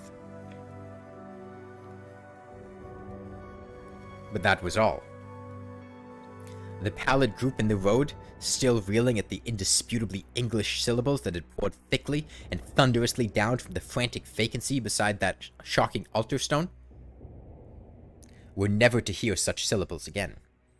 Instead, they jumped violently at the terrific report which seemed to rend the hills, the deafening, cataclysmic peal whose source, be it inner earth or sky, no hero was ever able to place. A single lightning bolt shot from the purple zenith to the altar stone, and a great tidal wave of viewless force and indescribable stench swept down from the hill to all the countryside. Trees, grass, and underbrush were whipped into a fury, and the frightened crowd at the mountain's base, weakened by the lethal fetter that seemed about to asphyxiate them, were almost hurled off their feet. Dogs howled from the distance, green grass and foliage wilted to a curious, sickly yellow-gray, and over field and forest were scattered the bodies of dead whippoorwills. The stench left quickly, but the vegetation never came right again. To this day, there is something queer and unholy about the growths on and about that fearsome hill. Curtis Whately was only just regaining consciousness when the Arkham men came slowly down the mountain in the beams of a sunlight once more brilliant and untainted. They were grave and quiet, and seemed shaken by memories and reflections even more terrible than those which had reduced the group of natives to a state of cowed quivering. In reply to a jumble of questions, they only shook their heads and reaffirmed one vital fact. "The thing has gone forever," Armitage said. "No, the thing has gone forever," Armitage said. "It has been split up into what it was originally made of, and it can never exist again. It was an impossibility in a normal world. Only the least fraction was really matter in any sense we know. It was like its father, and most of it has gone back to him in some vague realm or dimension outside our material universe, some vague abyss out of which only the most accursed rites of human blasphemy could ever have called him for a brief moment on the hills." There was a brief silence, and in that pause the scattered senses of poor Curtis Whately began to knit back into a sort of continuity, so that he put his hands to his head with a moan. Memory seemed to pick itself up where it had left off, and the horror of the sight that had prostrated him burst in upon him again. "Oh my God, that hair face! That hair face on top of it! That face with the red eyes and crinkly albino hair ain't no chin like the Whateleys. It was an octopus, centipede, spider kind of thing, but they has a half-shaped man's face on top of it, and it looked like Wizard Whately, only it was a yards and yards across."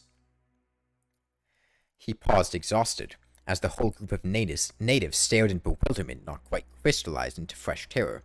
Only old Zebulon Whately, who wanderingly remembered on ancient things but who had been silent heretofore, spoke aloud.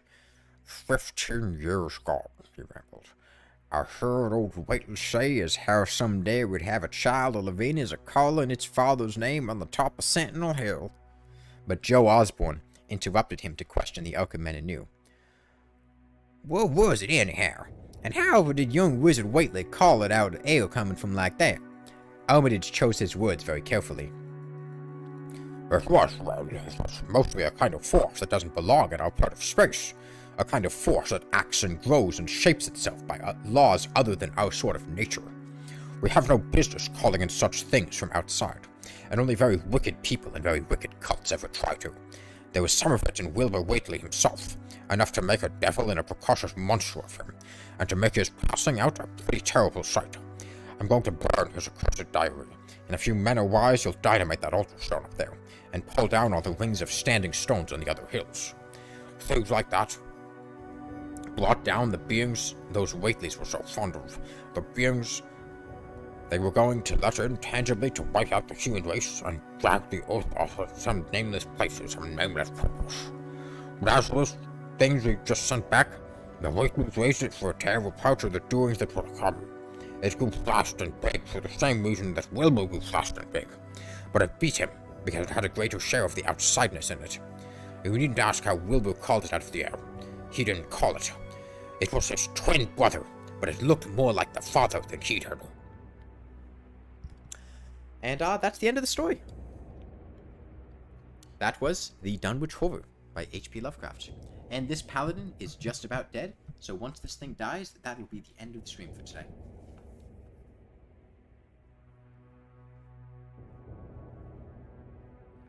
So what do you guys think of the Dunwich Horror compared to the other stories we've read?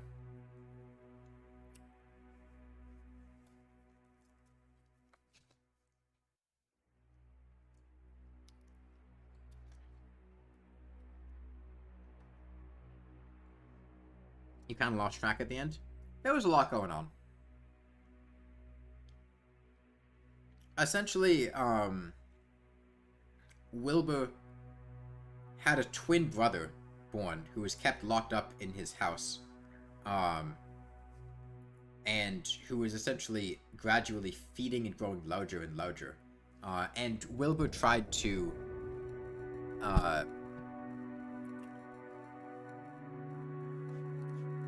grow it and keep it alive, but with his premature death, the brother escaped and wreaked havoc on the hamlet of Dunwich. And it was the actions of Professor Armitage, after decrypting the journal of Wilbur, and utilizing occult magics, that allowed them to essentially cast it back to the otherworldly dimension it had come from. Alright. No second shield. I'll probably farm some more off-stream. But, that'll be it for now. Let's, check the damage.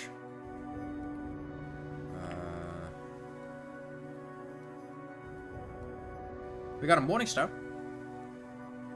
Pretty nice.